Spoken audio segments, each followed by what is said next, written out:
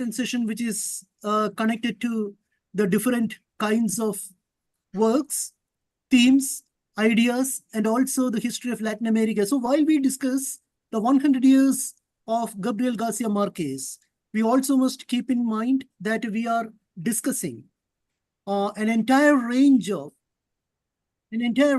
Latin American as well as the third world nations. What exactly the oeuvre of Gabriel Garcia Marquez has created over the years, and the influence, the impact, resonances, and also the recuperations which lie almost all third world nations. So I welcome you all to this session. So we will go with the presentation of Professor Ignacio Lopez Calvo. Professor Ignacio Lopez Calvo teaches Latin American literature at the University of Southern California. It's at Merced. And, I personally have some connections with that university at one point of time. I used to have. So I recollect my, of course, in the 90s, mid 90s. So I recollect my good times in the Southern University of California. I was also sometimes back a bit associated with the Latin American Center there. So we will go first with the presentation of Professor Ignacio Lopez Calvo. So Professor Lopez Calvo, you can carry on. Thank you very much. The title of my paper is Coloniality and Solitude in Garcia Marquez's Public Speeches. So I'll start. Gabriel Garcia Marquez's magical realist narrative mode has been criticized by some scholars and younger Latin American writers for resorting to a certain tropicalism that exoticizes Latin America as a region where violence and sensuality dominate every aspect of daily life. They have accused the Nobel laureate of selling a magical third world underdevelopment full of superstition, mythical legends, popular folklore, and distortions of time for the global North's reading markets, which is quite different from everyday reality in the region. In reality, it would be wrong, in my opinion, to associate Garcia Marquez's entire fictional opus with this literary mode, since he never resorts to it in his first works, his testimonial works like Clandestine in Chile, The Adventures of Miguel Litin, or for the most part in love novels such as Love in the Times of Cholera. In any case, whether or not one agrees with these critical assessments, in his journalism and public speeches, Garcia Marquez undoubtedly offers a very different assessment of Latin American reality from the one censured by the critics of his fiction. And it is there, perhaps, where one can find his true image of Latin America, which was indeed far from topicalism and exoticization. This presentation will compare and contrast the author's novelistic, magical, realist image of Latin America in some of his works with the typically more realistic one presented in his speeches collected in the volume I'm Not Here to Give a Speech, published in 2010. In particular, it will reveal Garcia Marquez's intuition and denunciation of that which decolonial thinkers have termed coloniality. Without mentioning the term, in his speeches against Eurocentric interpretations of Latin America and for the region's right to determine its own sociopolitical destiny beyond Western universalist grand narratives, Garcia Marquez is implicitly criticizing the persistence of the coloniality of power. The term, coined by Peruvian sociologist Aníbal Quijano, refers to a specific form of domination that takes place after formal colonization is over. It is a discriminatory discourse that originated during colonial times and is still reflected in the socioeconomic structures of modern post-colonial societies. I argue that coloniality is, for Garcia Marquez in these speeches, the source of Latin American solitude. In other words, in my view, one could change the title of his novel acceptance speech, titled The Solitude of Latin America, to Coloniality in Latin America, without significantly changing the intended message. In fact, the word solitude, used in different passages in the speech, is somewhat cryptic and enigmatic, leaving the listener or reader to figure out its meaning. It is first mentioned in relation to the failure of language to describe Latin Americans' immeasurable reality. In turn, in the second passage, the source of Latin American solitude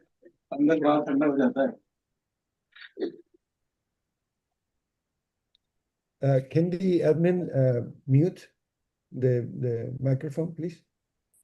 Yeah, it's okay. I can clear. We can hear. Yeah.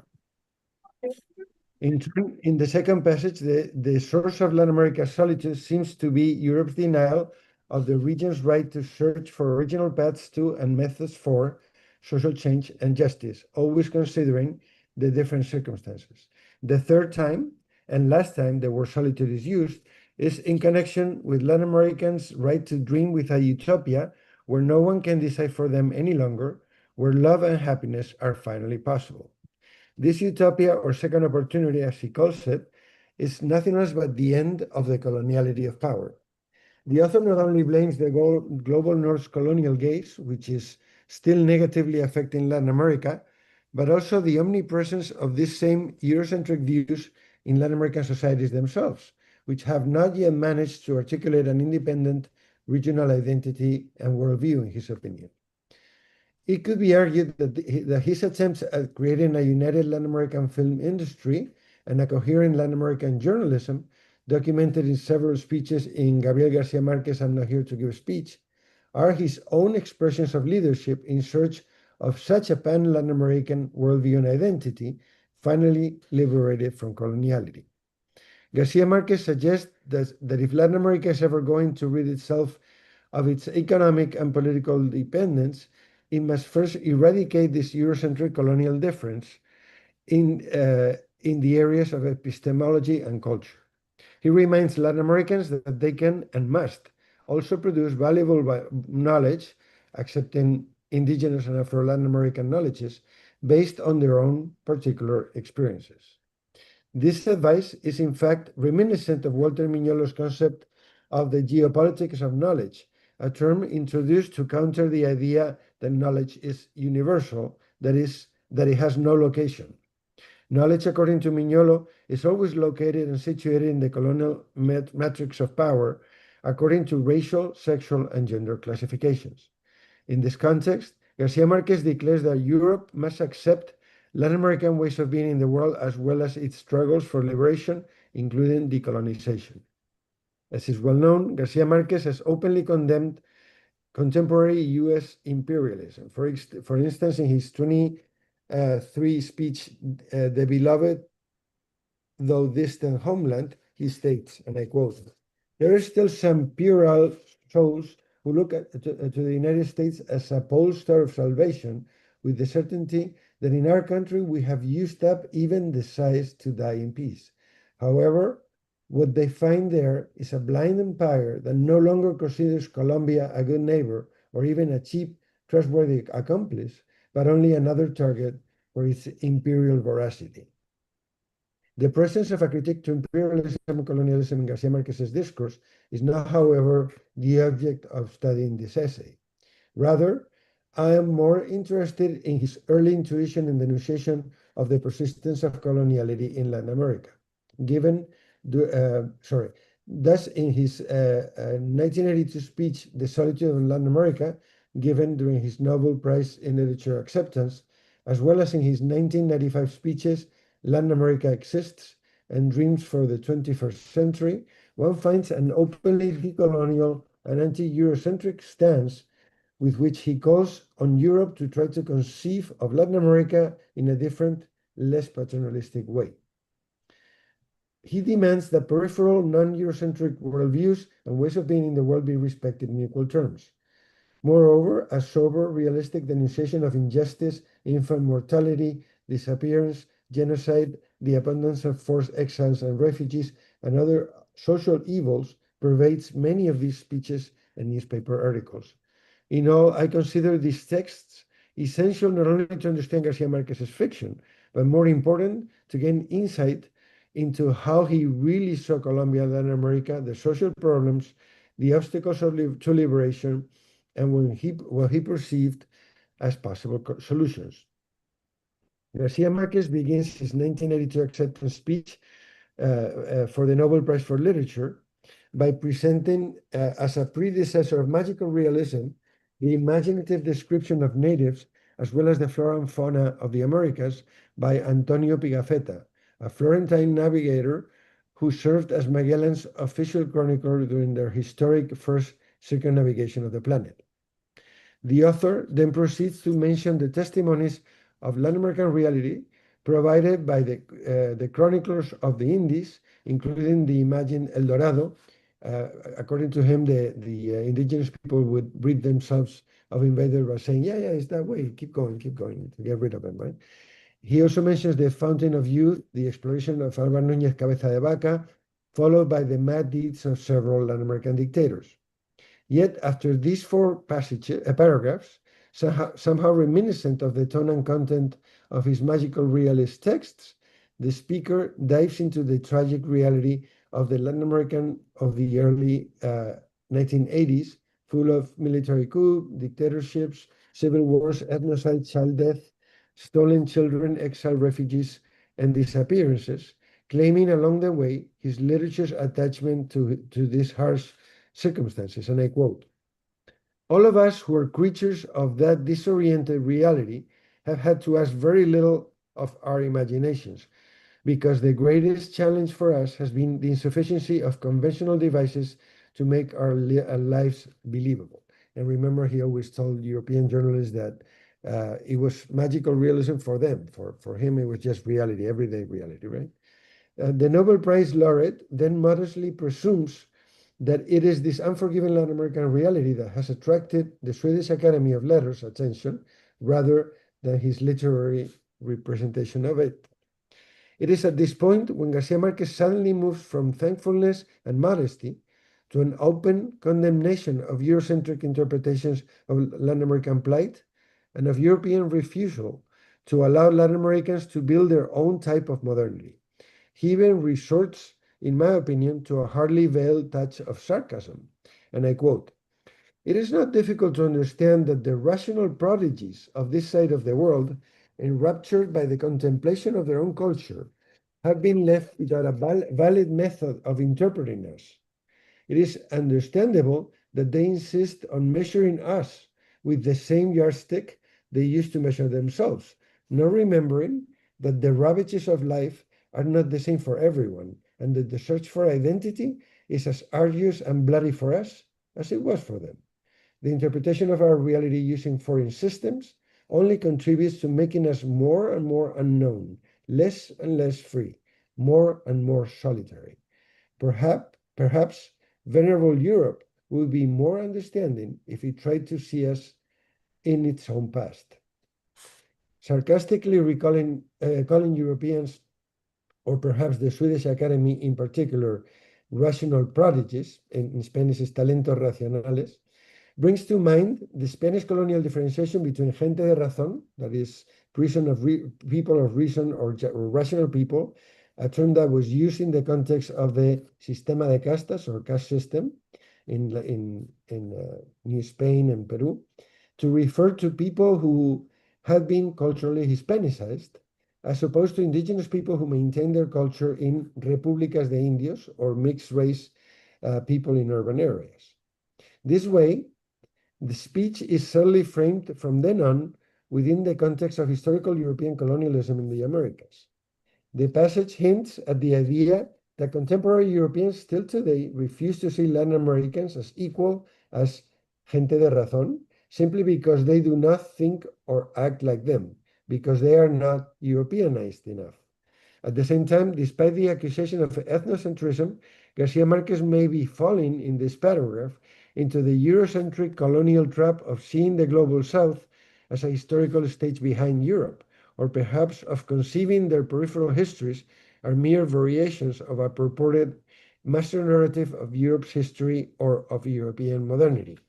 In this sense, in his Provincializing Europe, Postcolonial Thought and Historical Difference, Dipesh Chakrabarty denounces this type of stagist and historicist contrast between the modern and the non-modern, by which European colonizers propose their waiting room version of history to justify their, quote, denial of self-government to be colonized. It was by convincing the colonized that they were not yet civilized enough to rule themselves, claims Chakrabarty, the European colonizers kept them waiting in an imagined waiting room of history. In reality, halfway through the Nobel Prize speech, the topic of literature for which he's receiving the prestigious award becomes secondary to that which concerns that concerns him much more deeply. Latin America's socio-political and economic ills, its right to choose its own destiny, and the persistence of coloniality in the region.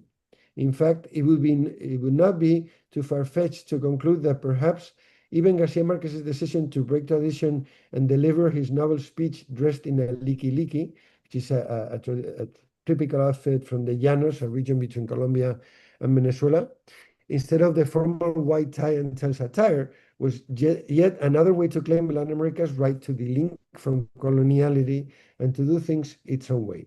In conclusion, it is clear that Garcia Marquez validates any tactic that is able to contest coloniality, proposing in his non-fiction speeches and newspaper articles, as well as in his magical realist fiction, an alternative, non-Eurocentric, non-rationalistic way to conceive of Latin American reality. Only his locally grown decolonial approach will finally cure that recurring solitude that became the axis mundi in much of his discourse. Thank you very much. Thank you very much, Professor Ignacio, for that wonderful and perspicuous paper by looking at different strands of Latin American reality and how Marquez, over all these years, have been developing a non-Eurocentric and a non-Euro rationalistic way to conceive the peculiar kind of Latin American reality. And one good thing, which I found in the paper is the link to, the ideas of the historian and sociologist Walter Mignolo, how Walter Mignolo is looking at, the contemporary Latin American question. So thank you very much for that paper. And now we go on to the second presentation. This is by Indrani Bandyopadhyay. And Indrani is an assistant professor and at the Faculty of Liberal Arts, and she teaches at ICFAI University, Tripura. Indrani's paper is titled The Displaced Flaneur, Cultural Alienation and the Uncanny in Gabrielgarcia Marquez's Strange Pilgrims, the collection of stories. So Indrani, please carry on. Excuse me only? Yes. Yes? It is not Indrani. Probably there's some mistake out there. The next speaker is Jordan. Jordan, are you there? Okay. After Jordan, it is Nivedita Mishra. All right. Jordan and Nivedita will be online, and Roshan will be in person out here. All right. So probably there's some mix-up somewhere. Huh? Okay. Jordan, are you there? All right. So may I invite Jordan Keilo Hilani Fong? Yes. Who is a professor at the University of Hawaii at Maui College. And Jordan's paper is titled When Macondo Travels, Gabrielgarcia Marquez, Hawaiian Cosmologies and the Global Afterlives of Magical Realism. So Jordan, please carry on. I believe he recently relocated. Yes. So let's see what Jordan has to say. Over to you, Jordan. Yes. Hello, can everybody hear me? Yes, we can hear you. Yes. Okay, let me share my screen. Oh, could you allow share screen? I think I have slides. Is it okay if I share my screen? All right, Okay. I think the host needs to enable screen sharing in the settings. Oh, okay, thank you. And sorry, I'm having technical difficulties, so my camera isn't working right now, but let me. Okay. Yes, now it has come. Yeah. Okay. Hi, my name is Jordan. I'm a student at the University of Hawaii Maui College, and I'm presenting on When Mikado Travels. Okay. Okay. So, Few works have achieved the status of the global phenomenon quite like 100 Years of Solitude by Gabriel Garcia Marquez, which is a novel that has circulated across languages, cultures, and markets from print to Netflix contemporary adaptation, which has become a cornerstone of what we call magic realism. This is a book that has such a following you can even buy this fancy book stand, socks, or even a pendant. The core formal qualities of magic realism in its extraordinary, grounded in the everyday, serves to open the narrative space for deeper historical and emotional truths while carrying political valences that register colonial violence, historical erasure, and alternative epistemologies. Yet its global success complicates any stable definition of magic realism. It is a genre, a style, a label, or is it a reflection of globalization itself? The worldwide circulation of Gabriel Garcia Marquez's 100 Years of Solitude suggests that magical realism may be better understood as a narrative form whose meaning shifts as it travels across languages and cultures. My paper reframes the global afterlives of Garcia Marquez by placing his work in conversation with contemporary Hawaiian fiction to illuminate the richer facets of his legacy and Hawaiian approach to magical realism, characterized by spiritual tension in which the contrast between spirituality and skepticism is foregrounded. Specifically, I will briefly analyze Kiana Davenport's shark dialogues, Kauai Strong Washburn's Sharks in the Time of Saviors, Megan Kakimoto's Every Day Drop is a Man's Nightmare, Jasmine Iolani Hake's Pohaku, as exemplifying the evolution of Garcia Marquez's magical realism. In doing so, my paper ultimately suggests that Garcia Marquez's enduring legacy lies not only in the normalization of magical realism as a genre, but in its capacity to generate new narrative possibilities across cultures, revealing that the true afterlife of his work is a continual reinvention of how reality itself can be imagined, contested, and told. Okay. So I'm going to start by talking about modern Hawaii today. Hawaii was illegally annexed and overthrown in the 1980s by the U.S. government and but was later acknowledged as an event and issued an apology. And this system of settler colonialism continues and creates tension today.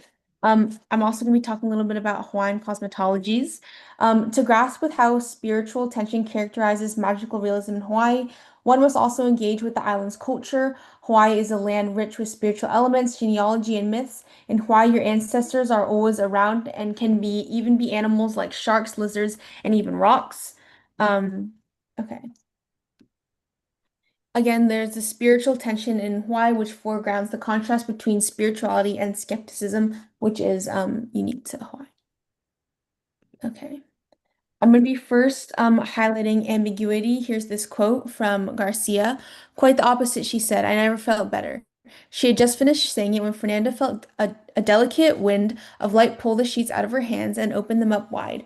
Aramata felt mysterious trembling in the lace of her petticoats as she tried to grasp the sheet so that she would not fall down the instant in which reminiscence of the beauty began to rise. Ursula, almost by that name, was the only person who was sufficiently calm to identify the nature of that determined wind as she left the sheets of mercy of the light as she watched reminiscence of the beauty waving goodbye in the midst of the flapping sheets that rose up with her. Abandoning with her the environment of beetles, Delilah's passing through the air with her 4 o'clock in the afternoon came the end, and they were lost forever. With the upper atmosphere, where not even the highest flying birds of memory could ever reach her.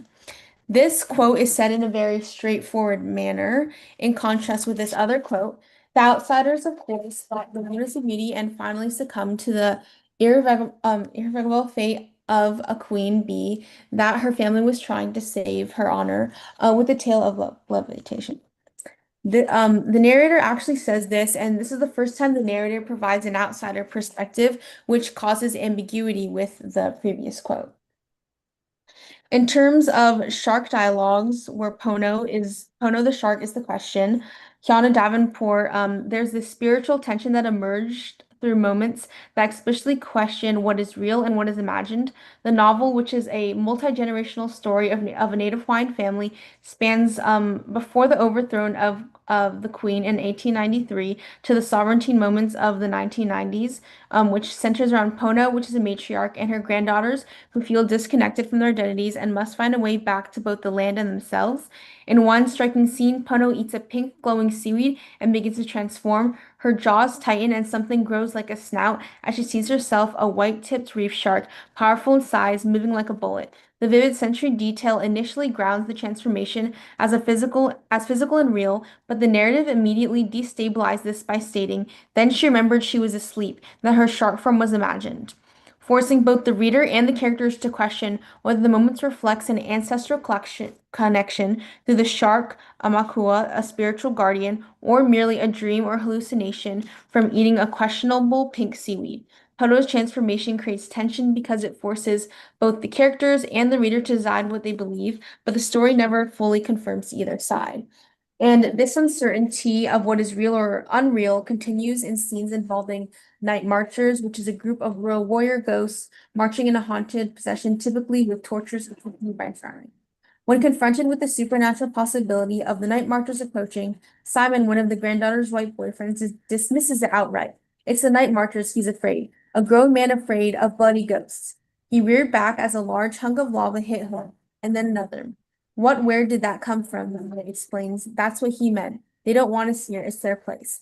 The spiritual tension here is the constant themes of the book, which focus on larger cultural tension between Hawaiians and the new wave of American international businesses and tourist visibility. The next point I want to touch on is multiple perspectives. 100 Years of Solitude. The narrator initially describes the ice in a defamiliarizing way, allowing the reader to share in the character's sense of wonder as it appears strange and beautiful. When a giant opened it, the chest let out a chilly breath of air. Inside, there was just an enormous transparent block with countless internal needles, which broke the light of setting sun into stars of many colors.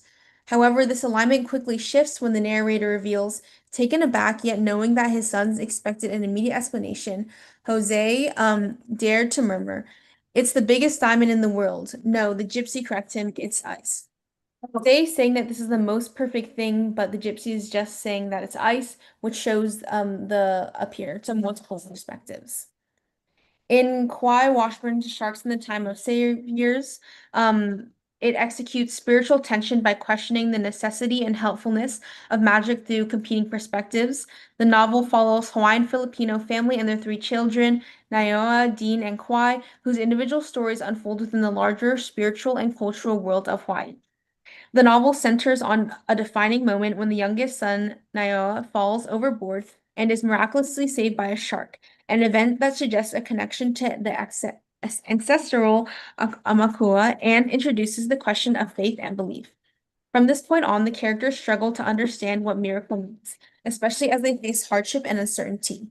Washburn makes a spiritual tension by explicitly showing how sacred literature is shaped by economic pressure, as seen in the line, "Our Father who art in debt collection, hallowed be thy pay," where prayer is transformed into a financial struggle. Through a rotating first-person perspective, Washburn explores how people hold on to the question or reshape the belief when confronted with suffering, leaving the miracle itself open to interpretation rather than fully explained.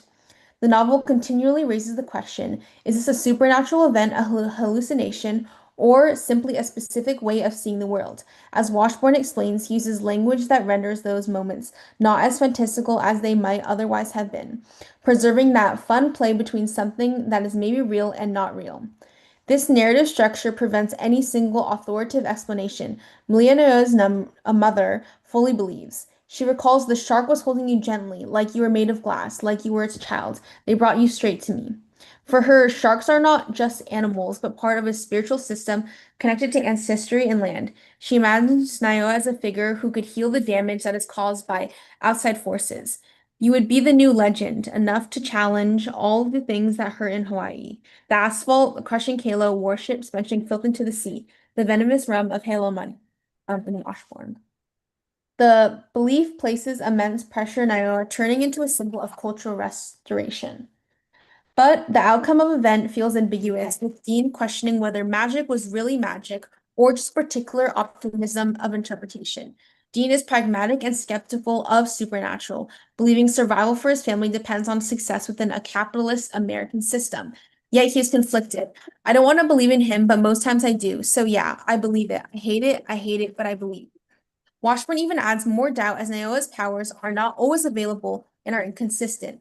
Quiet occupies a middle ground, resisting the idea that only Naoa has been chosen, and insisting on her growth. I was still becoming too. There were all sorts of things inside me, and I felt like more and more I wanted. Washburn even critiques magical realism itself as he takes Kwai from invisible to having an important role to the end of the story. Kwai doesn't have to be magical to be important. Her ordinary power, the beat that drives the hate of the hula, listen, it's not just a dance. It's healing to Hawaii. The shifting narrative perspectives allow multiple discussions of skepticism about powers. Spiritual tension here looks like conflicting perspectives, and whether people are willing to accept magic events. Magic can be unnecessary and sometimes not helpful. Lastly, I'm going to be talking about metaphors that are used literally. In 100 Years of Solitude, Marquez uses blood ties metaphorically, not literally, because the actual blood moves through to create a relational tie when Jose dies, and literization with Armata's life. It says, a trickle of blood came out under the door, crossing the living room, went out onto the street, and went through the pantry, came into the kitchen, where Ursula was getting ready to crack 36 eggs to make bread. Holy Mother of God, Ursula shouted. Again, they are related, they have blood ties, and there's blood literally finding their way to get to her son, Jose. And again, death Armata to begin sewing her own shroud in the next 6th of April, informing her that she will die when she finishes it. The shroud is a literization of her life, which can come to an end when she finishes it. Then in Pohaku, the main character is literally a rock, which is again a metaphor used literally. Absurdity is turned into spirituality.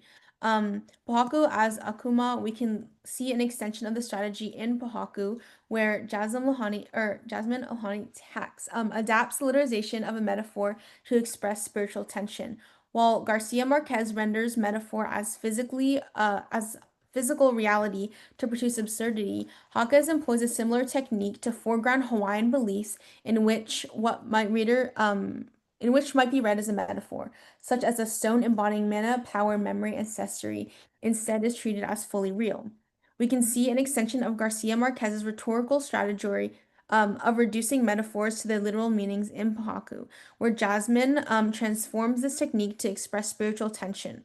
While Garcia Marquez literizes metaphor to produce humor and absurdity, Marquez reorients the same strategy towards an indigenous framework, where what might appear metaphorical, such as a stone embodying power, or what Hawaiians call mana, memory, and ancestry, instead, the Pohaku is not a symbolic object, but an active force, as it is removed from Hawaii and passed across generations, imbalance, suffering, and a disconnected follow. Its eventual return is necessary not only for personal healing, but restoring relationships between land, history, and identity. In this way, Marquez literizes what might otherwise be read as a metaphor, heritage, responsibility, and spiritual connection into material consequences that shape the narrative and world. Okay. Hawaiian writers cheerily admit, as Jasmine has commented, for Gabrielgarcia Marquez, the marching ants were ominous little creatures of fate. They are not just part of the backdrop, so thankfully the literary world has this term called magical realism that allows me to write a book that centers the rock as its main character. Thank you. Thank you very much, Jordan, for that interesting connection. Particularly of CNN News, they saw that 100 Years of Solitude, with certain circumstances and a number of texts you pointed out, including sharp dialogues and Anaokwa, which is very interesting. But one should remember that there are slight differences between magical realism and lo real marvelous realism. And marvelous realism is a term which is coined by Alejo Carpentier, the Cuban writer, much before Marquez, in his famous text, The Kingdom of This World. There are certain resonances between magical realism and marvelous realism. But largely, marvelous realism is a factor which is connected to the geographic inconsistencies inside Latin America and also the quest for power. Whereas magical realism can be connected to even the material conditions of Latin America. So thank you very much for that perspicuous paper. Now we move on to Nivedita Mishra, who is a part-time lecturer at the University of West Indies, St. Augustine, Trinidad and Tobago. And Nivedita's paper is titled He Who Inspired Gabrielgarcia Marquez, about Juan Rulfo. Nivedita, over to you. Thank you. I would like to share my screen as well. I don't know, Professor Unni, if you remember me, we did our MPhil together at DU. Oh my goodness. No, my goodness. Fine, of course. Yeah, yeah, but you look entirely different. Okay. So this is a kind of magical realism for me. You know, I couldn't recognize you, Nivi. Okay. Right. Yeah. So it's really nice to see you back. Yeah, nice to see you. After a long time. Right, Yeah. right. Yeah, good. Yeah. And I must thank Professor Manju Jaitkar and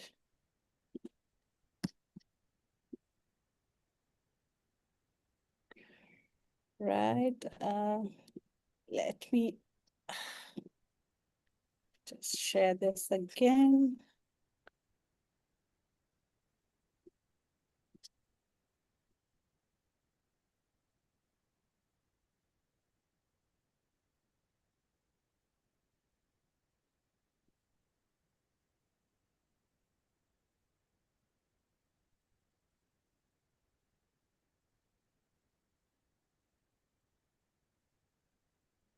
Yes, now it is you.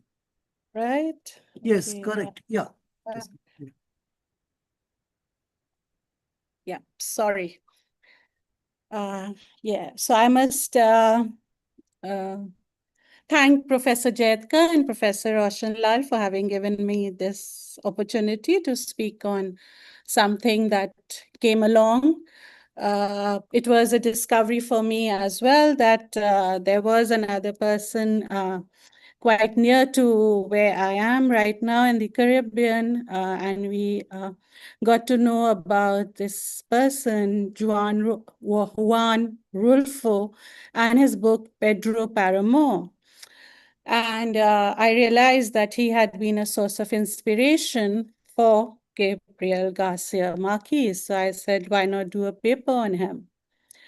As you all know, that the Nobel Prize in Literature in 1982 recognized Marquez for his novels and short stories in which the fantastic and the realistic are combined in a richly composed world of imagination reflecting a continent's life and conflicts. The Nobel citation, and he himself, Garcia himself, acknowledges William Faulkner as a source of inspiration. However, I felt that the website downplays the role Mexico City played in Garcia's imagination and presents him more of a global exile residing in Paris, New York, Barcelona, and Mexico. Other sources also include Cuernavaca, Havana, Barranquilla, and Cartagena in Colombia as part of his places where he stayed.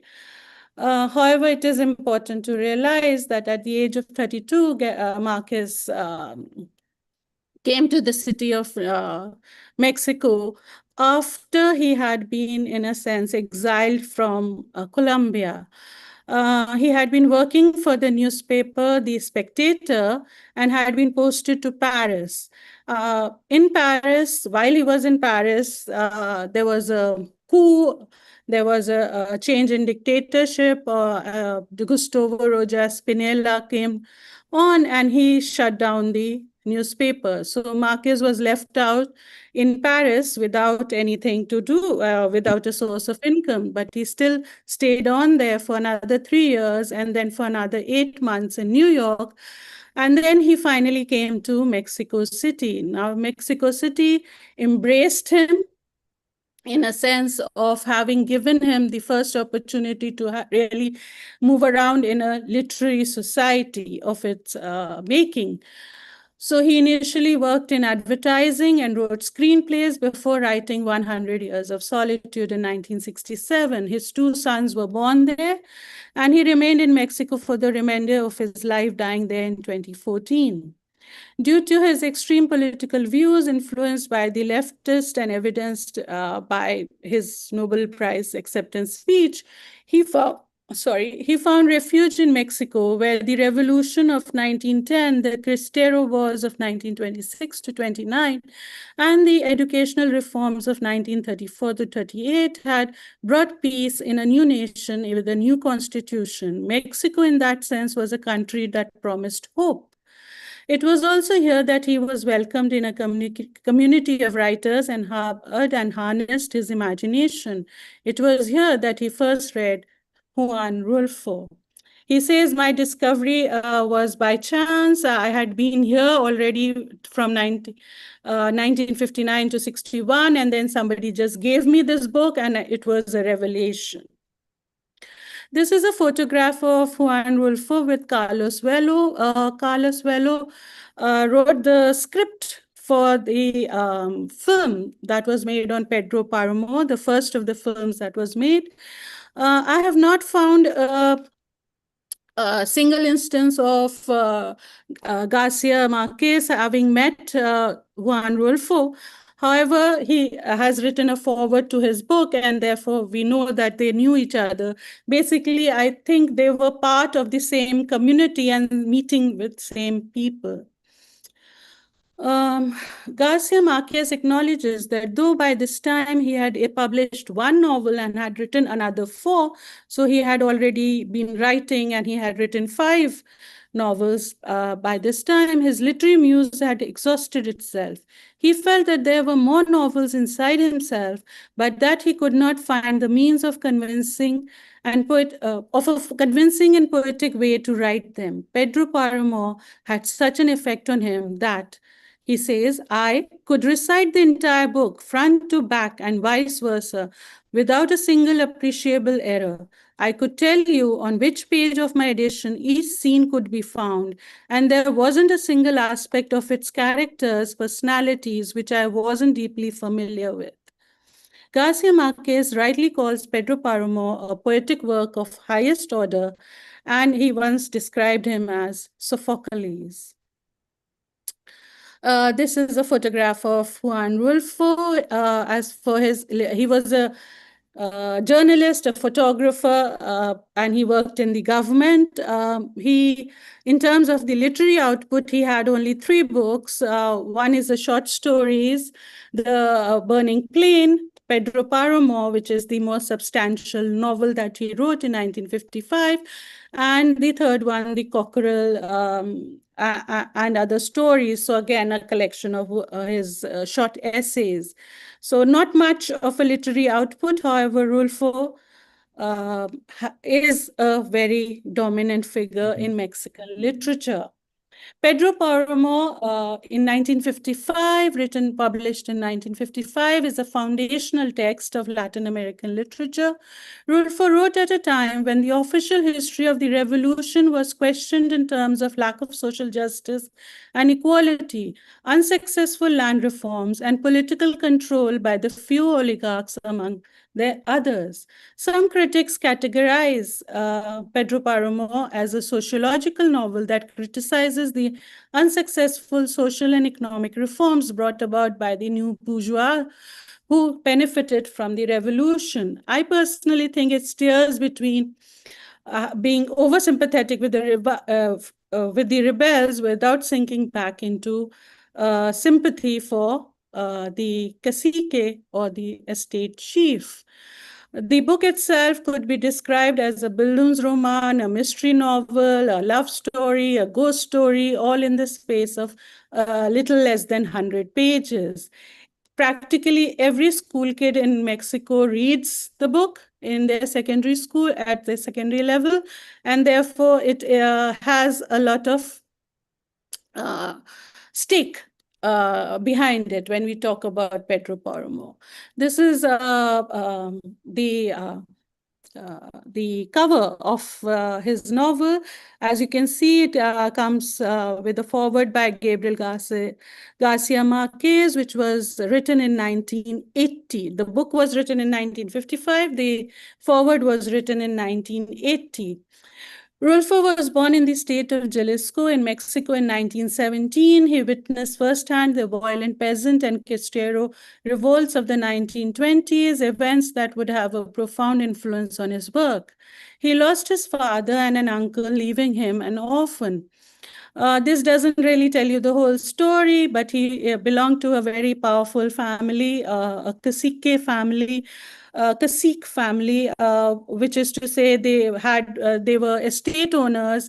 And when his father was violently killed, what happens is usually that because of the small nature of the rural community, the strong man who had killed his father remained in the community. So his mother had a mental breakdown each time that she saw this person alive moving around in the village again. However, he belonged to because his uncles were all very well-to-do and politically powerful.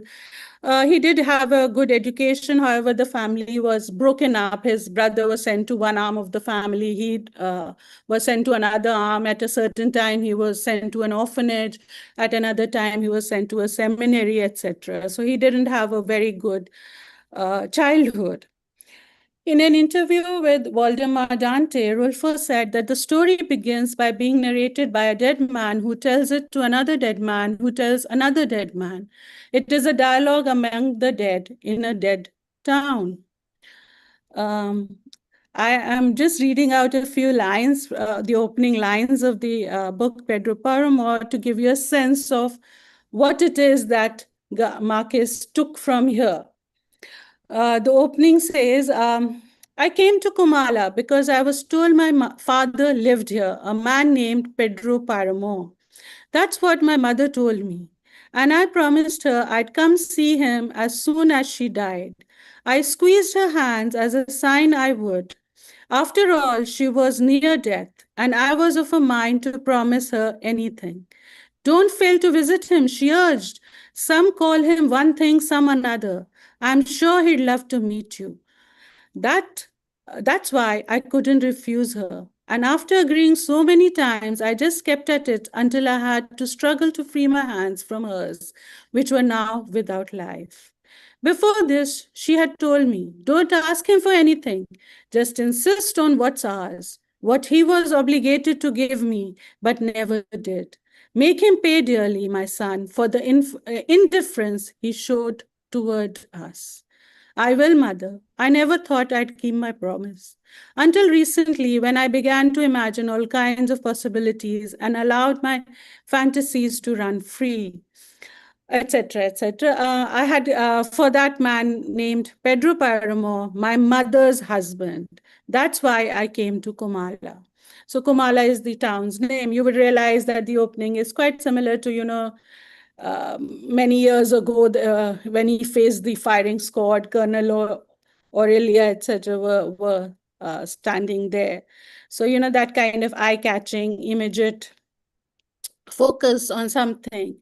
The book Pedro Páramo has been translated thrice into English, first time in 1959, second time in 2014, and the third time in 2023. It is a story of 70 fragments, which seem connected at times and unconnected at times.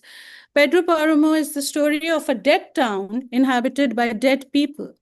Comala, the town, is a kind of purgatory of ghosts and souls in penance whose murmurs and disembodied voices fill the otherwise emptied space.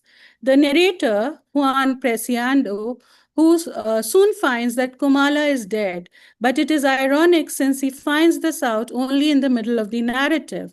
The reader also finds out in the middle of the narrative that now the narrator is dead. The second half of the novel is told to us by Dorothea, who is also dead. The reader gradually comes to know how Pedro Paramo rose from poverty to become the most influential cacique, local chieftain, that is, in Comala by a ruthless process of exploitation and with the assistance of the local church. Chanting Paramo's rise as a landowner during the years of the Mexican Revolution, Paramo murders his adversaries and takes their land. He treats the townswomen like a personal harem. He knows he can disobey the law because in this corner of Mexico, he is the law. Something similar we see happening in 100 Years of Solitude as well. I'm going to be reading another passage here. It says, "The heat made me wake up around." This is about the narrator's death, the passage itself. The body of that woman, now he realizes he's lying with another person near him. The body of that woman made of earth or wrapped in a crust of earth was leaking as though it was melting in a puddle of mud. I felt myself floating in the sweat that was pouring out of her, and I felt like I didn't have enough air to breathe. Then I got up. The woman was still sleeping, and in her mouth there was a sound of gurgling that seemed like a death rattle. There was still no air. I had to suck in the air that came out of my mouth, holding it in my hands before it could flow away. I felt it come and go. Nivi, Each time it was less. excuse me, Nivi, can you just conclude in 1 or 2 minutes? Sure. Yeah. Until it came so thin that it slipped away forever through my fingers. So this is the moment he realizes that he is dead, and this is the moment that that we realize that he is dead. Though Pedro Paramo is full of voices, the polyphony of these voices all talking at the same time and over one another is one of its stylistic triumphs, and yet none of them are full-bodied voices. The main characters are Juan Preciado, he's the son, the narrator. Then there's Pedro Paramo, there's his father, Lucas Paramo, there's his son, another son, Miguel Paramo, there's father, Renteria, and Susana San Juan, who's the love interest of Pedro Paramo, and it is a love story that endures. The non-linear narrative is obviously there, and I'm concluding it now. So throughout Pedro Paramo, in which a central concern is how the world of the living haunts the world of the dead, and not vice versa. And the structure of the book is not quite circular, because circular would mean it ends, it's a closed thing. It is as if the water is coming back and forth on a beach, and therefore each time it recedes, the water recedes and then comes back, there is something added on to it. There have been 3 film versions of it, one in 1966, which was curated by Garcia Marquez. There was another one in 1977, and there's been one just last year. And this is the last slide. Marquez says that even though his version of, he never allowed his own book to be made into a film, even though last year a Netflix series has come out on 100 Years of Solitude as well. But and why he didn't want these to be made into cinema was because he says, by the time Pedro Paramo finally takes Susana San Juan to the Media Luna, she must be 62 years old and Pedro 73. In fact, the whole tragedy, I'm just finishing, seems much greater, much more terrible and beautiful if the precipitous passion that sets it in motion is so geriatric as to offer no real relief. Such a great and poetic feat would be unthinkable in the cinema. So that's the end. Thank you. Thank you, Nivedita, for that interesting connection between 100 Years of Solitude, CNN News de Soledad, and Pedro Paramo by Juan Rulfo. There are a lot many things still one can ponder about both the takes, but we will do it at the time of the discussion. Now we move on to the last presentation in this session, which is by Professor Roshanlal Sharma and Saurav Sandil. Of course, all of us know Professor Roshan Lal. So do I have to introduce him?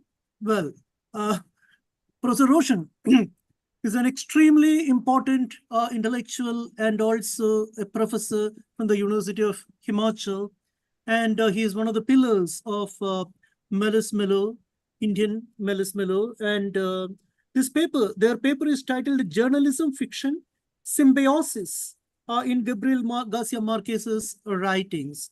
So may I invite Roshan and Saurav, please. Thank you. Roshan? So thank you, Professor Oni. Thank you very Yes. much.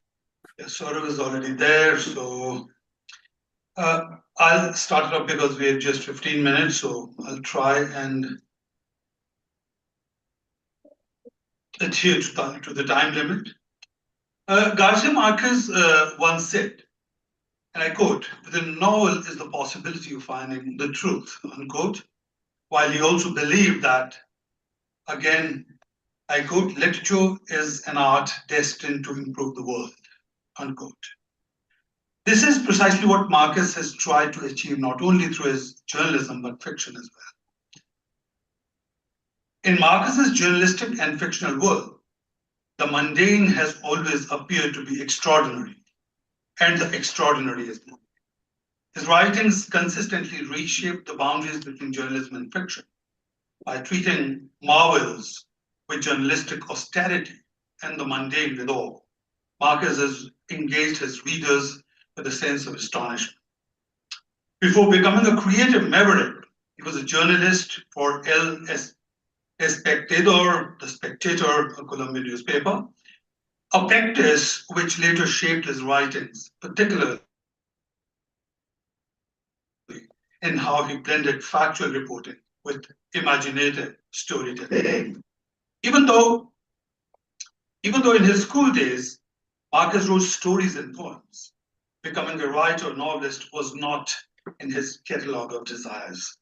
He famously wrote, and I quote, "It had never occurred to me that I could be a writer, but in my student days, Eduardo Zelami Borda, editor of the literary supplement of El Espectador in Bogota, published a note in which he said that the younger generation writers had nothing to offer, that a new short story writer, a new novelist, could not be seen anywhere," unquote.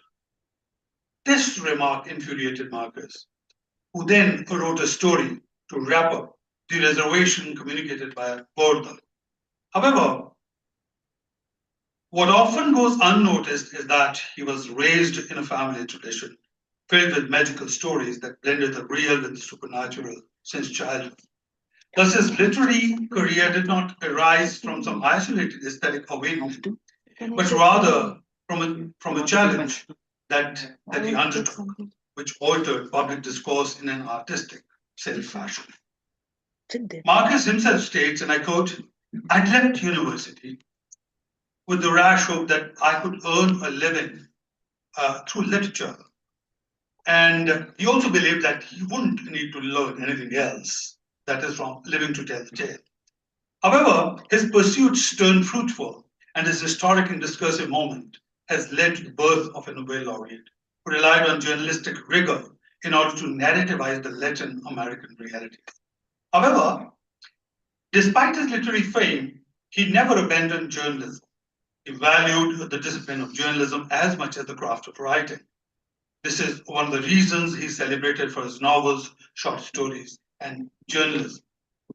Moreover, his declaration that journalism is, and I quote, "the best job in the world," unquote, delivered in a speech at the Inter-American Press Association, evidently manifests his fascination for journalism. For him, journalism is an insatiable passion that can only be digested and humanized by its brutal confrontation with reality. That's from Martinez. Another key reason for his affection of journalism is its purposefulness and conscientiousness.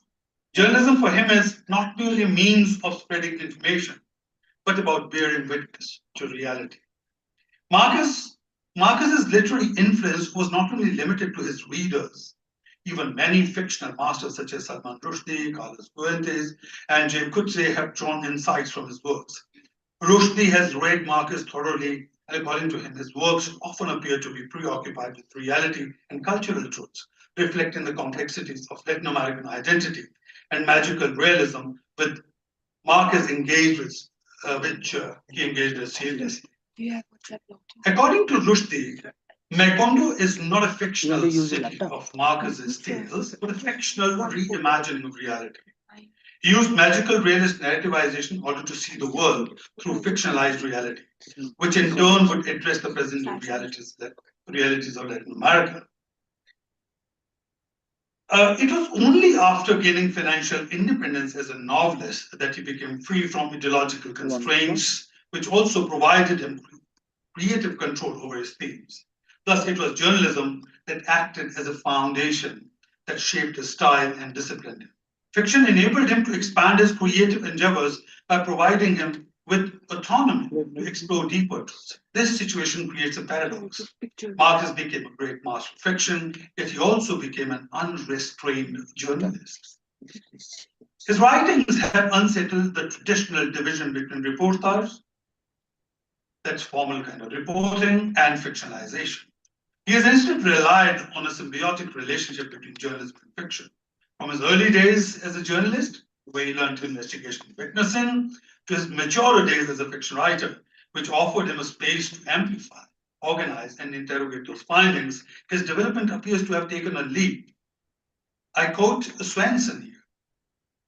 Readings of Garcia Marquez's fiction often lurch uncomfortably between claims of radical politics and suggestions of metaphysical malaise, or the reality-busting free play of literary imagination.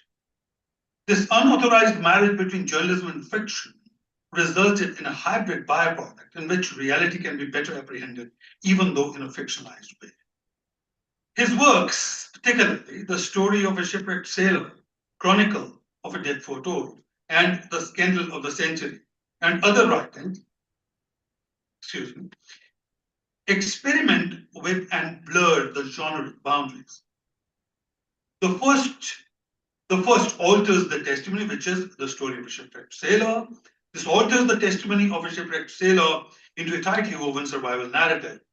And likewise, the second refurbishes the method of reportage through interviewing and witnessing into a novel which offers no proper resolution, leaving readers with an unresolved tension that reflects the complexity of real-life events. In contrast, the third text, which is The Scandal of the Century, offers journalistic pieces written by Marquez across decades.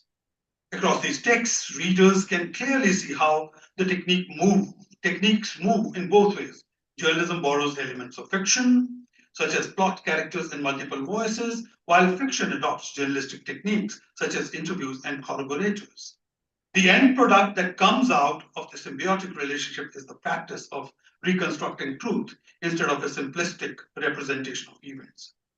So Marquez's writings, they have a postmodernist character, which critiques the idea of objectivity and stable truth.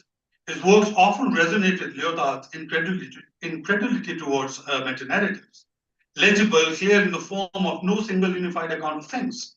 In his writings, journalism materializes as a discursive practice, conditioned not only by selection, but by perspective and power resolution, leaving the reader with an unresolved tension that reflects the complexities of human experience, particularly in how different narratives can shape public understanding and influence societal beliefs. His fiction does not discard reality. It rather tests the limit of reality along with what counts as evidence. And by penning contradictions and gaps, he foregrounds it. Inside this framework, the fictionalization of reality is not a break from truth, but an unavoidable upshot of intervention. This presentation, in fact, focuses on how Marquez's work, whether journalistic or literary, operates within a symbiotic ecosystem in which fictionalization and narrativization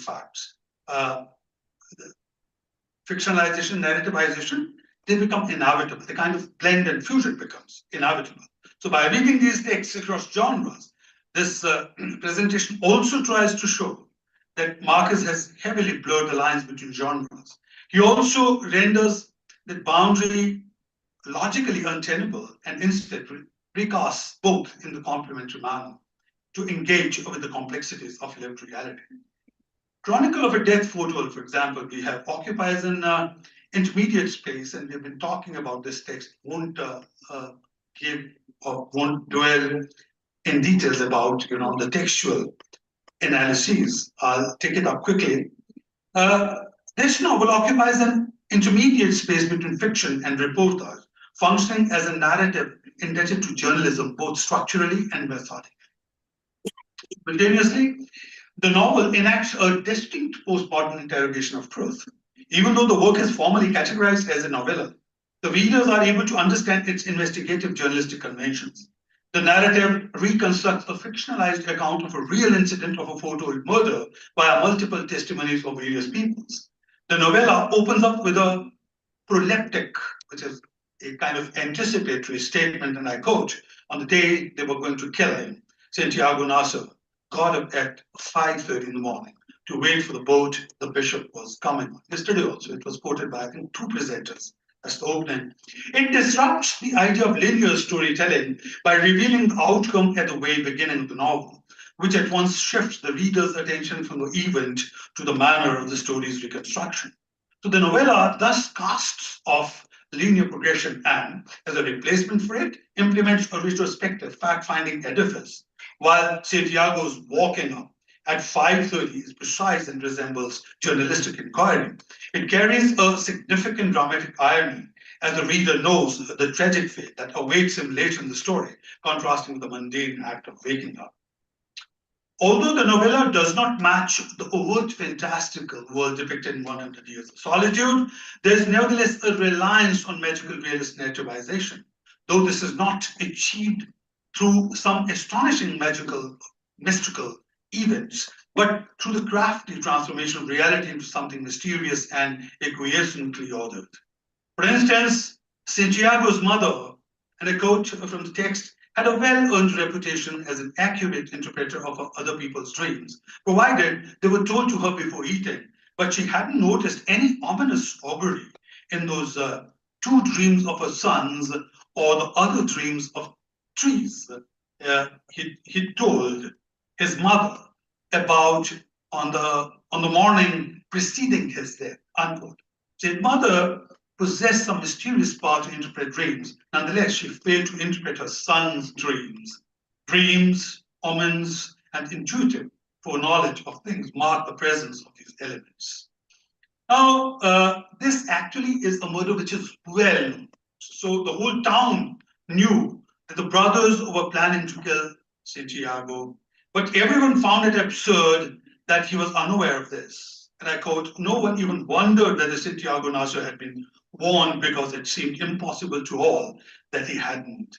So the story Murder unfolds through multiple perspectives, and all of them offer a diverse mix of viewpoints. The story is narrated in a journalistic manner, and the narrator, who is behaving like a journalist, would like to see all the angles of the story. So in postmodernist texts, I quote Lyotard here, "The little narratives, petit récit, remains the quintessential form of imaginative invention." So numerous petite narratives fill the fictional world created by Marquez in the novella. I would just move on. This novel can be productively read through Brian McHale's formulation of postmodernist fiction. Yeah, it does fall in that category, and arguably so, but I'd like to just give it a go here. By relying on a circular time and a closed society, Marquez clearly makes the town a counter site where the murder takes place, or other space in Foucauldian sense, which he terms as heterotopia, which operates within its own obdurate codes of honor and vicious dispiritedness that critique the outside norms, making the murder both unbelievable and inevitable. So the chronicle of Santiago's death unfolds as a futuristic through the memories and testimonies of the townspeople. But these accounts do not fit together properly. So the narrator himself remains a participant in the events who, at the same time, is an observer. However, in his presence, the crime occurs and there's a failed attempt to prevent the crime from happening, which establishes it as an unreliable journalistic narrative. So the journalistic narrative offers a maze of contradictions instead of some conclusive accounts, which are assumed by the readers at the beginning of the novel, leading to confusion and a deeper exploration of the themes of irony and ambiguity throughout the text. Now, I would like to move on to the second text that we have taken up. This is the story of a shipwrecked sailor, which was first published as a series for the newspaper The Spectator. So the work appeared as a 14-part installment that was later published as a book in 1970. I quote Anderson here again. Gabo earned a national reputation with his dramatic 1955 serial entitled The Story of a Shipwrecked Sailor. Luis Alessandro Velasco is the one, a crewman on the Colombian warship ARC Caldas, and the sole survivor among 7 sailors who were thrown overboard when the vessel lurched suddenly to one side. So this work, in fact, is based on the interviews Marquez conducted with Luis Alessandro, and the last name is Velasco, of course, which later turned into a political disaster, revealing a full-blown scandal related to the Colombian Navy. He writes, and I quote, "In 20 daily sessions, each lasting 6 hours, during which I took notes and sprang trick questions on him to expose contradictions, we put together an accurate and concise account of his 10 days at sea," unquote. So the story provides a detailed account of Velasco surviving the shipwreck and spending 10 days adrift in the sea in a raft. Even though the text was penned before the peak of the postmodernist moment, the text functions as a proto-postmodern masterpiece by modeling the lines of objective reporting and the subjective experience of time and truth. So the story is narrated via a first-person point of view, as the narrator acts as the survivor and the storyteller. Roshan Bhai, Yeah. Roshan Bhai, can you? I'll skip the third one. Right. This is the scandal of the century. However, I mean, the larger point is, of course, clear. The point is that of, working this. That's precisely what we are going to work on, this symbiotic relationship, which is there between his journalistic and, of course, fictional writings.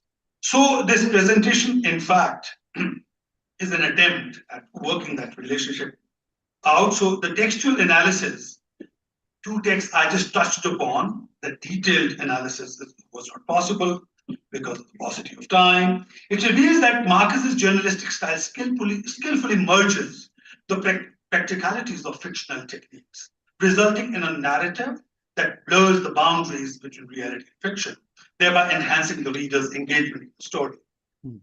The proleptic structure of the Chronicle of a Death Foretold moves from epistemological investigation with ontological focus on the construction of reality.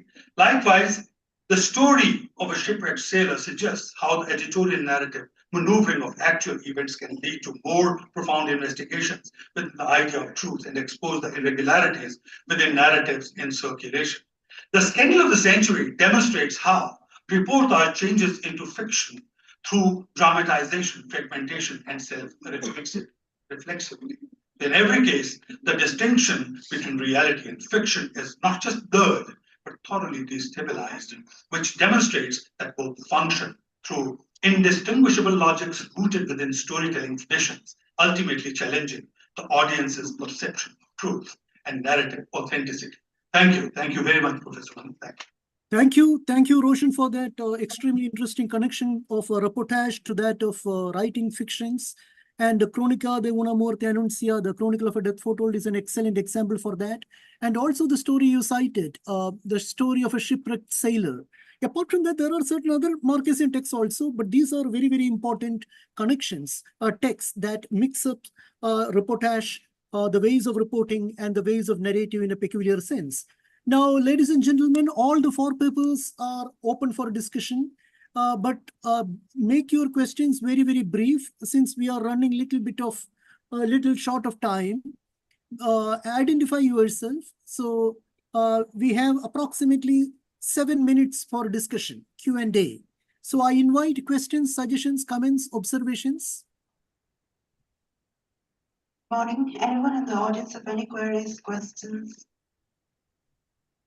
some observations, please? Yes, yeah.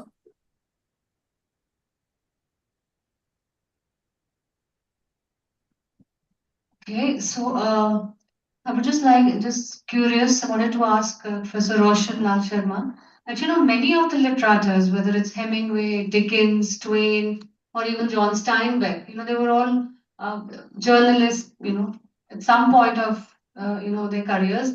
And, even Steinbeck was a war writing for the, reporting. So do you see any specific difference or similarity there? Because it's been usually there have been travelers and writers, journalists or newspaper writers, many of the literary figures. Absolutely, Professor Manpreet. I think your point is really valid, and most of them actually they have been doing some serious kind of journalism. See, the point is that of perfecting your craft. Journalism, at the end of the day, is writing, and writing with precision and accuracy and things like that. But when it comes to the likes of Marquez, because he basically was a storyteller, though he would have loved, and he would always say that, fine, I would like to be called, to be remembered as a journalist or something. However, we know the kind of fictional experimentation and innovations that he resorted to, that he brought on the scene. And yes, basically the question is that of a craft. Journalism is a very different kind of craft. But what he does is basically when he blends the two, and he blends the two in a way that even when it comes to, say, for that matter, dealing with facts, out there too, it's not that he would bring in that element of magical realism out there or any other sort of fictional stuff when he would do his, because now we have got properly published, journalistic writings by Marquez. So we have got that evidence of a hardcore journalist there who's there on the ground observing reality and writing about it. But then, since he was dabbling with two different genres at the same time, he had that luxury of, say, resorting to that very creative sort of interplay, which taking journalism into the realm of fictionalizing is something extraordinary. And this you would find less in the names that you talked about, be that Hemingway or the others.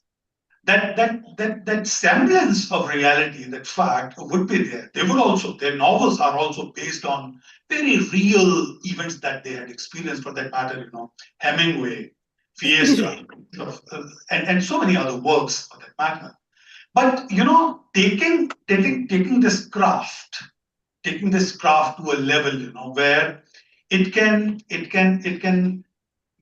merge with the fictionalization is something which is extraordinary, of course, and that's the whole point that we are trying to make through our presentation. Thank you. Absolutely, absolutely. And well, are there any questions, from the side of audience, from those who are listening to these extremely interesting 4 papers? I have one question to Nivedita, a very quick question. You cited, there are 3 English translations of Pedro Paramo. So my query is, which one do you endorse? In Malayalam, we are also having 2 different translations of Pedro Paramo. In my native language, Malayalam, we are having 2 different translations of Pedro Paramo, the same text. So could you slightly elaborate, the difference in the translations if you have gone through all the 3?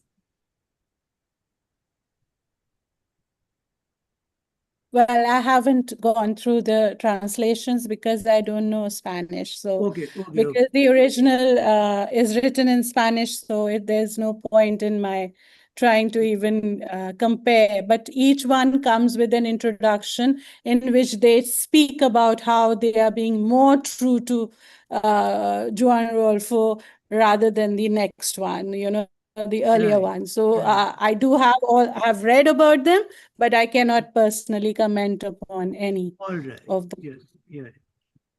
Uni, may I? Yes. Yeah. Before I say a couple of things, I make a couple of observations. I would like to tell everyone that Uni is one of senior scholars in India, very much respected, and he's very much sought after. He's always in demand to lecture in some institution or the other.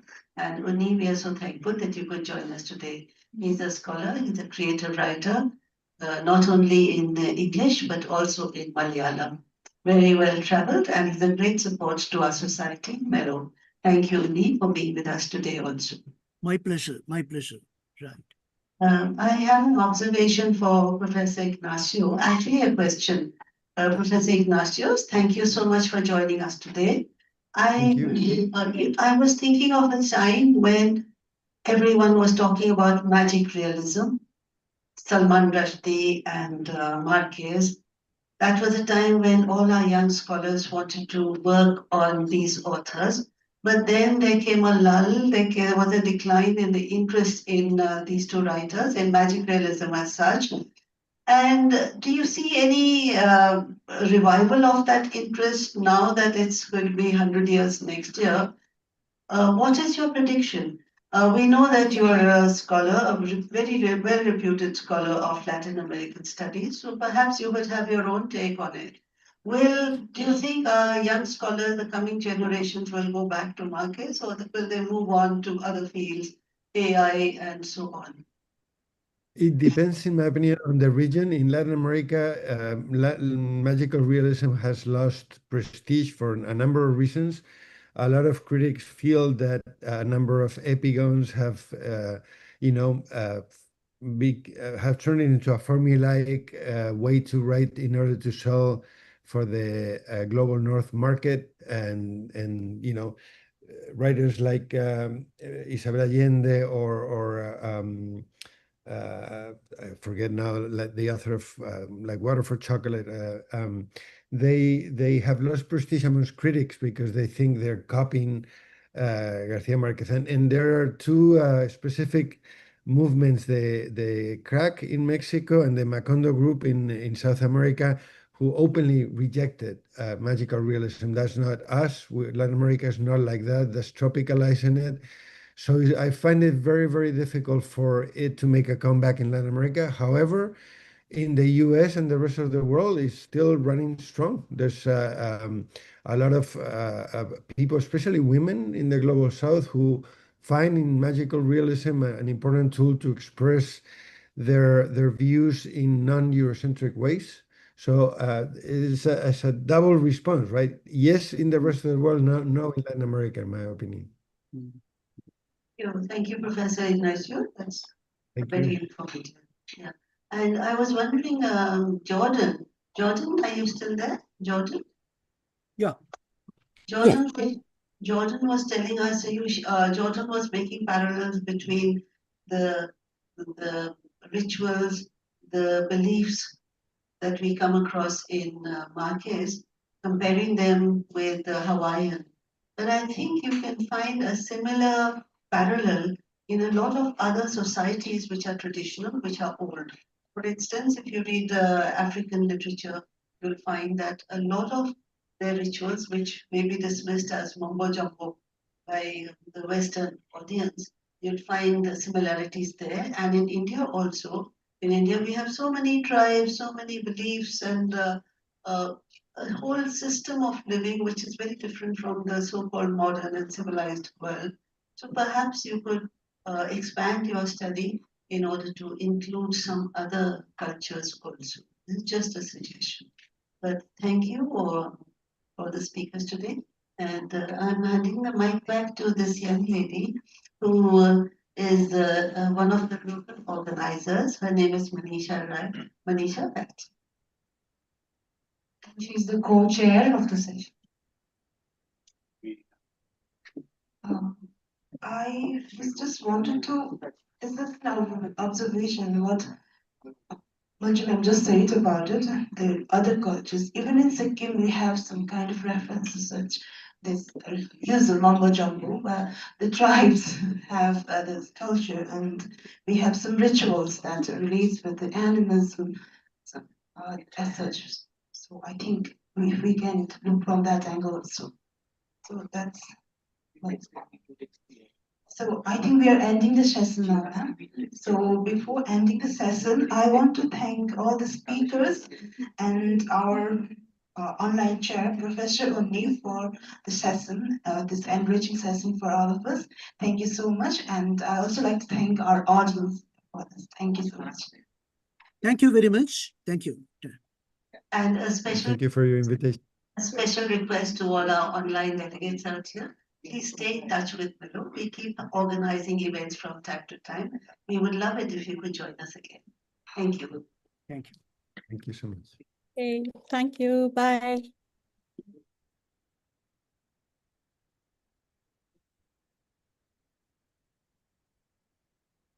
For the next session, we have with us Professor Sanjay Mukherjee online and Dr. Champa Chetri, head of the Department of English, Sikkim Manipal University, have joined us offline here. So I'd like to kindly request our HOD, Dr. Tanushree Sarkar, to felicitate her with a khada.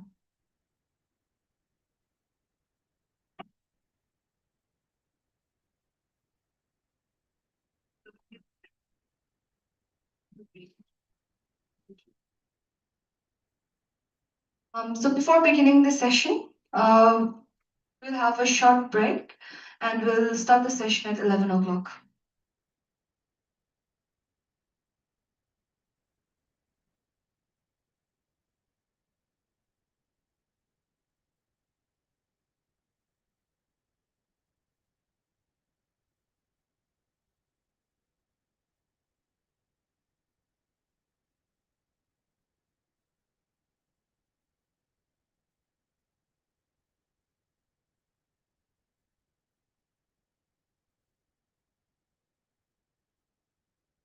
We'll begin at 11. We'll have a short break of 10 minutes and then we'll start with another session.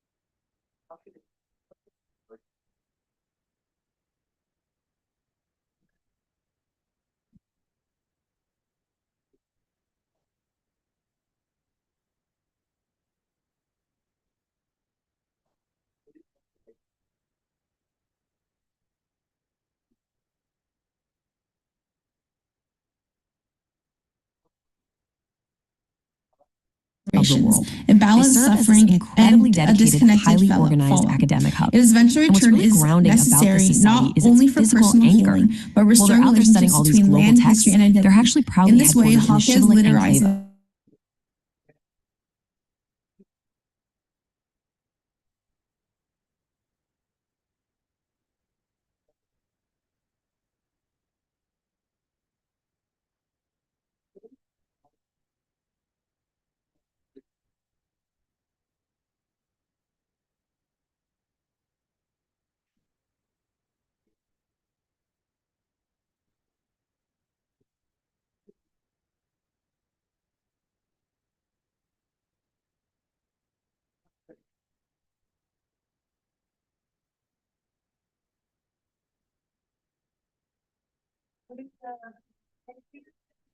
Come here. Somehow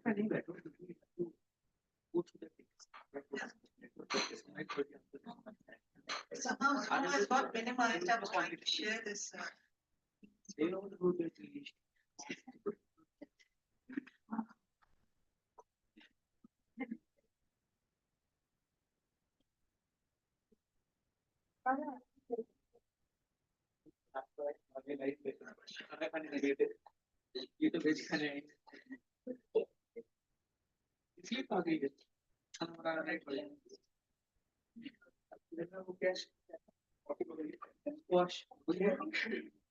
Reader, you are inside part of Latin this America, massive global and also cohort the quest that for really power. values these Whereas diverse magical literary realism can voices. be connected to Which brings even us the to material section 3, conditions of Latin America. conferences So and thank literary you very themes. much for that Capturing perspicuous experience. paper. Now we move How to exactly does a literary Nivedita society Mishra, capture who our is a constantly part-time evolving lecturer human at experience? the University This of West brilliantly Indies, illustrates Center their of History in academic Trinidad progression and over the last Tobago. few years. And Just look at how Nivedita's these paper is conference themes titled seamlessly He flow Who into one another. Inspired In 2024, they Gabrielgarcia tackled borders, Marquez about boundaries, Juan lines of Rulfo. control, Nivedita, looking at literature over to you. across disciplines during our, let's face it, Thank highly you. I fractured would like to contemporary share my times. screen. Then, in as well. 2025, they shifted gears from the geopolitical straight into the environmental, with echoes of the earth, I don't interplay know, of literature and Professor landscape. Onni, if you And remember looking me, ahead to we February did our MPhil 2026, together they're at DU. focusing on challenges in adaptation, interplay My of goodness. tradition and innovation. No, They are literally my tracing the goodness. modern human journey, Fine, from our of course. physical borders to Yeah, our relationship with the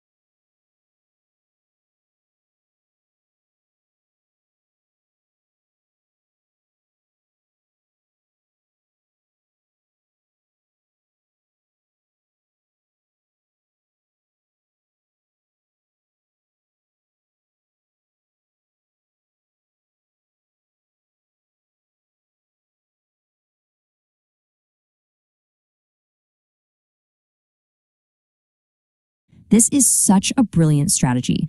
By zooming in on an absolute titan of literature like Garcia Marquez, the undeniable master of magical realism, they're giving scholars a chance to really deep dive into how one specific author's multi-ethnic and cultural background influenced the entire world's literary landscape. Up next is Section 4, the Mejo Journal Archive, Permanent Records. Let's see how all this builds into a permanent academic record. MEJ is the Mellow Journal, their official publication. And what's super striking here is the incredibly broad spectrum of thought that they curate and preserve. If we look back through their archive, we see issues dedicated to space, place, and land in 2019, the intriguingly titled Sunny Pleasure Domes in 2020, and the incredibly relevant Illness, Healing, and published in February 2022.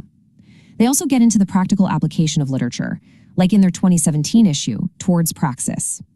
This journal isn't just some collection of random essays, right? It's a meticulously structured timeline of exactly what global scholars were focused on during specific moments in our recent history. And finally, Section 5, the world around us, community celebration. The crucial takeaway here is that beyond all the formal research, Melo is fundamentally a community. This comparison perfectly balances their scholarly output against their highly emphasized ongoing cultural celebrations. On one hand, you've got rigorous academic standards, submission guidelines, strict ethical policies, peer-reviewed journals, the whole shebang. But on the other hand, if you look at their World Around Us section, it is absolutely flooded with joyful celebrations of authors. In fact, their archive features this extensive, almost exuberant repetition of January author birthdays to celebrate in January. I mean, it's listed over and over again. This enthusiastic focus highlights something wonderful. At their core, the folks behind Melo are just massive, massive fans of authors. They bring this lively, celebratory energy to their academic rigor, proving for sure that serious study doesn't have to be devoid of pure, unadulterated passion for the creators behind the works. With such a vast, dynamic, and globally engaged network mapped out right in front of us, from those millions of unique visitors to the deep archives of the Meijō Journal, all the way to the joyful upcoming celebrations of literary giants, we've seen exactly how vibrant this community truly is. The insights from Melo prove that the stories of diverse cultures are absolutely crucial to understanding our own place in the world. So the only question left for you today is this: what multi-ethnic literature will your own literary journey begin with next?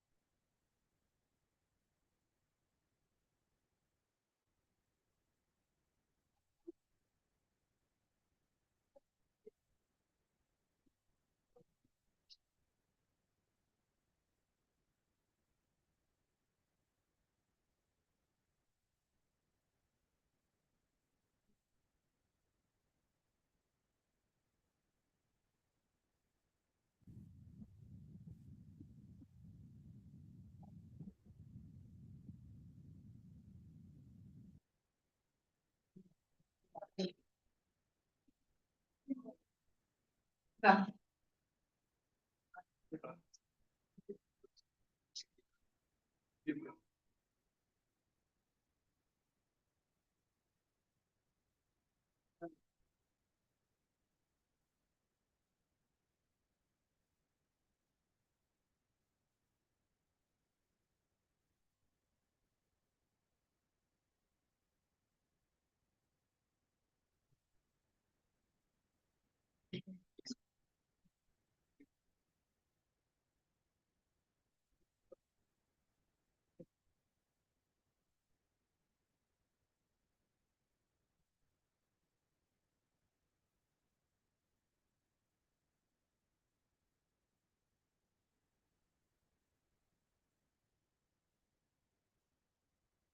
Okay, so we'll now be starting with the session.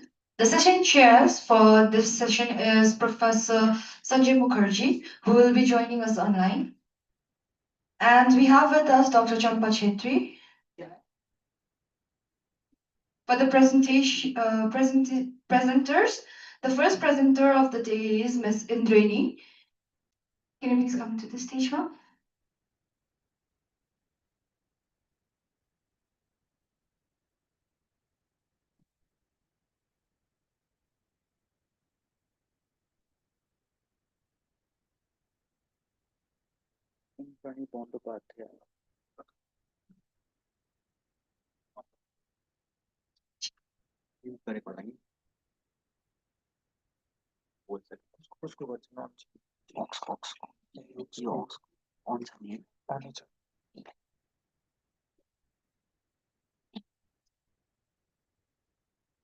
Professor Sanjay Mukherjee.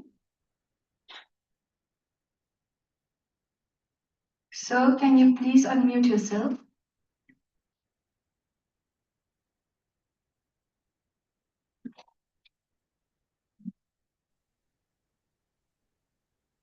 Hello. Can you hear us, sir? Yeah, So and thank you so can hear much. me. Yes, sir, we can hear you clearly. Thank Great. you so much, sir, for joining. Thank you. Now I'll be handing over to you for the session. Okay, so are we beginning? Yes, sir. Okay, good. Good morning, everyone, and it's wonderful to see so many old friends there. I wish I could be there, but anyway, it's wonderful to join virtually. So we have a session now with 4 speakers, and they are relatively young faculty members. We were discussing, and Professor Manju ma'am picked up a query whether this form of writing and this author, they are still relevant. Are people showing interest? I think with 4 younger people reading their papers, this could be seen as an indicator, at least in these parts of the world, that this is a kind of a resurgence of an interest. We have speakers, Bashobi Gogoi and Draupadi Roy, Indrani Bandyopadhyay, and Sumnima Parajuli. And I hope they are all there. So, Manju ma'am, can we begin? We have the audience there. Okay. Okay then. So I would call upon immediately Bashobi to read her paper, The Magic of Macondo, Adapting 100 Years of Solitude for the Screen. Bashobi, please. Thank you so much, sir. And I believe we have 15 minutes for each speaker. 15 minutes, is it? Please keep to time. Yeah, please keep to time, all speakers. Thank you. Yeah, I'll do that. Am I visible? Because I don't know. Yes, you are. Okay. Thank you so much. Good morning, everyone. Respected chairperson. Thank you for giving me this opportunity to present here. A special thanks to Manju ma'am, because I had almost given up the idea of participating, but she graciously offered me this opportunity to present online. So thank you. And 100 Years of Solitude actually has been one of my favorite novels. So I couldn't really miss this opportunity to speak on this, as it has recently been adapted for the screen by Netflix. So I am basing my paper on the Netflix adaptation of 100 Years of Solitude. I have titled my paper, The Magic of Macondo, Adapting 100 Years of Solitude for the Screen. I'll try to share, can I share it? It says the host has disabled screen sharing. But I can present, read. It's okay for me if it is not convenient. I think it would be allowed. Yeah, I'll try to share. Yes. There is an indication now.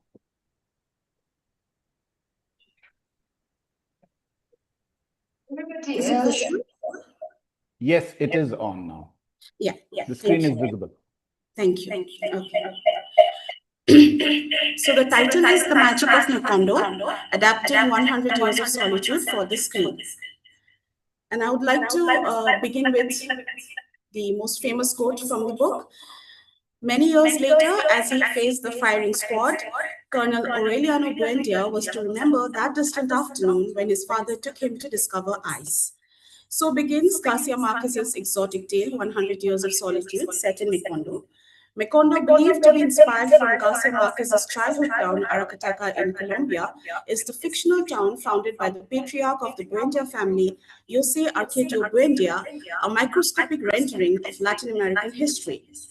Garcia Marquez, who won the Nobel Prize for Literature in 1982, wrote this novel retelling the history of the founding, development, and disintegration of Macondo, and the horrors and wonders in the lives of the multi-generational Buendia family, weaving together myth, memory, history, reality, and cyclical providence. Vaishnavi, Yes, ma'am? there is some echo coming. Let's see what's wrong. Huh? So Okay. Request to mute, and I'm going to mute this also. I'm going to mute my... I think you're logged in from 2 places, so just check.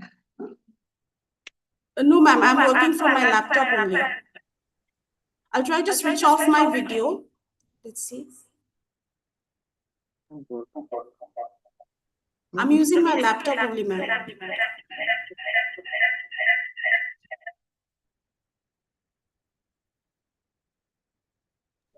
When you rejoin,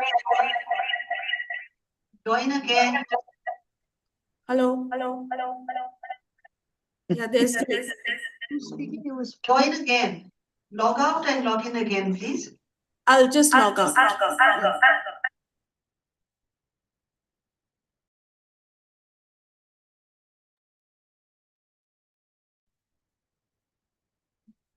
उसका output हमारा बाहर आ रहा है वो फिर हमारा mic से उसके अंदर तो हमारा माइक भी म्यूट करना पड़ेगा one side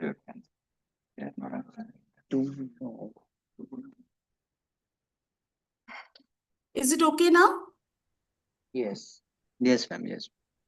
Is my screen visible? No. Yes, it's okay now. The echo is gone. Thank you. Should I share it again?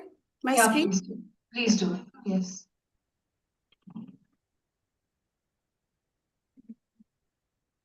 It says host disabled participant screen sharing.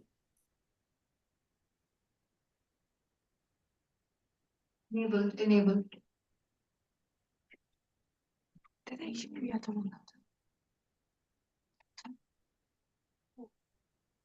Yeah, is it visible? Yes, ma'am, yes. Okay, I'll continue. So Garcia Marquez himself said that, and I quote, "I merely wanted to tell the story of a family who for 100 years did everything they could in order not to have a son with a pig's tail and ended up having one." Pablo Neruda, while praising the novel, called it the greatest revelation in the Spanish language since the Don Quixote of Cervantes. Even Salman Rushdie calls it the greatest novel in any language of the last 50 years. This paper will examine the transposition of magic realism for the screen in the 2024 Colombian Netflix adaptation of Garcia Marquez's novel, portraying marvelous and impossible events transpiring in a realistic narrative with a fecund imagination at play. It will focus on the first half of the novel, which runs for 8 hour-long episodes, released on December 11, 2024, with the next 8 to be released later. Comprising an all-Colombian cast with many novice actors, director and screenwriter Laura Mora states that bringing this work to the screen, I feel proud to open a window into our country to a global audience. So this is the novel and this is the adaptation. The first 8 of the total 16 episodes faithfully brings to life the complex history of the town of Macondo and its inhabitants, their lives and idiosyncrasies, the themes of incest, genealogy, and patriarchy in a detailed and chronological narrative structure.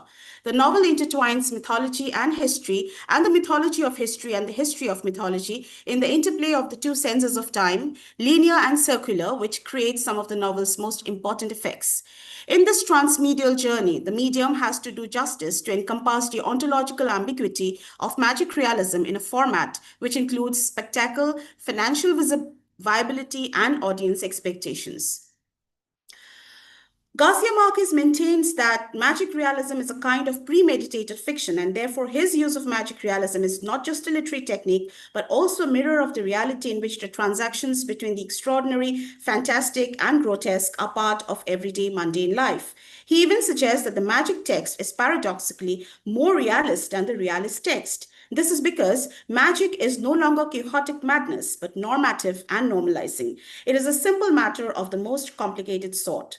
Through the lens of Cuban novelist Eligio Carpentier's L'Oreal Maravilloso Americano and Linda Hutchins' theory of adaptation and intersemiotic translation, the paper will study the narrative strategies and challenges involved in translating the dense hybridism of the text into a visual grammar, while at the same time depicting the supernatural as unquestionable without overt aestheticization.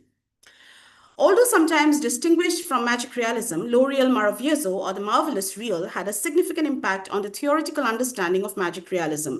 By positing a particular affinity between the real and the imaginary in Latin America, this experience of L'Oreal Maravilloso Americano is unique to the Latin American identity as the continent's violent history, from colonization to independence to cultural syncretism, is so extreme and complex that it resists realist representation. The magic is integral to the environment itself and cannot be assimilated into a rationalistic worldview.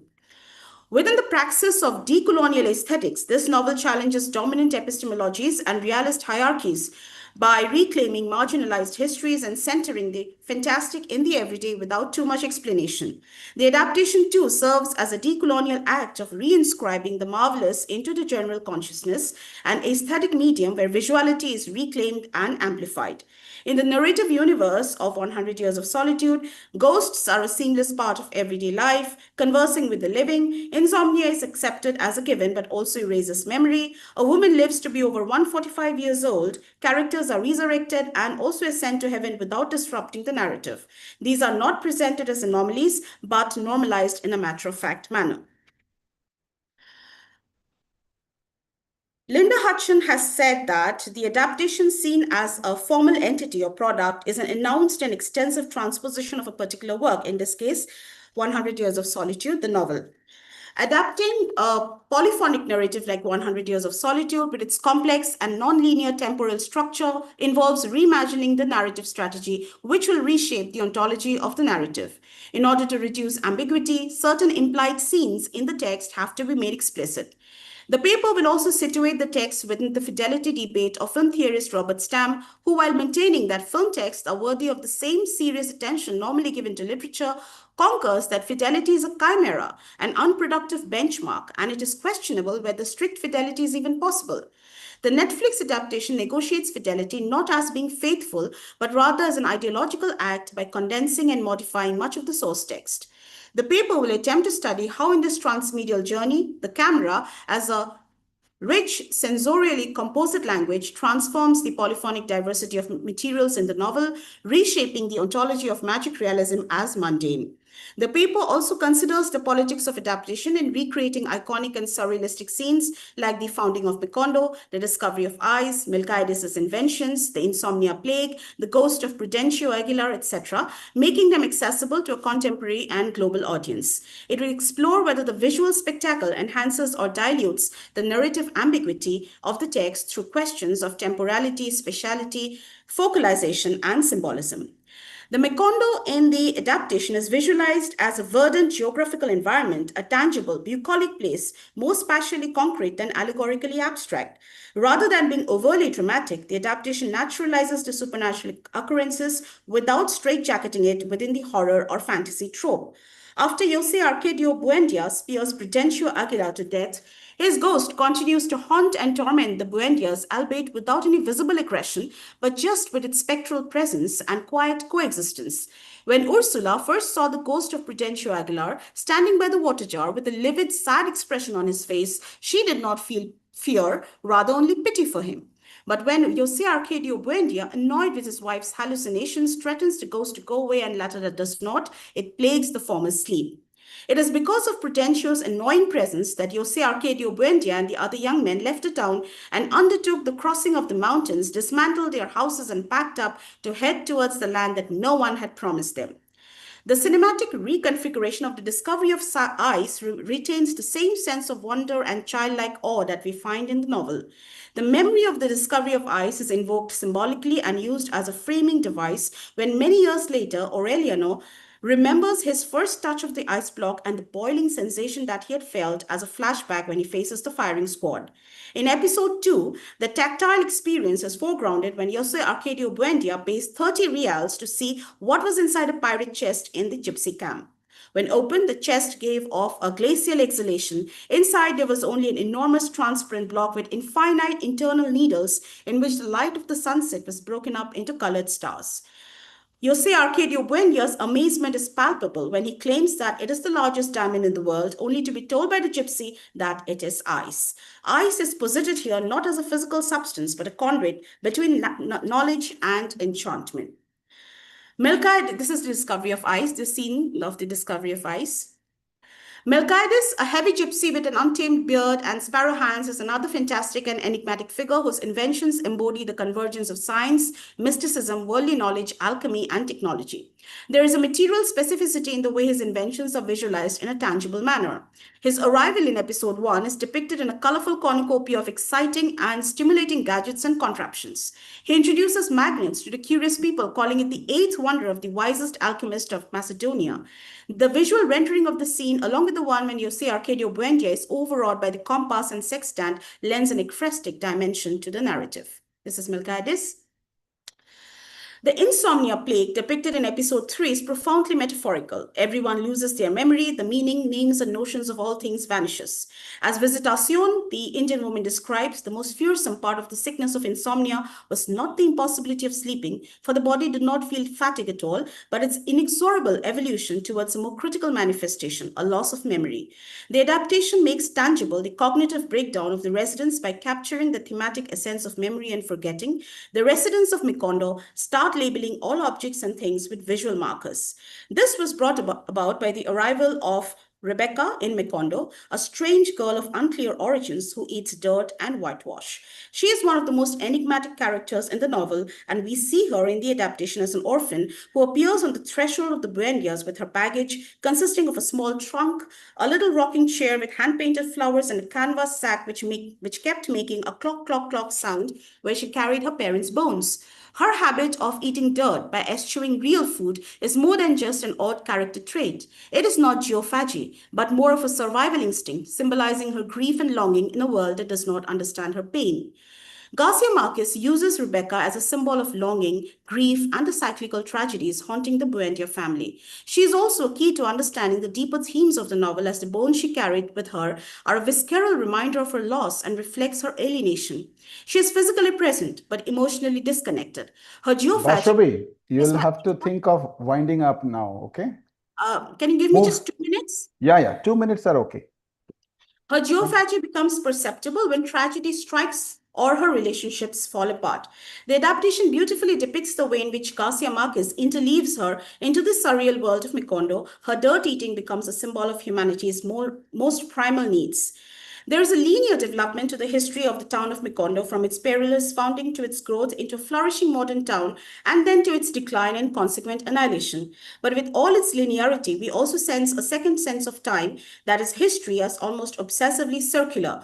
The personalities of the Buendias repeat the experiences of the earlier generation, and almost fatalistic repetition.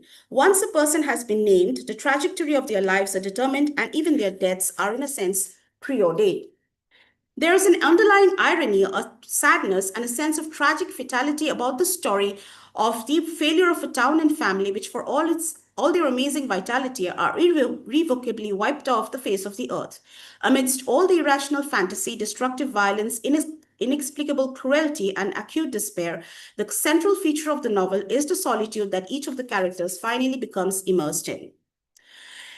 It is important to remember that while transposing 100 Years of Solitude for the OTT medium, the adaptation is a text in itself, not a version of a standard whole, and the text which an adaptation constitutes cannot simply be classified, explained, or interpreted in terms of its being such an end product or version. The reiteration about issues of fidelity and the implication of the supremacy of literature over film can hinder and inhibit the study of adaptation, restricting it from evolving. The touchstone of fidelity is how the makers reimagine the canvas of the novel in all its fullness and convincing way they portray it. The audience does not merely imagine Mikondo, they inhabit it, and characters like Marquez are seamlessly woven into the fabric as he embodies the cultural hybridity of the newly found town, and his presence enriches the synchronicity of science, magic, and the supernatural. The OTT medium, running into 16 episodes, is a suitable alternative in adapting 100 Years of Solitude for the screen. As Thomas Late says, for here, the standard tactics of adaptation, selecting some obligatory speeches, characters, scenes, and plot lines, and dropping others, compressing or combining several scenes or characters into one, streamlining the narrative by eliminating digressive episodes, reworking dialogue so that it is either more epigrammatic or more severely functional, are clearly inadequate. Garcia Marquez has often been quoted as saying that there is no magic in 100 Years of Solitude, only realistic events depicted as if they were magical. The writer believes in the reality of the magic in the world he writes about, the inextricability of the magic and the realistic. A young couple dares to leave their comfort zone and founds a settlement, raises a family whose story covers a century of births, deaths, love, incest, violence, and supernatural encounters, a hypnotic and emotionally charged chronicle of fantasy and realism.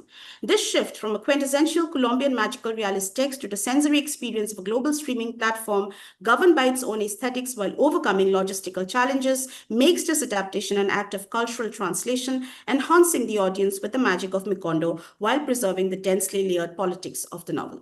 Thank you. Thank you, Bashabi. Thank It you, was sir. an interesting paper on a interesting fact that this novel, published in English in 1967, in Spanish, in English in 1970, translated into English, has not yet been adapted. So this was an interesting thing I came across, and I found, therefore, this paper is very interesting. Thank you very much. Bashabi teaches at Tejpur University. She is an assistant professor there, and she has joined us from Assam. So we will take the discussions after all the papers have been read. I invite now from the host university, Dr. Draupadi Roy. She would be reading her paper titled Marquez and the Politics of Historical Erasures, Memory Against Power in 100 Years of Solitude. Draupadi, please.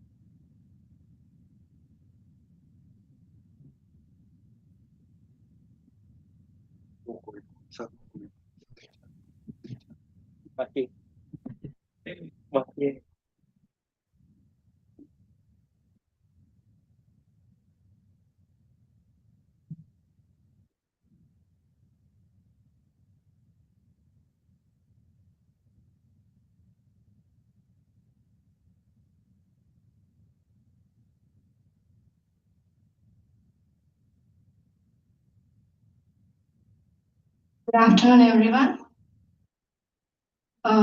Sir, one correction. I'm not doctor yet. And hello, everyone. I'm Draupadi Roy, and it is a truly pleasure for me to present my paper here titled Marquez and Politics of Historical Eraser, Memory Against Power in 100 Years of Solitude.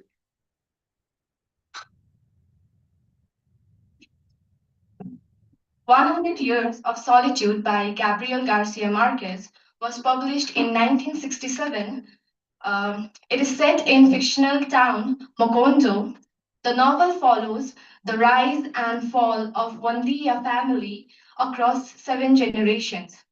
The historical event in the novel is 1928 massacre of banana plantation workers in Ciénaga of United Fruit Company.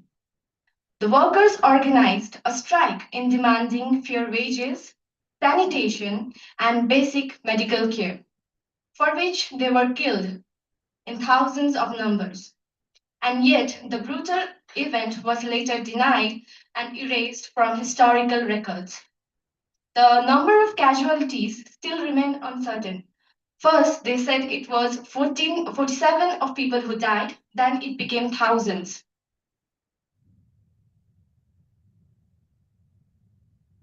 These are my objectives. First one is to examine the 1928 banana plantation massacre through the lens of Louis Althusser's RSA, repressive state apparatus.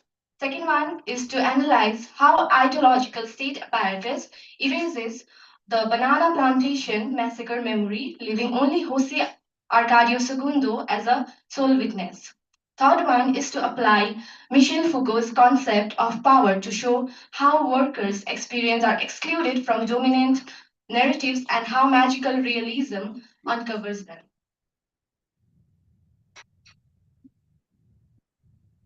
Although several scholars have explored 100 years of solitude from various perspectives, like Lubna Ahsan and Shayad Sahabuddin study examines tradition and memory in the novel. It discusses how modernization affects cultural practices and how memory plays a role in preserving identity within Mokondo. Mustanir Ahmad and Ayaz Afsar paper shows how Marquez uses magical realism to represent colonial exploitation and social injustice in Colombian history. Whereas Neha Kumari analyzed magical realism as political allegory, connects the fictional narration to real historical and colonial experiences. However, the existing studies explored memory, magical realism, and post-colonial themes in 100 Years of Solitude by Gabrielgarcia Marquez. There is limited studies which focuses on power shaping memory using Althusser's state apparatus to the novel's main plot of the banana plantation massacre, and my study tries to bridge the gap.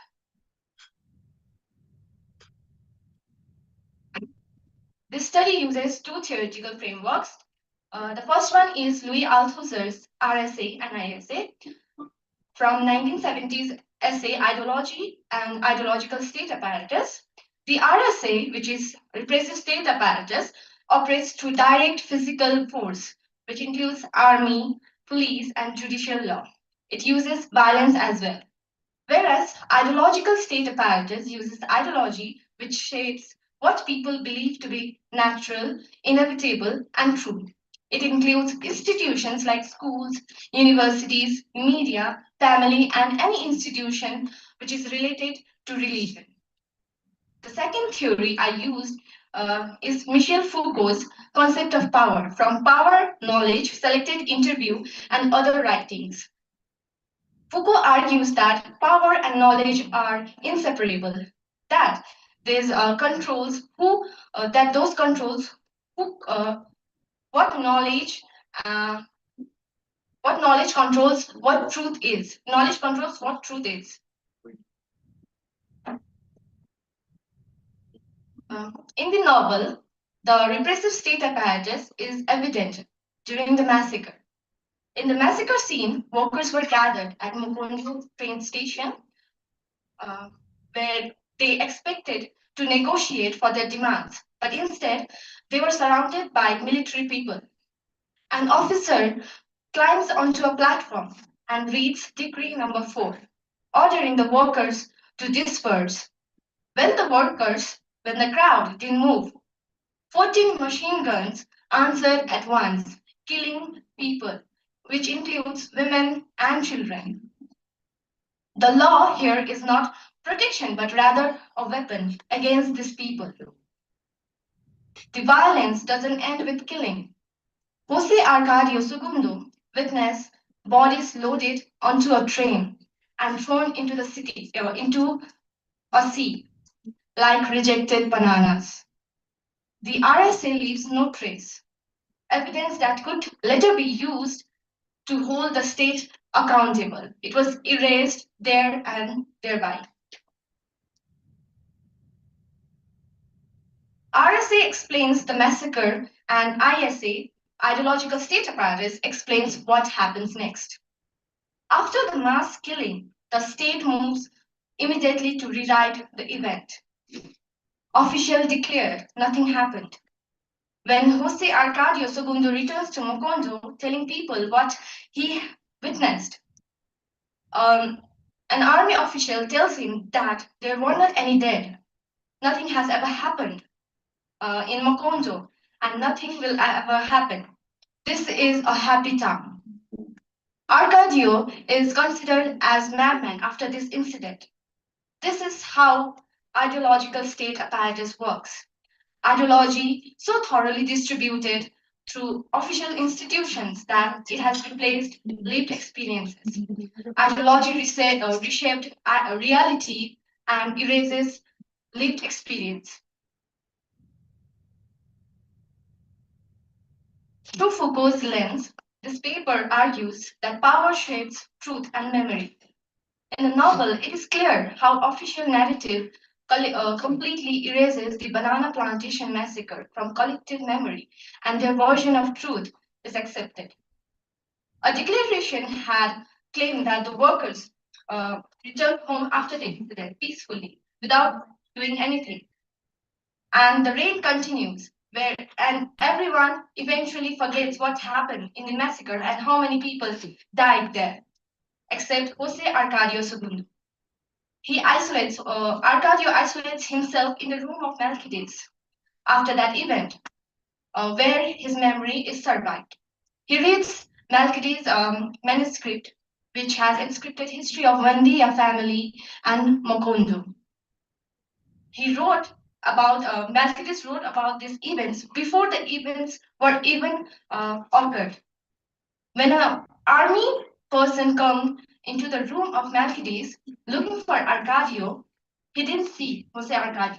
It is like Melquiades' room has some magical elements which protects Arcadio and his memory. So this is where our magical realism becomes resistant against the power. The analysis shows that power operates both through violence and ideology. The 1928 Banana Plantation Massacre is direct representation of RSA and ISA. Marquez' uses of magical realism function as a form of counter-memory, and Melquiades' room in protecting Jose Arcadio Segundo with his memory, and while ISA erases the massacre from Mocondo's collective memory, the room remains untouched by that eraser. It is a space where official power simply cannot reach.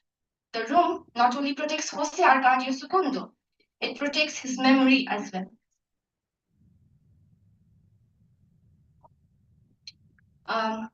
The paper has shown that in 100 Years of Solitude by Gabrielgarcia Marquez, history is not simply forgotten, but it is controlled.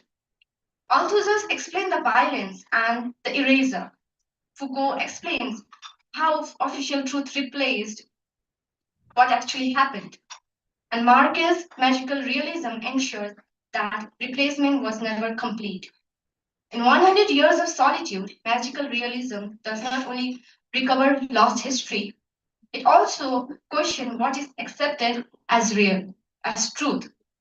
As Jose Arcadio Segundo tells his nephew, always remember that there were more than 3,000 and they were thrown into the sea.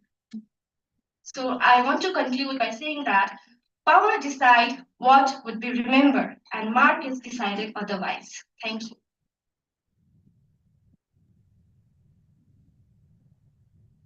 Thank you, Ms. Roy. I think with your paper, which so very well looks at the application of theory on the text, you will very soon become Dr. Draupadi Roy. Very well presented paper. Thank you very much. We move on to our next speaker, who is Indrani Bandyopadhyay from ICFAI University, Tripura. Her paper is titled The Displaced Flaneur, Cultural Alienation and the Uncanny in Gabrielgarcia Marquez's Strange Pilgrims. She brings in a collection of short stories, Strange Pilgrims. Indrani, please.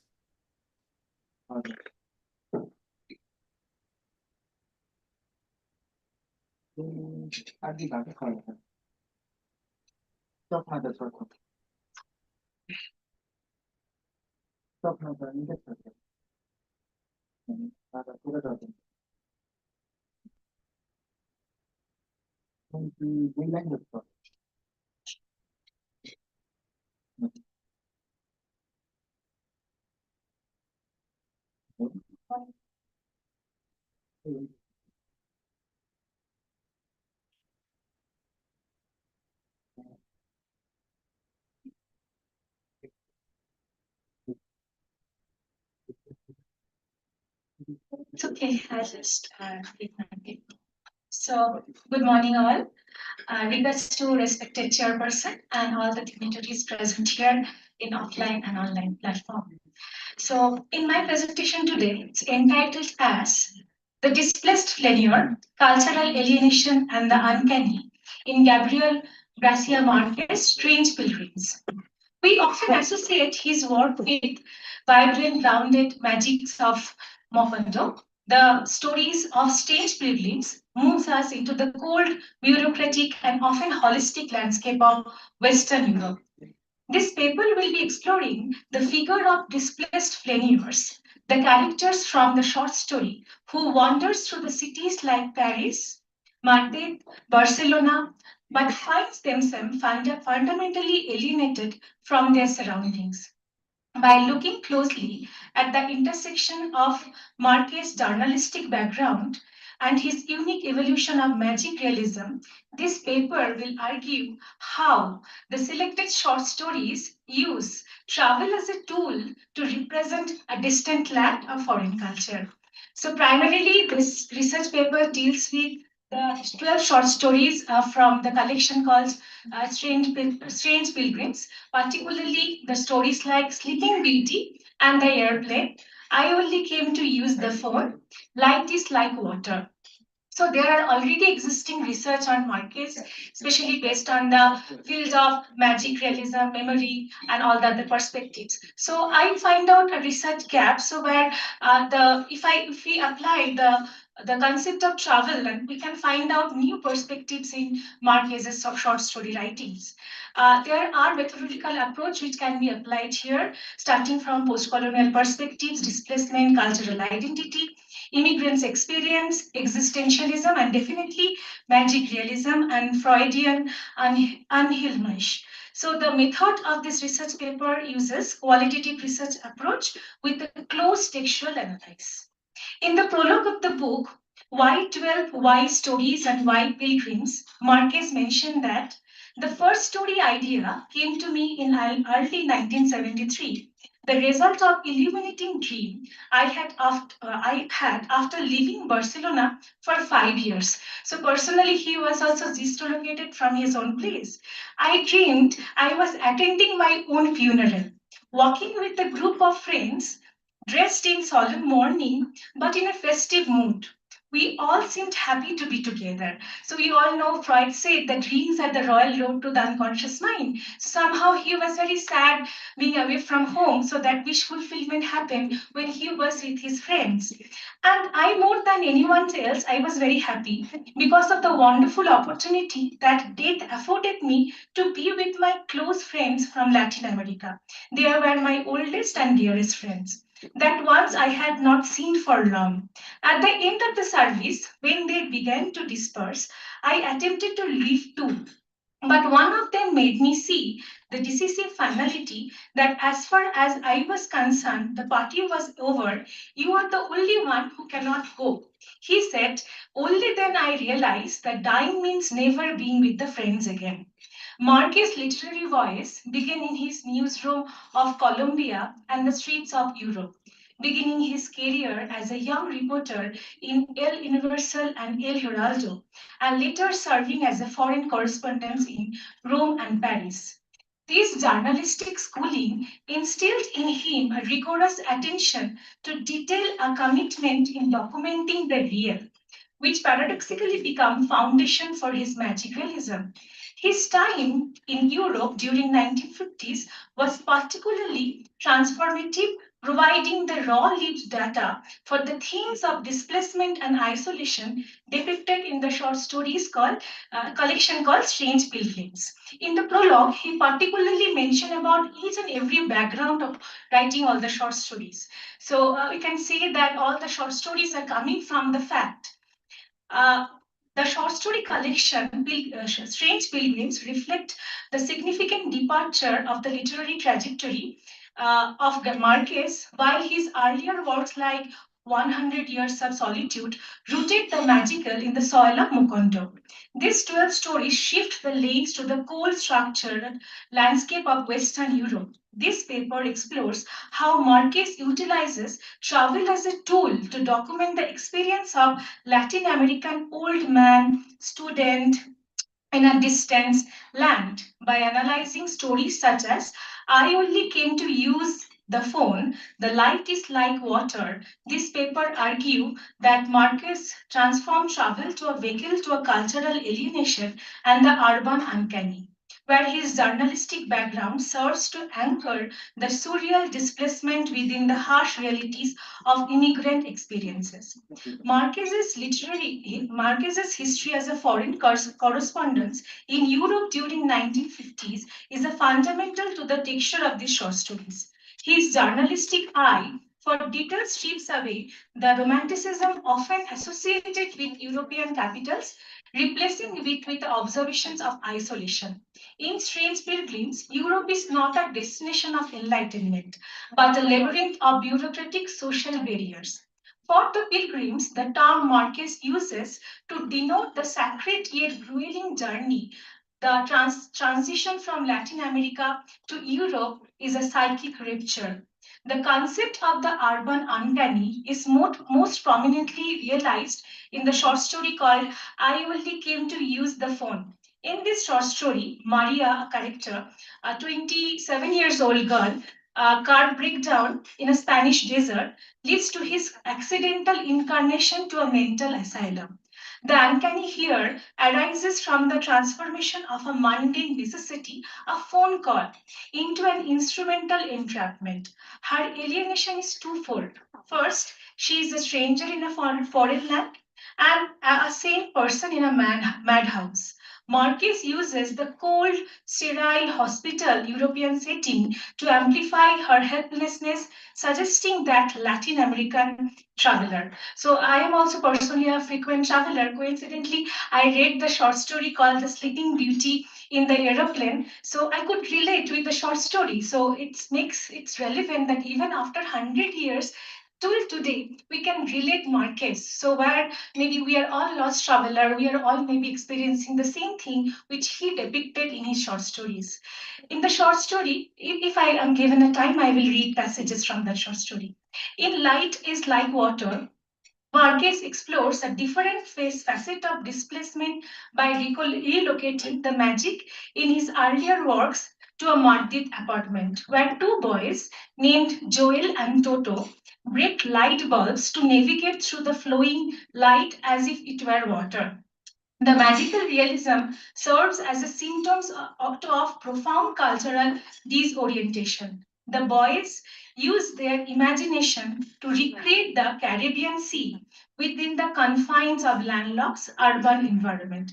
However, this magic is ultimately lethal as drawn to light. This suggests the darker evolution of magic realism. Here, magic is no longer natural part of landscape, but desperate hallucinatory response to suffocating rigidity of European life. Ultimately, all the 12 short stories from the collection Strange Pilgrims examine the ethics of witnessing displaced individuals' experiences. Marquez asserts the pilgrim is a figure defined by permanent transition, never fully arriving and never able to return to the point of origin. By blending fact and fiction, Marquez captures the essence of the 20th century Latin American individuals. The magic in this short story is not a whim of the universe, but a manifestation of the protagonist's internal landscape in the world that refuses to recognize their humanity. In these narratives, Marquez challenges the reader to witness the silent, surreal struggles of those on the margins of the metropole. The urban uncanny in Strange Pilgrims functions as a physical manifestation of the protagonist's cultural alienation, transforming the sterile landscapes of Western Europe into the sites of psychological horror. For Marquez, Pilgrim's alienation is not merely social condition, but a special one. They are displaced flaneurs, that is my title, who navigate cities and which refuses to provide them a sense of belongings or home. This lack of domestic security triggers the Freudian not being home or unheimlich, where familiar structures of modern life, telephone, hospital, or rental apartments become distorted and threatening. In the story called I Only Came to Use the Phone, Maria's alienation from the Spanish social fabric is so absolute that her simple request for a telephone call is misread as a symptom of insanity. Here, uncanny emerges from the bureaucratic coldness of the asylum, the setting that is civilized yet with cruelty. By anchoring these surreal shifts in precise narrative style, Marquez suggests that for the immigrants, the magic of the reality is actually a fracture of their own perception, caused by the coursing weight of perpetual outsider in the world. In our keynote speaker, respected Professor Amit Kumar also mentioned that in one of the interview, Marquez mentioned that solitude is one of the theme of his writings. So in all the short stories, we can find out the alienated individual after dislocating from their own native land feel the sense of solitude, and that is also depicted in the short story in all the short stories.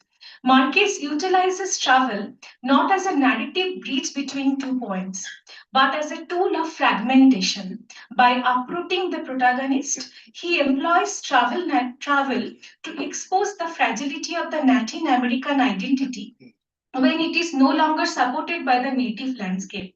The pilgrimage is thus an act of shedding. As they move across borders, the characters lose their names, their sanity, and eventually their connection to the tangible reality. In the short story called I Only Came to Use the Phone, Marquez utilized travel to strip Maria, the main character, of her social and psychological defense. The breakdown of his car in the Spanish desert functioned as a catalyst of her alienation, shifting her from free-moving traveler to a static object with a bureaucratic system. When she boards the bus for the asylum, travel becomes a tool of entrapment rather than liberation. Her literal journey across the landscape mirrors her internal journey towards the urban uncanny, where her simple mundane need to use a phone is considered is rendered impossible by the very structure of civilized Europe. This journey ultimately highlights the fragility of Latin American identity when they are disconnected from their own context and forced to navigate foreign landscape without functional map. The uncanny events in Strange Pilgrims serve as a testament to the realness of the vulnerability of the Latin American identity when served from its root. Through the displaced flaneur, we see that the most profound magic is not found in the extraordinary, but in the static, surreal effort of the outsider to make a sense of world that refuses to see them. Marquez thus concludes his pilgrimage is not with an arrival, but with a lingering, haunting question about what remains a person once their cultural context has been stripped away. The 12 short stories in Strange Pilgrims ultimately serve as a profound cartography of the individuals such as Mr. President, Maria, Billy, Nina, whose travel is transformed from the pursuit of discovery into the tool of systematic dislocation by shifting his focus from the mythical landscape of the Caribbean to the bureaucratic corridor of Western Europe. Marquez redefines magical not as a wonder, but as a haunting symptom of the urban uncanny. Through the eyes of the displaced flaneur, we see the cultural alienation is not merely a social inconvenience, but a total psychic rupture, one where the mundane becomes threatening and the familiar becomes foreign. So this short story suggests that the anchor to one homeland, if it is broken, the traveler enters to a state of permanent transition, forever navigating a world which remained fundamentally, tragically lost, with the hope of returning home once again. So to conclude, let us end where we begin. In the prologue, Marquez mentioned, I quote, I never reread any one of my short story, any one of my books, for fear I would repent. Now readers will know what to do with them. Unfortunately, for their strange pilgrims, ending up in the West Basket to be like the song, to be like the joy of coming home. Thank you. Thank you, Indrani. You picked up an anthology of short stories, 12 short stories, and depicting displacement, loneliness, question of identity, and the element of the uncanny in them. Very well read paper. We will take up discussions after the final paper has been read, which also bases itself on Marquez's work as a journalist. So I invite now Sumnima from the host university, and she is an assistant professor at SRM University, Sikkim. And her paper is titled Violence, Surveillance, and Social Complicity in Chronicle of a Death Foretold. Sumnima, please.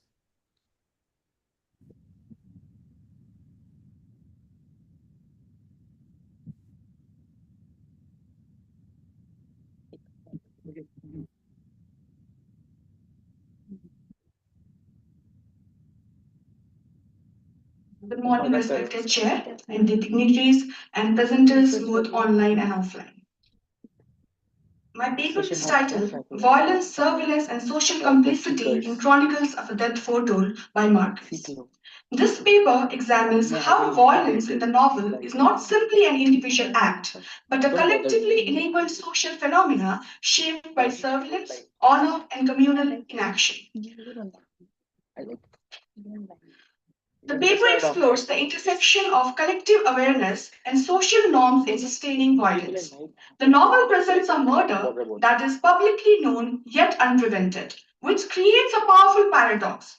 Instead of asking who committed the crime, the narrative shifts our attention to how society allowed it to happen. Santiago Nasser's death is described as foretold, which suggests inevitability, but at the same time, the entire community is aware of it beforehand. So, this raises an important question. Why does knowledge not lead to action? Why does surveillance fail to prevent violence? And how does society become complicit? To answer this, I use the framework of Michel Foucault to examine power, discipline, and surveillance and the concept of diffusion of responsibility developed by John M. Darley and Bibb Latané to explain the collective inaction of the townspeople.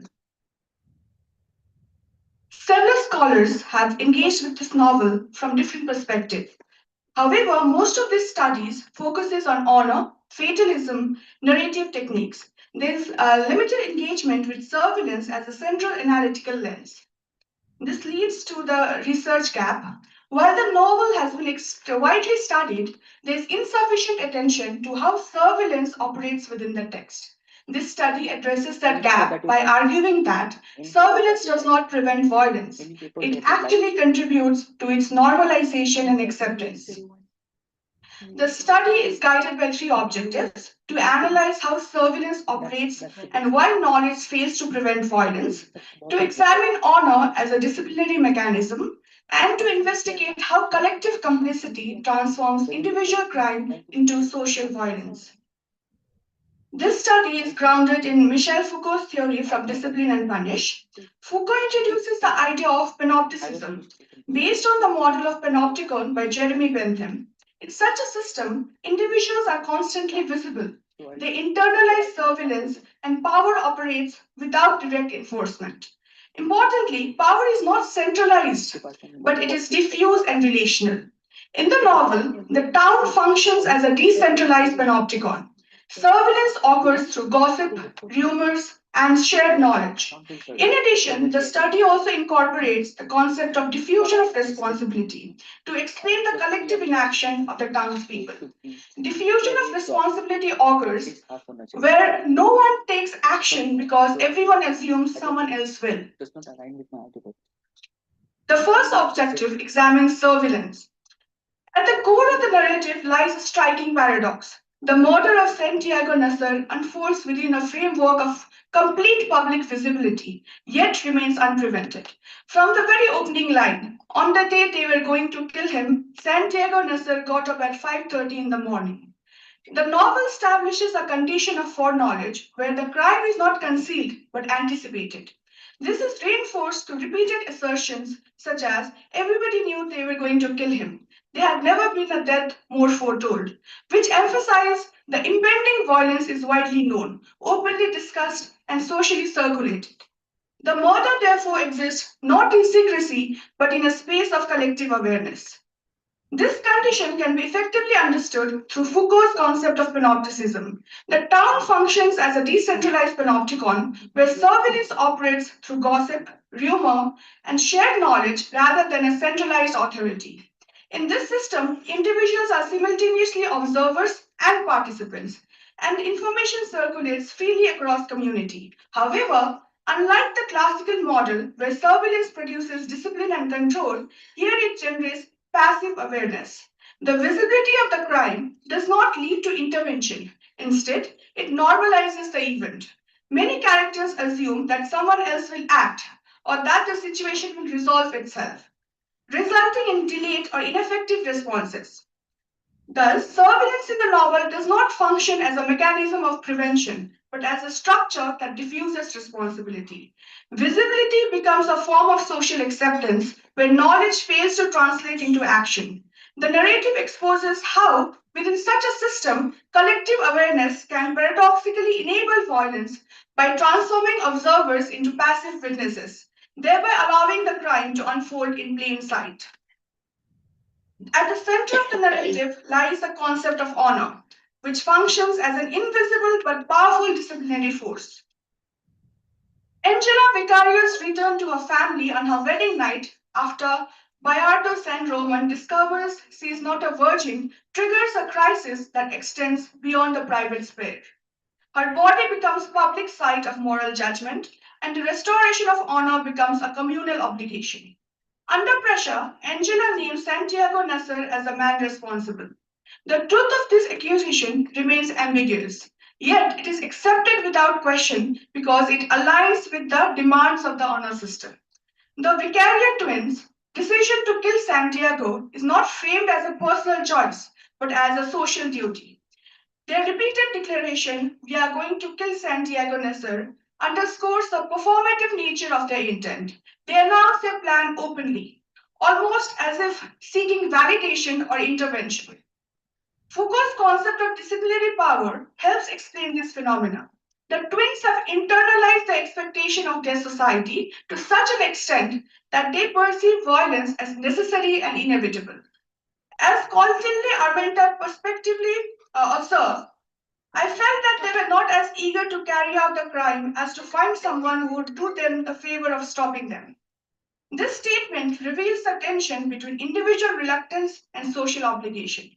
The twins act not because they desire to, but because they believe they must. Truth becomes less important than social expectation. The focus shifts from surveillance and honor to social complicity, which is perhaps the most unsettling dimension of the novel. The narrative repeatedly emphasizes that Santiago Nasser's death was not only anticipated, but almost collectively acknowledged, as seen in the line, "There had never been a death more foretold." Yet, despite the widespread awareness, no individual takes decisive action to prevent it. This paradox can be understood through the concept of diffusion of responsibility. In situations where many people are aware of a crisis, responsibility becomes psychologically distributed, leading each individual to assume that someone else will intervene. As a result, collective awareness produces inaction rather than response. The novel provides multiple instances of this. The mayor briefly investigates the twins' knives but fails to detain them, assuming the threat has been neutralized. The priest is preoccupied with Bishop's arrival, neglects to act. Other attempts indirect warnings, but these remain ineffective, most notably in the moment where Santiago never saw it, referring to the note slipped under his door. Similarly, the narrative observes that no one made a serious attempt to stop them, highlighting the absence of decisive intervention. Each of these moments represents a missed opportunity. However, the model cannot be attributed to any single failure. Rather, it emerges from the accumulation of minor inactions, where responsibility is dispersed across community. This dynamic can be further explained through Foucault's notion of diffuse power. In such a system, power is not centralized, but circulates through the social body. Consequently, accountability becomes equally diffused. No single authority, whether the mayor, the priest, or the townspeople, assume full responsibility, resulting in what can be termed ethical paralysis.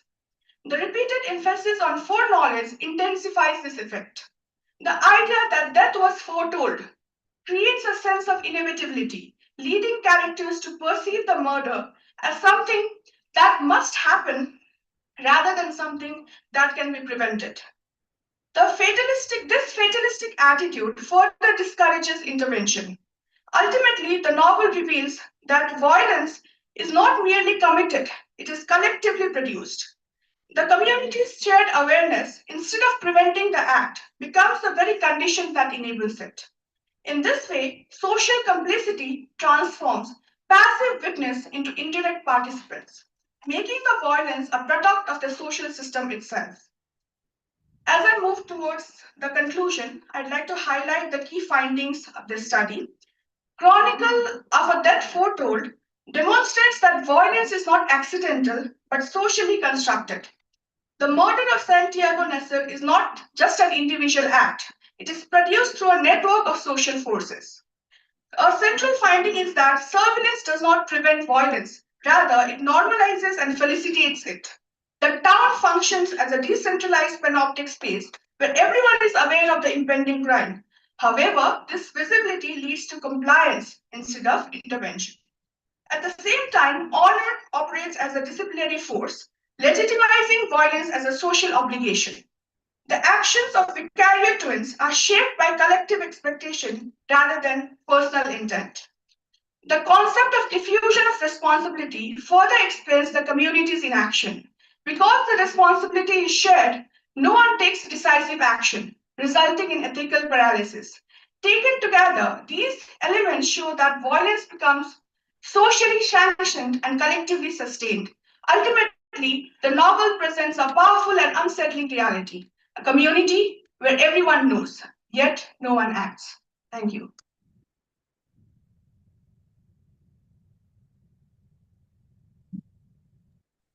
Thank you, Sumnima.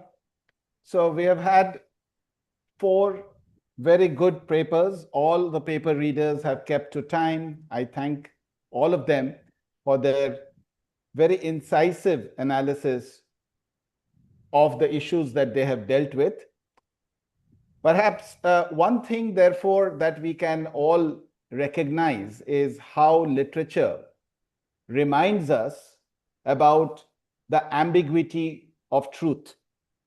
This not only becomes very clear in the 2 novels, but also the reality in the short stories of Marquez himself being displaced and therefore writing very pertinently 12 short stories as if to tell about the time that maybe every month he feels that he is displaced, or what therefore is his own identity as a displaced person. So I would now open up these papers for interaction. I think we have quite a bit of time. Certainly we have 10 to 12 minutes of time for interaction and discussion on the papers. Ma'am?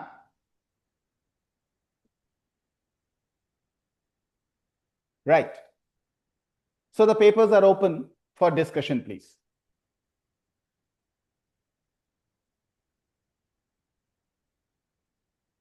Kindly identify yourself and then interact. Observation, questions, additions, whatever you have to contribute. So, Professor Mukherjee, we also have a co-chair, Dr. Shampa Chaitri, who is from the Sikkim Manipal University. So she will be asking the audience if they have questions. I hand over to her. Thank you. Yeah. Good afternoon to the audience. Do you have any questions? Seems like no question.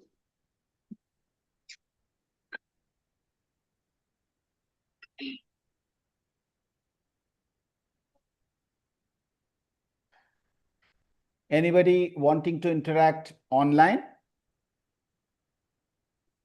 Are you online?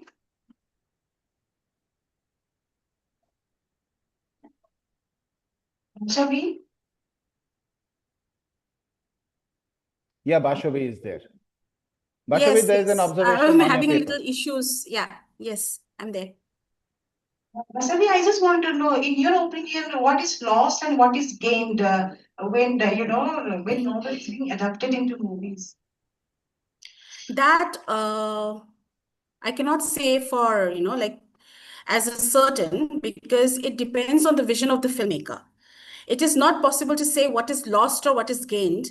And I mean, like in definitive terms, because sometimes what happens is that the filmmaker has to decide, or the screenwriter also has to decide, what aspects of a particular literary text are important or would have financial viability while it is being transposed on screen, because so many factors come into play. Because since this is an intermediate transposition, therefore this intermediality also has to take into consideration every nuance of a particular text. Because sometimes, as maybe in the next 8 episodes, we might also see minor characters from the novel given major importance on the screen. So it is not really very easy to say, because something is definitely lost in translation, because when there is a translation, something is definitely lost. And when there is an transmedial translation, then definitely many things would be lost. So the vision of the filmmaker, and also his ability to retain the essence of the story, that should come into play. Did I? Thank you. So I have a question for Indrani Bandyopadhyay.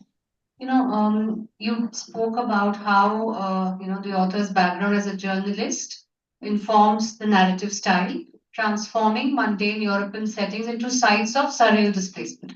So you've spoken about the settings, but do you think it had an impact on the writing style also? Because, for example, when we say, Hemingway used to write and his sentences were short and crisp, and the entire writing style also was very journalistic. So would you like to say something about Marquez's style there? Yes, ma'am, thank you for this question. Yes, there is, in terms of writing style, there are differences. It's not like entire long sentence, there are dialogues in between. The characters are interacting within each other. And in terms of description, there are description of the public places, private places, and minute observation of everyday matter. That is not like there in other fictional writing. So where the characters are interacting with each other, although it is a omnipotent narrative like style, the third person, but when the characters are interacting with each other, they have short dialogues. So being a reader, it's interesting to read and it's very engaging. So that's what, maybe that is why he said, now I don't want to reread my text. It's up to the reader how they are willing to read it. So now after 100 years, we are reading it and definitely giving life to his writing. Anything, ma'am?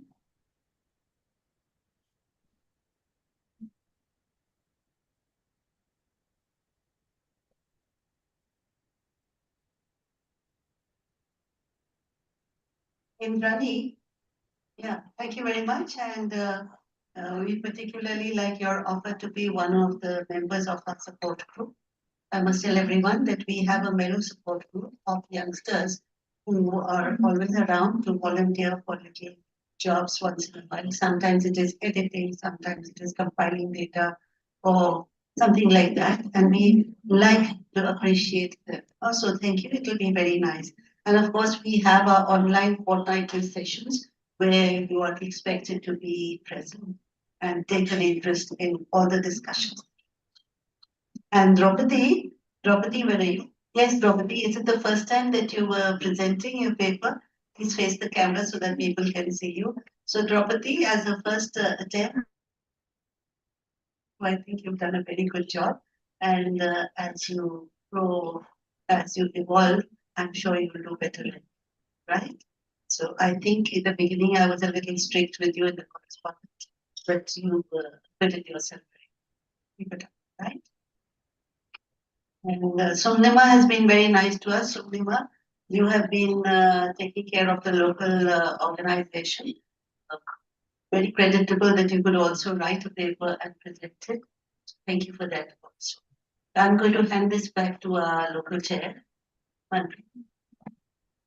Just a small observation, Samina, your paper was really interesting and a very different perspective that, how surveillance and panopticon can actually, encourage, you could say, violence. I mean, that I thought is a very interesting concept. Thank you. Thank you. So I hand back to the chair. You so much. All the four papers were so good. The best part was you all gave the time. And I have many questions, and I can say that I got all the answers to your papers. Thank you so much. Back to Professor Mukherjee for the final winding up. Okay. So we have had a very interesting session of younger people reading on Marquez, and the range has been good. We have had short stories. We have had our attention away from 100 years also. And I think, so overall, I can get an idea that this has been a very good conference. And this again, it reminds me that about my wish that to be there in person. But I would like to thank Melow that in the process, I returned to reading Marquez once again. And this gave me an opportunity to do that. And therefore, hopefully, I'll be interacting with all the other readers of Marquez. And the dialogue will go on, as Melow always encourages the dialogue. So with these words, then I do have a few of my observations, but should I put them across? Is there time or? Yes, of course, sure. Time. For example, I was interested in asking Indrani, for we students of English literature, when we hear the word pilgrim, for example, we think of the canonical Pilgrim's Progress, the Christian allegory, and John Bunyan's in the 17th century. We also remember C.S. Lewis writing Pilgrim's Regress. Very interestingly, after he got converted to Christianity in the 1930s. So is it the word pilgrim, for example, and the word flaneur? Do they not contradict themselves? Is it, what kind of emphasis of meaning does pilgrim have for Marquez? And how do you justify then the word flaneur in your title? Thank you, sir, for your observation. Yes, rightly pointed out by the concept of pilgrim. Pilgrim is a concept little bit philosophical in nature because it's a short story collection. So there are like short story, particularly there is a short story called The Saint, but the father went to Rome in order to claim sainthood for his dead daughter. So maybe because of that matter, he uses strange pilgrims. And he added the strange concept, strange pilgrims, because they are not particularly the religious pilgrimage, but strange, but modern form of pilgrimage. That's why, like, multiple diverse identity. Because identity is fluid, it's not fixed entity. Shifts from like gender also, there are multiple perspectives through which we can analyze it. So that can be analyzed. And also in terms of linear. So I wanted to make the title a little bit poetic, like rhetorical. So that's why I made it linear. And also I wanted to make another word for travelers. So they're displaced, they're locating in another place, and how they're finding out their perspectives. And yes, the way you mentioned about other English literary text, it can be interpreted in terms of intertextuality and comparative study. So how these short stories have some connection with the other or all. Because at the end of the day, if you think about our life, it's a circle. That's how I designed my presentation. I started with the prologue and I ended with the prologue, because he mentioned about his dream in Barcelona, and he ended his prologue by telling that I don't want to reread my text. It's all about how my reader and date of the author, if I apply the concept of Roland Barthes' date of the author is no more. So the reader is going to interpret the text. And also life is like a circle, the pilgrimage.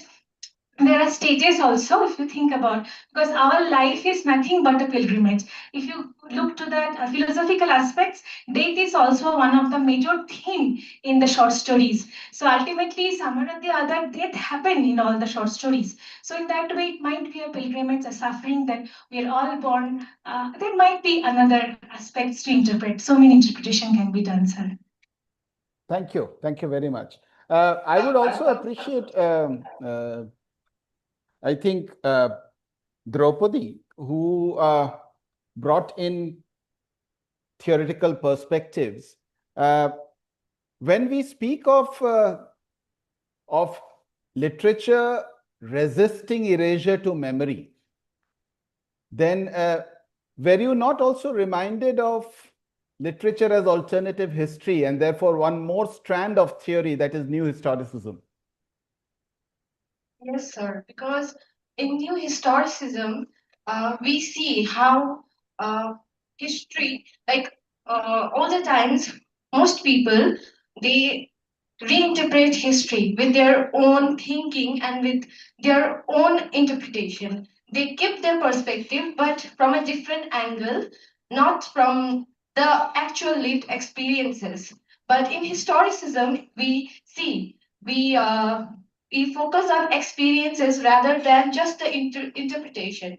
So while doing this paper, while studying this paper, I observed this, like when literature, our literature, it's a beauty of our literature that how we interpret our literature, we shows our history, our culture, and everything.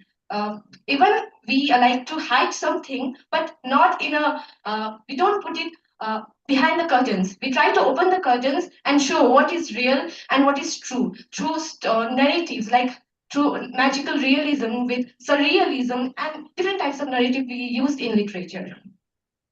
Right. Thank you very much. Thank you all participants. Thank you, the host, university, and thank you, of course, Mellow, for giving me this opportunity. Thank you, sir. Thank you. So another announcement is, to be made. Instead of 12:45, which is the time slotted for the next session, we are going to start it right away. So those of you interested can please stay on and we will start right. And thank you so much, Professor Mukherjee, for joining us. Though we wish you had come here. Me It's a too. lovely place and lovely Thank you. people here. Lovely seeing you all. Bye. So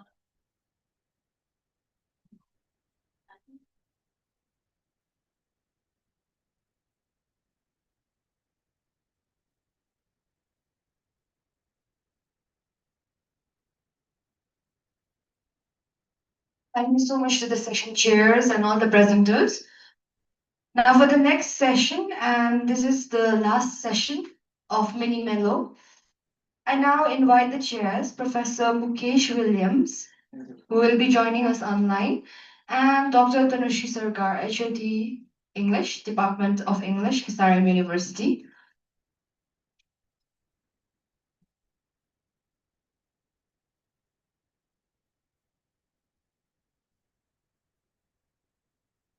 Professor Mukesh Williams, if you are online and have joined us, kindly, he's there.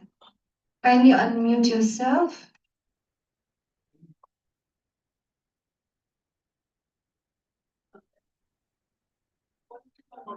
Yes.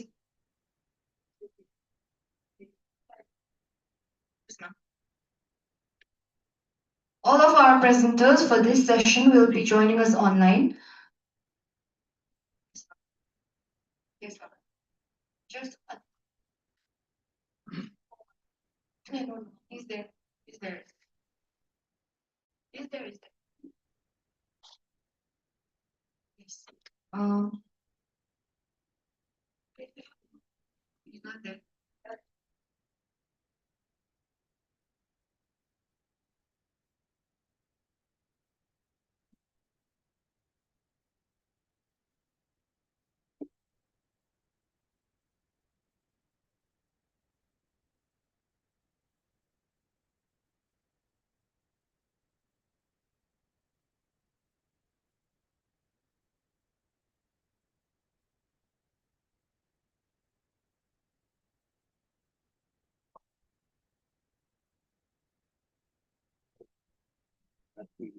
पूरा ले रहा है क्या सब्जी सब्जी सब्जी squash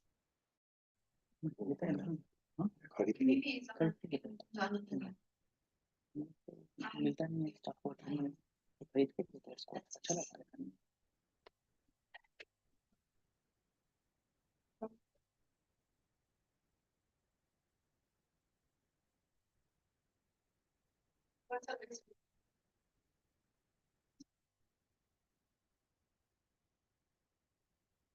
लोग ये भी बनाना पड़ता है वो हो रहा है ना कौन क्या क्या बोल रहा है सब दिया हुआ है तो उसका एक क्या क्या बोल रहा है उसका समझना पड़ेगा फिर भी पूछ रहा हूँ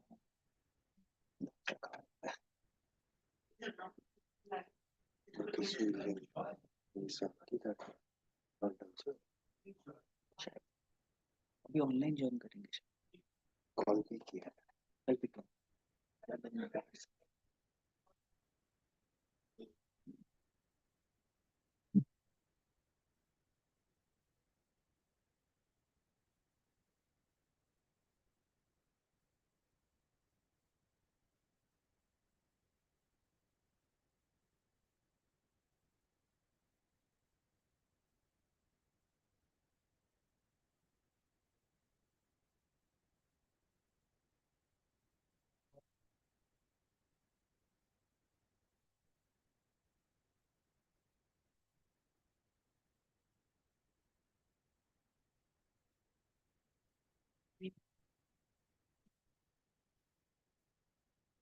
वो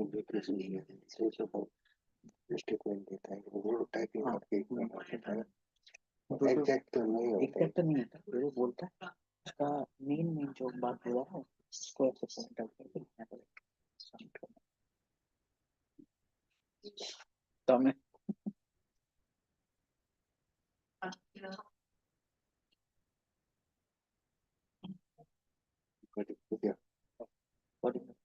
लेकिन मुझे ये रिपोर्ट ना इतनी देर तक कोई और फिर पढ़ेगा तो रिपोर्टिंग के पढ़े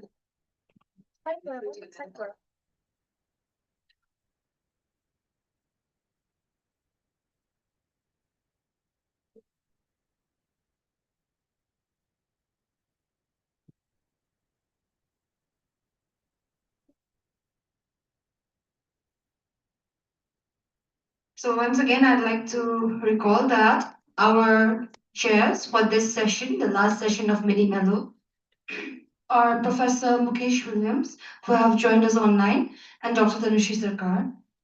To introduce Professor Williams.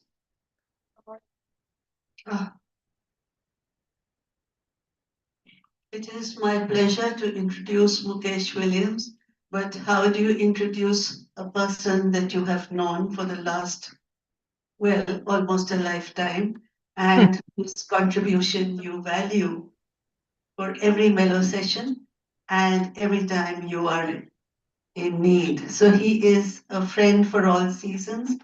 He is a seasoned scholar. And if you start counting his accomplishments, I think we'll be running into the next Mini-Melow. He is internationally well known, published, and widely experienced in India, in Japan. He has been, he is an excellent photographer, a poet, a man of many talents.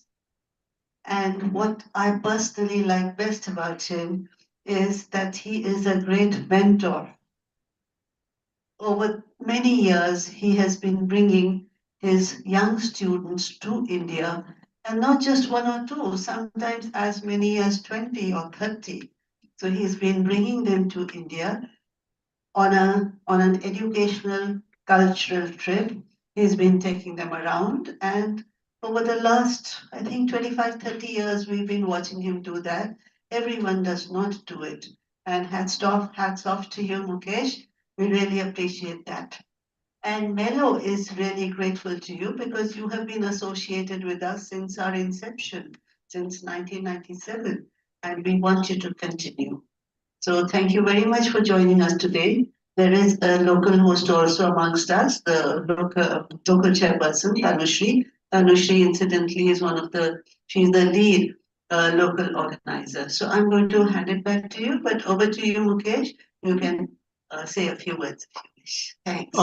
Thank you very much for those. Hello, can you hear me, everybody? Can everyone hear me? Okay. So thank you very much for giving me this opportunity to chair the wonderful session of three speakers. I earlier wanted to say something, but I sent to Manju a short while ago about solitude. If you do have time, I would briefly say something on that.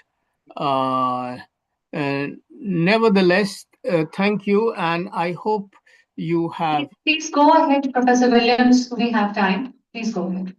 Okay, so I would do that after I ask the questions and after everybody is over. So let me know. But thank you very much. And I think without much ado, we will begin. I have your abstracts here and I made brief comments. So three people will be speaking. Himaira Mayet, can you okay. You are from South Africa, isn't that so? I interviewed your ambassador last week in Japan, Schroeder. So she is fantastic and her interview will come shortly. Debarati Bandyopadhyay, Debarati. I met you. Thank you online. Very nice. And Kankana Roy. So this is a wonderful team and thank you very much. So without much ado, let's begin with Mayet, Himaira Mayet. You are going to talk about counter archives of the dispossessed. So over to you. Okay, greetings everyone. I'm incredibly grateful to be here. I'm very excited to be part of the panel of presenters. Would it be possible for me to share my screen? Please do, please do. I think the technical experts there would help you.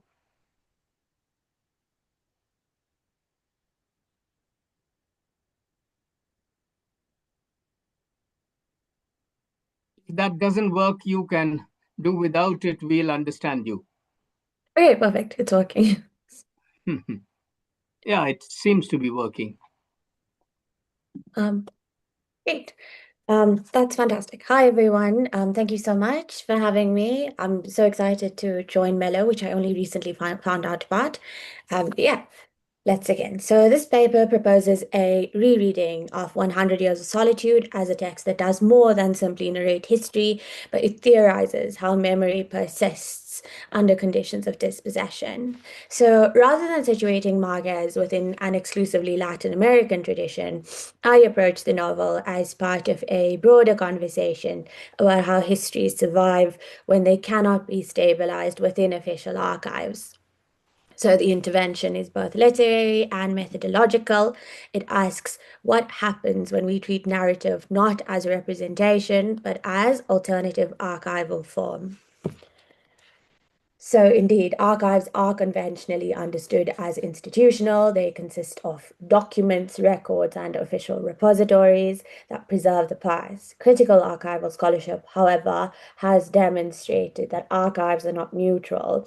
They're selective, structured by power, and deeply implicated in systems of governance. In colonial contexts, of course, archives exclude, distort, and erase histories of dispossession. So the question becomes, if the archives cannot fully contain these histories, where do they persist? This paper suggests that narrative, and literary narrative in particular, becomes one such site. What if a novel could function as an archive? So existing scholarship is highly attentive to Marquez's engagement with Latin American histories of dictatorship, imperialism, and uneven development, particularly in the case of 100 Years of Solitude. They, however, tend to frame the novel as regionally specific. What is less explored is how the narrative strategies resonate in contexts where colonialism is not historical, but really truly ongoing, in settler colonial contexts in particular. Thus emerges a gap in the literature. Marquez is rarely read alongside frameworks of settler colonial memory and archival power. We have to focus on issues like ongoing dispossession, and I have and will later talk about how this resonates with the case of South Africa. However, if we look at something like magical realism, it's been theorized through Alejo Carpentier's concept of lo real maravilloso, locating the extraordinary within the historical conditions of the Americas. But it must be noted above all else that magical realism is not a fantasy, but a way of representing realities that exceed European rationality. So Marquez's use of magical realism is a response to the political violence and authoritarianism among Latin American dictatorships, particularly prevalent at the time. These readings, however, situate magical realism within regional histories, overlooking its broader epistemological implications. So this paper asks, what if magical realism is not a mere stylistic innovation, but a way of resisting dominant modes of organizing history? The central argument made by this paper is that the novel is a counter-archive and that narrative is equivalent to memory practice.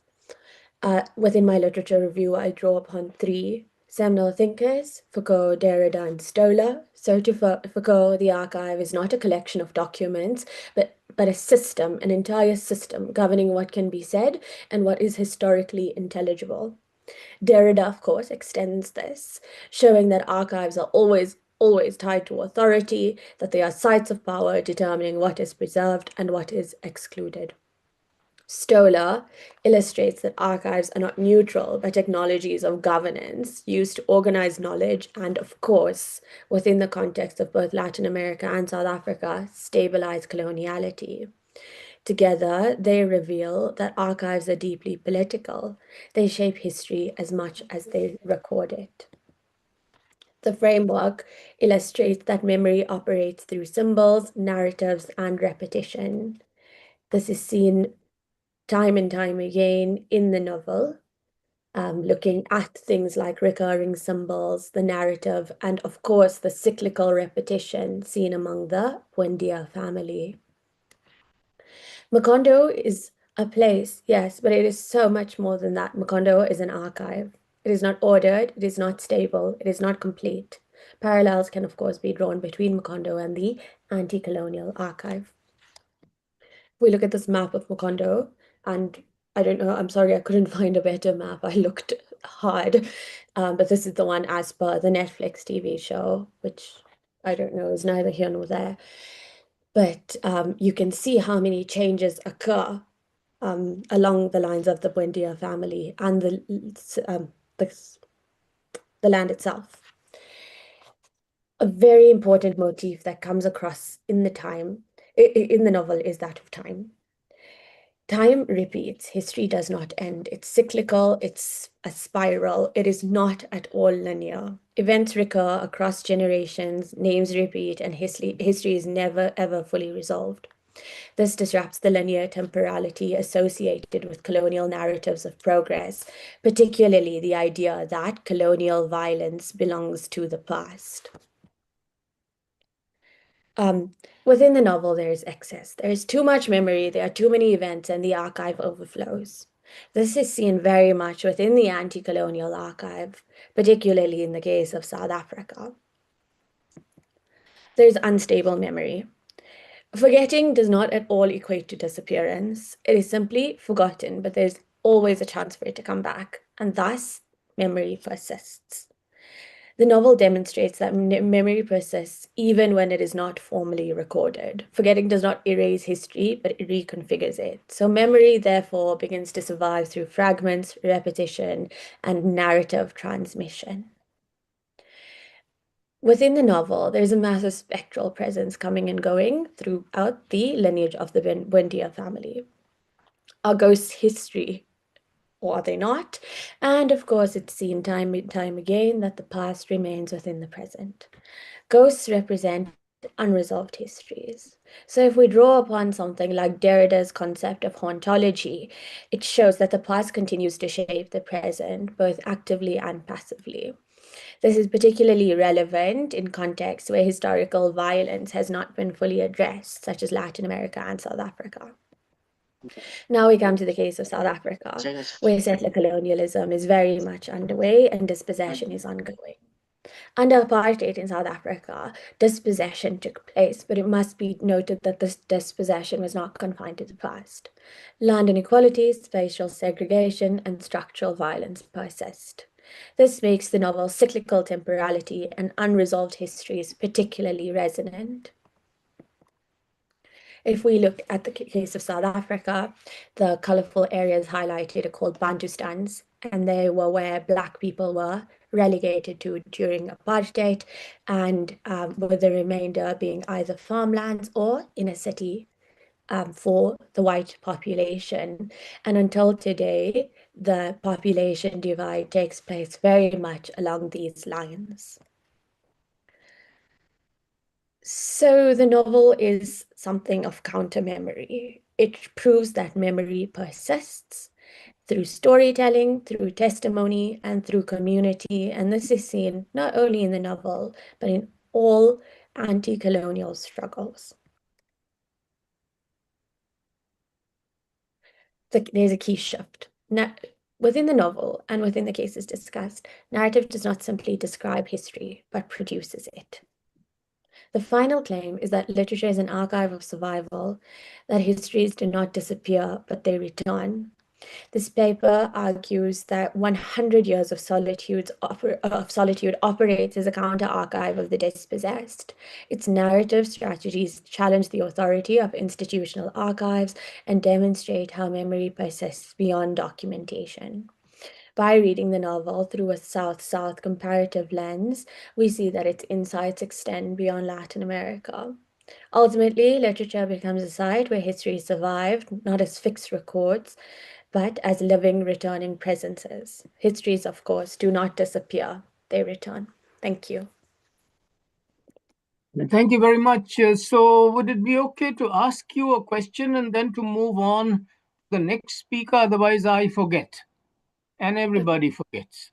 Is that good with everybody? Yeah. Other people, is that good with all of you? Okay.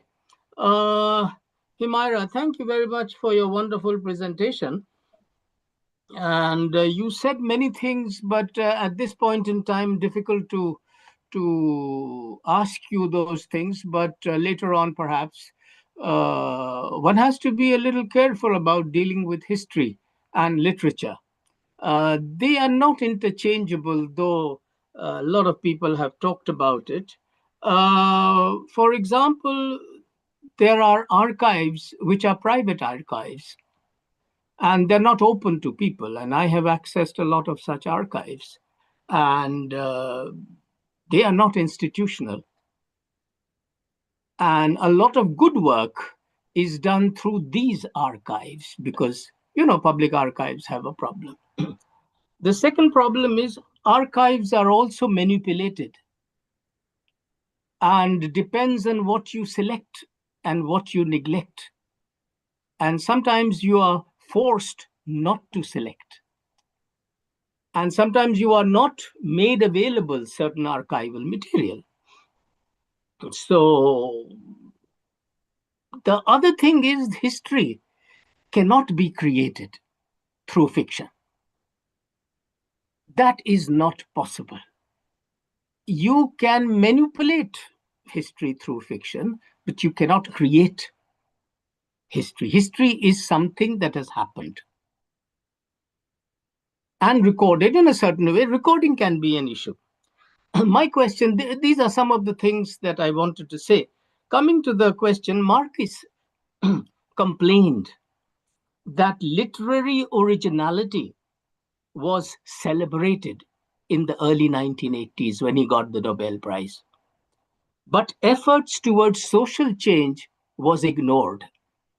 By whom? By the West, by America, by others. So this was the socio-economic temper of the early 1980s. How do you see it as part of South African history? Okay, so I think that attitude very much remains. There's very much a hegemonic approach from the West in all fields, especially literature. And like you said, what Marquez said, and I think that resonates even into the present. And if we look at something like the case of South Africa, where archives were deliberately manipulated. So I talk about Foucault, and he talks about how archives decide what is rendered intelligible and what is not. And certain history within the case of South Africa is simply not rendered intelligible, particularly, for example, Indigenous and Black history. And yes, of course, that brings like vast alterations to the archive.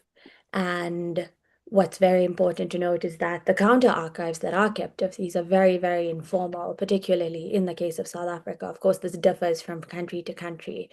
But with my case study of South Africa, the informal archives are really, truly, to a large extent, just oral traditions until today. Sorry, I feel like I've gone on a tangent. And yeah, I think it's important to note that until now, we still have largely Western hegemonic presences in all facets of life, including that of literature. And what Marquez said back then is still very much true today. Okay, thank you very much for your comment. Thank you. Shall we move to the next person who is Debarati? Yes, so you would be talking about the living and the dead, human nature, short stories of Marquez. Please begin. Thank you, sir. I thank the organizers and especially Professor Jaitka for permitting me to present my paper online. And I'm also very grateful to Professor Williams because he's the chair of this session and I always learn a lot from him. Thank you, sir. This paper is called The Living and the Dead, Human Nature Interface in the Everyday World in Select Short Stories of Marquez.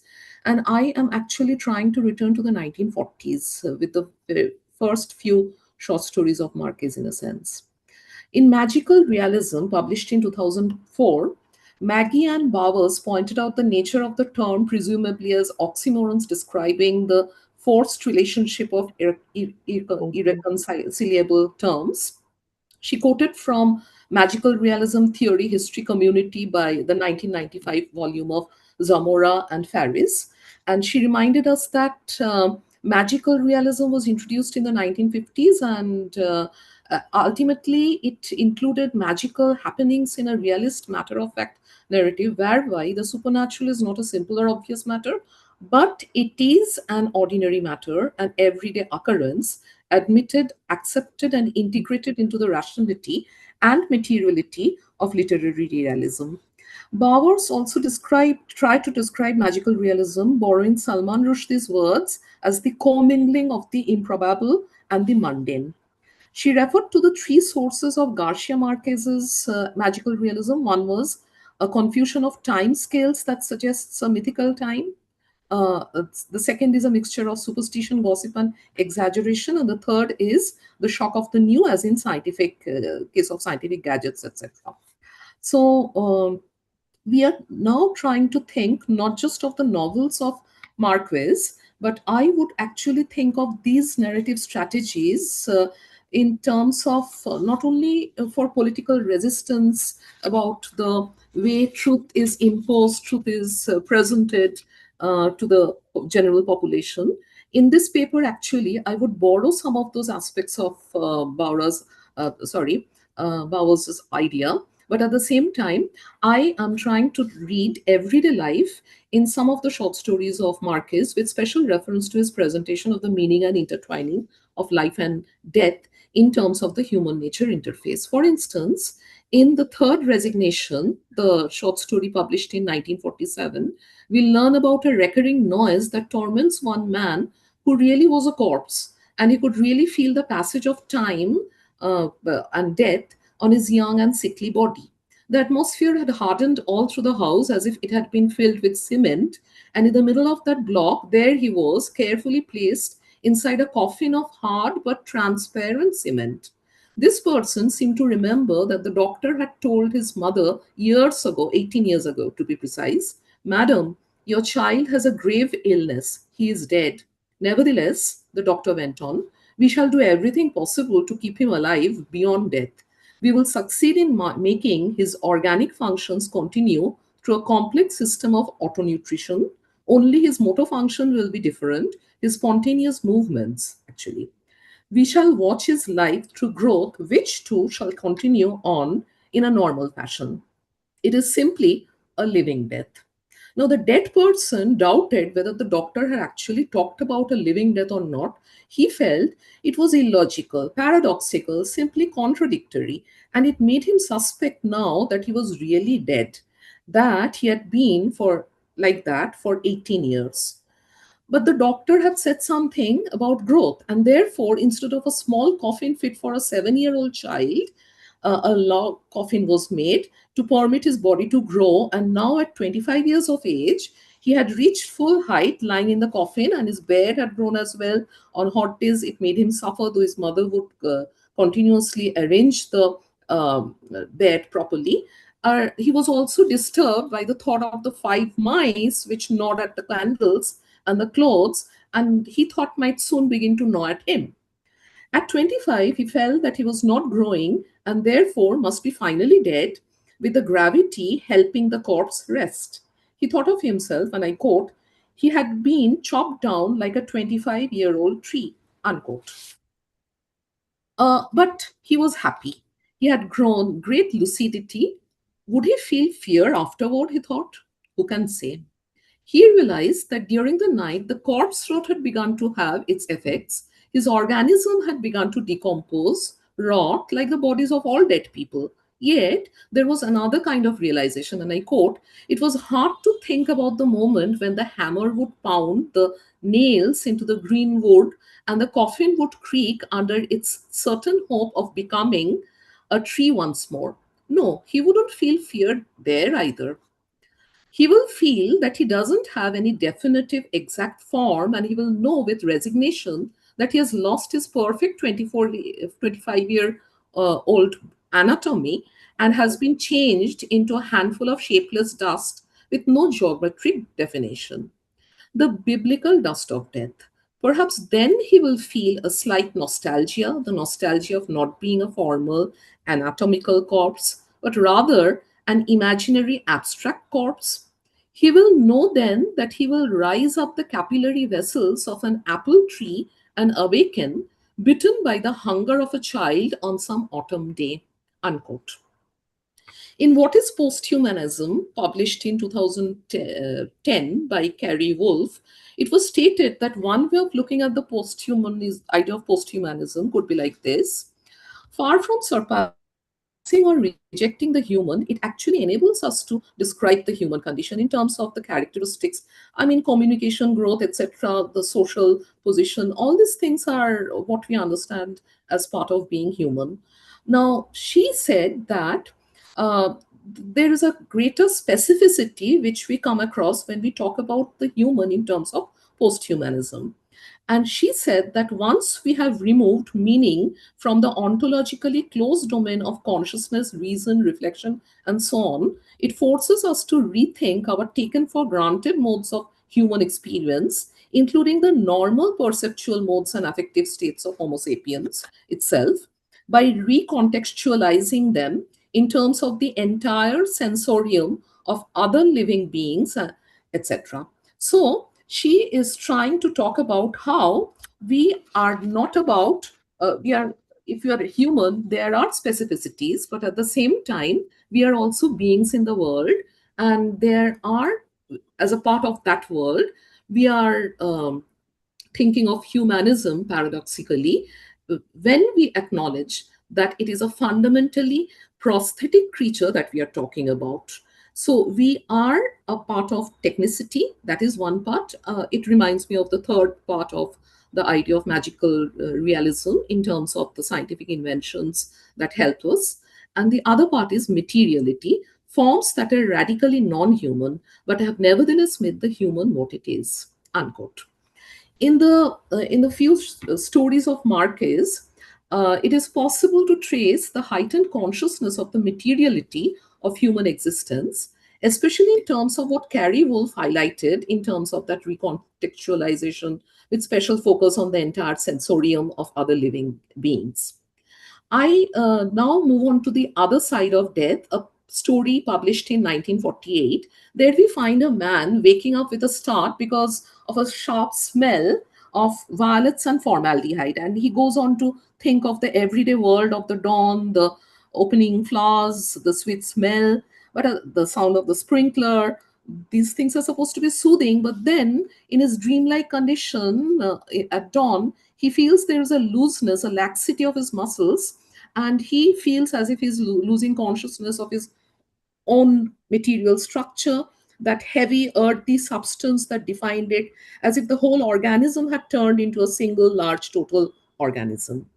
This is a story about death and organic decomposition, where the rot of the corpse could only be arrested by formaldehyde, and he is reminded of a laboratory, and he thinks of a rabbit being subjected to formaldehyde, where first it is dehydrated, and ultimately it turns into a perpetual, eternalized rabbit, formaldehyde for him.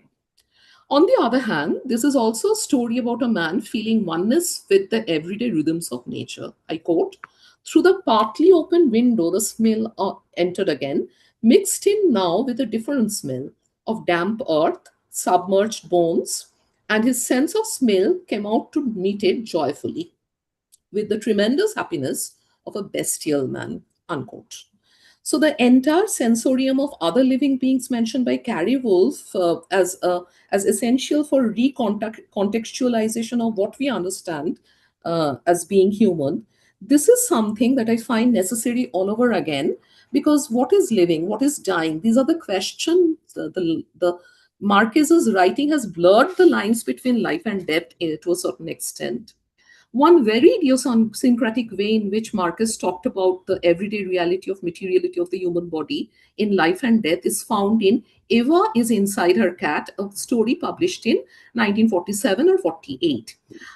She is cursed by her inheritance of beauty, and she suffers terribly like her foremothers, because beauty means that physical pain, a kind of physical pain.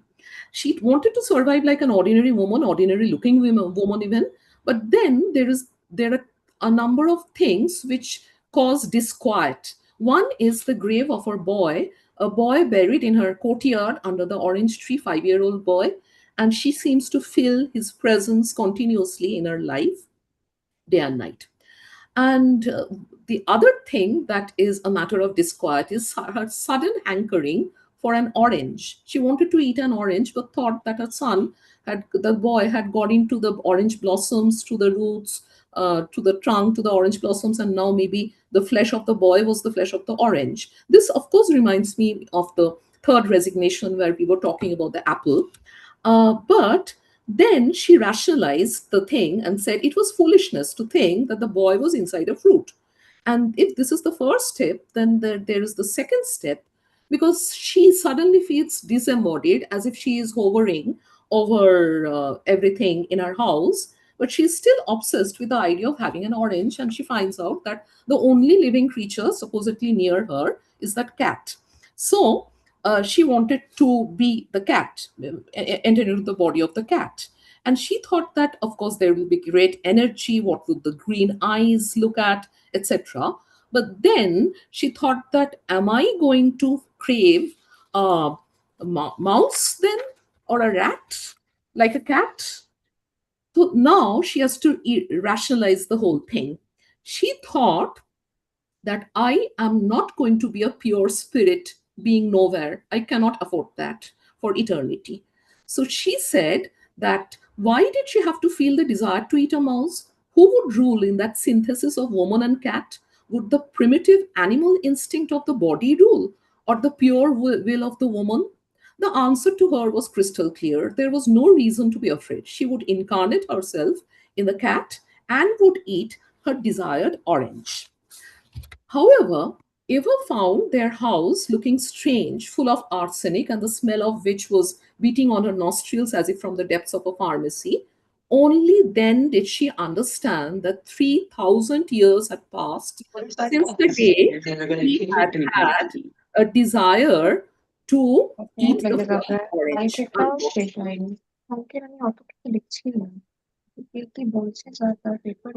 Sir, is somebody speaking? Should I continue? Yeah, you have a minute or so, Yes, Devarati. I'll conclude in a minute. I'll conclude in a minute. So yes, when we are talking about these kinds of situations, the mundane, everyday reality matters, and the corporeal and the spirit, the kind of existence that we think of, the little things in life in terms of touch, smell, etc., the sensorium at work, that matters. Even in the realization of death and its corollaries, the experience of the sensory and the emotional aspects of everyday life runs as a leitmotif in some of these short stories of Marquez, awakening us repeatedly to the meaning of life, and in this world, what it means to be human. Thank you. Thank you very much for your presentation. I have two very small questions for you, and be very brief about it. One, this morbid story that is there, very much there, is death regenerative or just finito? This the is the first way question. he talks about, though Eva at a certain point of time doesn't want to think about it, or rather rejects it, there is this recurrent idea that as we die, we move towards the earth in the form of dust, etc. And this dust is nourishing. Now, this reminded me also of not just magical realism, but also of something like Isabella or the Pot of Basil by Keats. I was thinking of negative capability. I was thinking of Keats, because there also, long ago in 1817 or something, there is in this poem, Keats is showing how the girl who has lost her lover because of her brothers killing him. No, in this story. In this story, I'm talking about the way in which the idea of the dead person's body nourishing the earth and eventually forming the source of nourishment for the living creatures as well. So okay, death and life form a continuum. Next question. Yeah, thank you. The next question is that would you like to read it again? Which one? This story. Which story? I mean, I've talked about 3 stories so far. I'm talking about the other side of death. The other side of death, yes, of course, because he is Why also. would you read it again? I would read it again because there were so many things about which I have not managed to talk so far. Because he is feeling that No. is. What you have not talked about is not. That's not why we read. We read because there is pleasure. What kind of pleasure do you get out of reading a story like that again? I read stories because they tease me with their kind of idea that I can detect some new things every time I read. And in this story, he talks about his twin brother who is actually dead, not about himself. But it is very difficult to find out whether his twin brother, who looks absolutely like himself, is actually a twin brother or his other self, the doppelganger kind of thing. So I would return to this story for the pleasure of finding out as a detective what is being actually meant repeatedly. I mean, I go into my garden and I find new things in it. Sir? So why should I read a morbid story like this? This is my question as literature student. So I don't have to answer it. You okay, don't have to answer it, but please think about it. Thank you very much for your presentation. Thank We have the final presentation by Kankana Roy. Is that right? Kankana. Yes, Konkana. Konkana Roy. So women characters in Marquez memory storytelling. Please begin. Good afternoon, everyone. Respected chairperson. Thank you, Mello and SRM University for accommodating me in the online mode.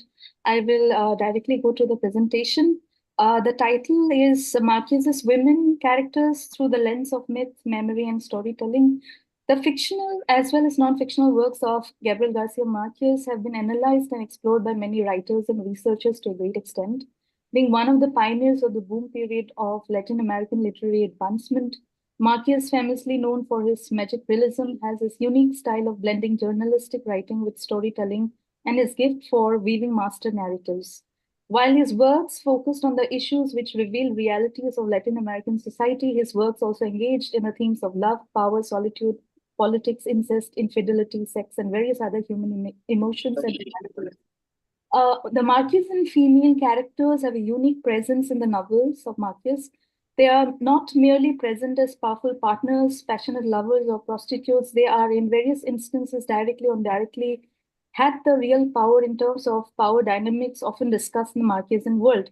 Most of the women characters have a mythical appeal to them in terms of how they lived, what impact they had, and in what way they shaped the histories around them. There are few who made to appear mythical in the way stories are narrated, and in the ways in which memories tend to remember them and color them accordingly.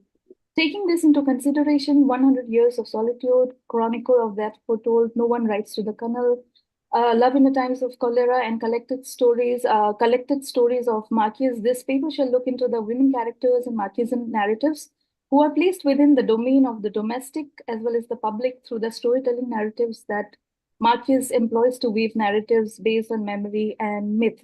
It shall address the differences between how women in the domestic realm gain their power through their presence in terms of quote unquote mind, as opposed to the women in the public domain who are referred in terms of quote unquote bodies.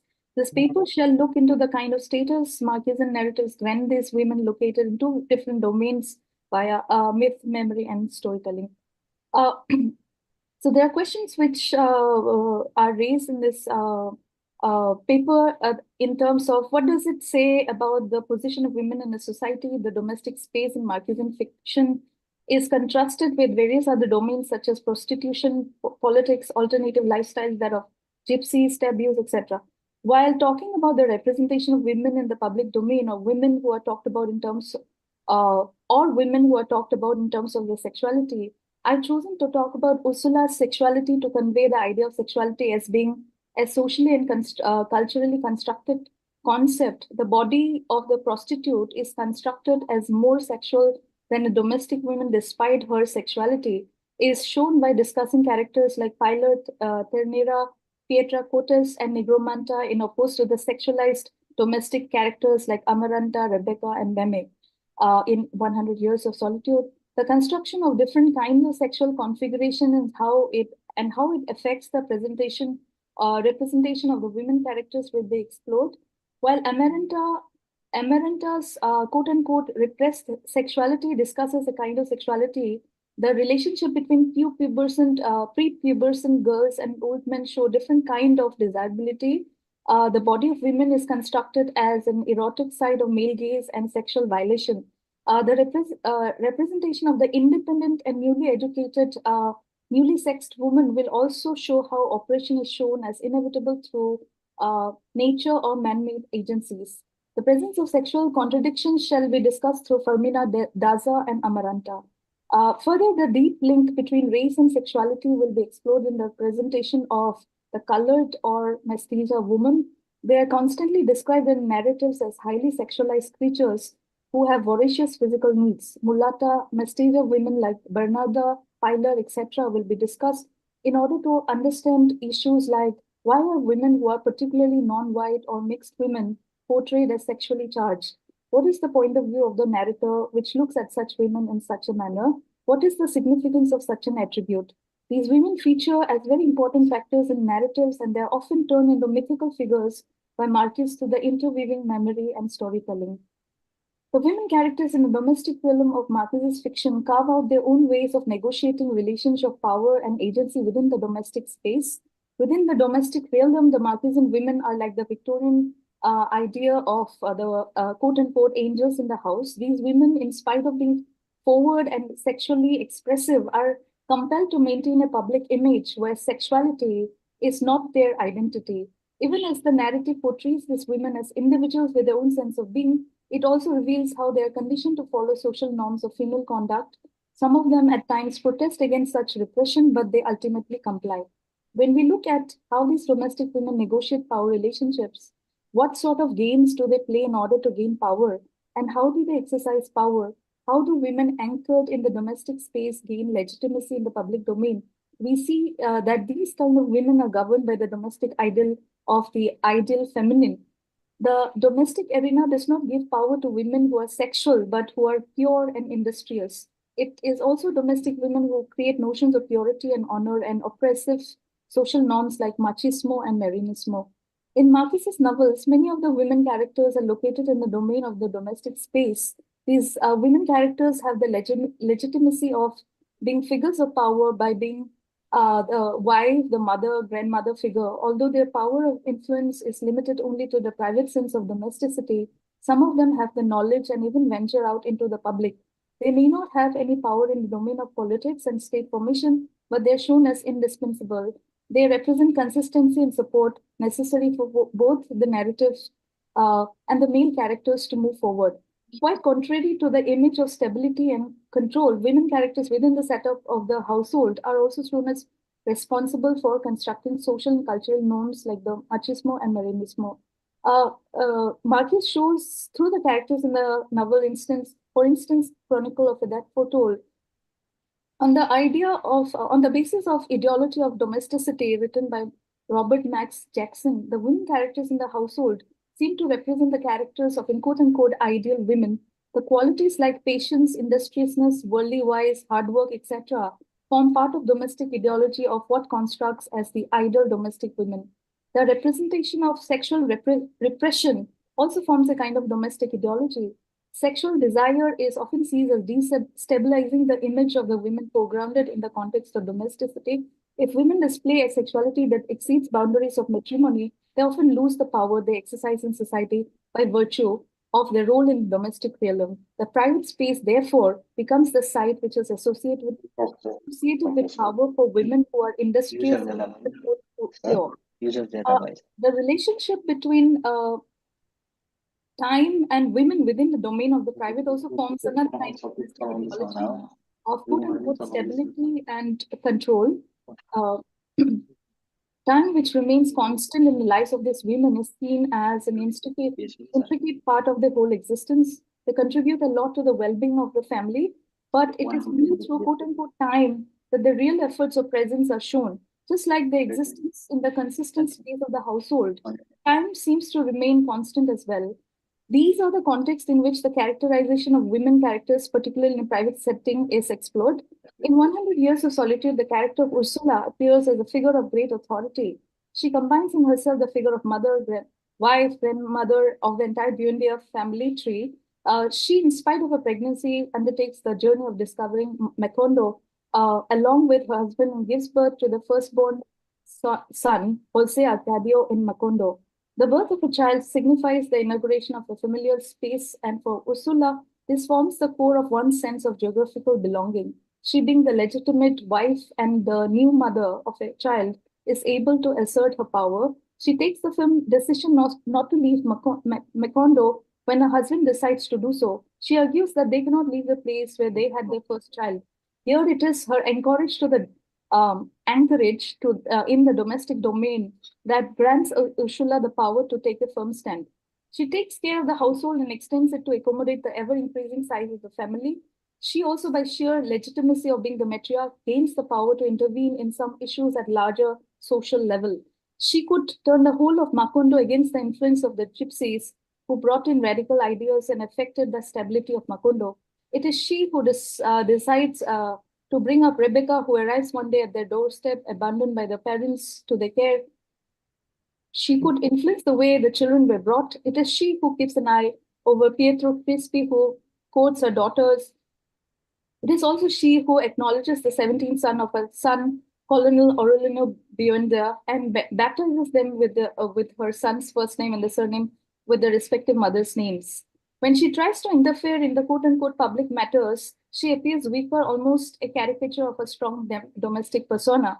The entire scene where she tries to control her grandson for his ruthless tyranny and chases him with a whip is visually comical, and Ursula's power at best seems to be a caricature of real power. She can only chastise her grandson and rule Macondo for a few days, but she cannot make any durable change in the political scenario. In spite of her power in the domestic space and her strength of character, she's not given any power in the sphere of decision-making at the public space. She can chastise her tyrannical grandson, but cannot change him. In another instance, even after she and all the mothers of the revolutionaries in Macondo testify in front of the court-martial, justifying General... Mariana, please get into your conclusion. You've got about 1 minute, 1.5 minutes, okay? So there are a lot of things that I have discussed with regard to the characters of different the mentions of the different novels that I mentioned. But lastly, I would like to say that when we talk about the female characters in a public domain, which characters like Pilar, Terna, and Negromanta and others, these characters seem to be seen in terms of the bodies rather than in terms of the mind, although in the way Marquez represents them, it is also appears like a construct, because Amaranta in that sense also is a sexualized woman, but she's located in the domain of the private. But in the sense, the way she is represented, where she is seen to be the saint-like figure and someone who vows by her virginity and being pure and all. So in the ways that I've tried to read, and I'm trying to conclude here, that both the women representations in these two different domains, and I'll just read out the conclusion. In conclusion, just have a last sentence. You are just through with your time. Yes. So it's like the thinking woman versus the women who are seen in terms of the bodies, and in the way mythical and in a fictional narrative that is woven around their lives is something that that I've tried to actually foreground in the paper, more or less. Thank you very much. Thank you very much for your presentation. I have a short question William, for you. sir. Excuse me, sir. Yes, sir, please continue.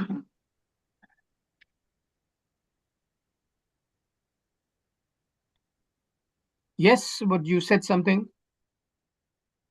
So yes, please continue your question.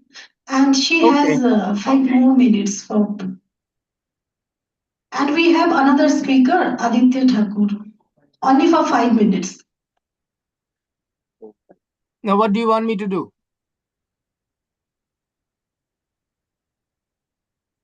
Then, Professor Williams, you could ask Kankana Roy the question you have in mind. We're just Okay. letting you know that there is another speaker. Just give him 5 to 7 minutes. We need to accommodate another speaker. All right. Aditya Thakur. My question to you, Kapna, is women transform the world, and you mentioned it here and there in your presentation. And yet I was thinking, why in Marquez women fail? Sorry, sir, I missed the question. The question. Yeah. You missed the question. I said, why in Marquez women fail? Women fail, sir. Is that your question? Yes. Fail. Okay. Thank you, sir, for the question. Fail. I still fail to sort of understand, like, in terms of what you mean failing. By fail, I mean that the solitude. I would like to talk about it if there is time, but we have a fourth speaker. Fail means that solitude comes back again and again. Debarati talked about that. And it leads to tragic consequences. For 100 years, solitude exists. Why the family cannot be happy? And why women in the stories, the powerful women, some of them, why can't they make the family happy? Women have the power to do so. I will only try to answer. I don't think it is. Maybe I will. Briefly. You don't have to So take over Marquez. Yeah, I think in terms of the characters that I see, they are very powerful women, and they also have a very they are individuals who have a mind of their own, and they have their own understanding of how things should be. But somewhere or the other, I think it also has to do with where they land in terms of, for instance, I'll take the character of Amaranta. Amaranta appears to be in love, but then she refuses. No, don't give me example. Just tell me what you think. I mean, really, what exactly? One sentence. That's it. I think because they are not able to follow up with their own, what they would have liked to, because society at large is also putting them down. That's true. That's true. Yeah. Thank you very much. Thank you for your presentation. We have a fourth presenter. So, Thakur, Aditya Thakur, go ahead. We Good don't afternoon. have your abstract, but please start. Good afternoon, everyone. I'm deeply grateful for this opportunity. My name is Aditya Thakur, and I'm a research scholar at Central University of Himachal Pradesh with the Department of English. I'm presenting a co-authored study undertaken with Professor Dr. Manju Jaidka and Professor Dr. Roshan Lal Sharma.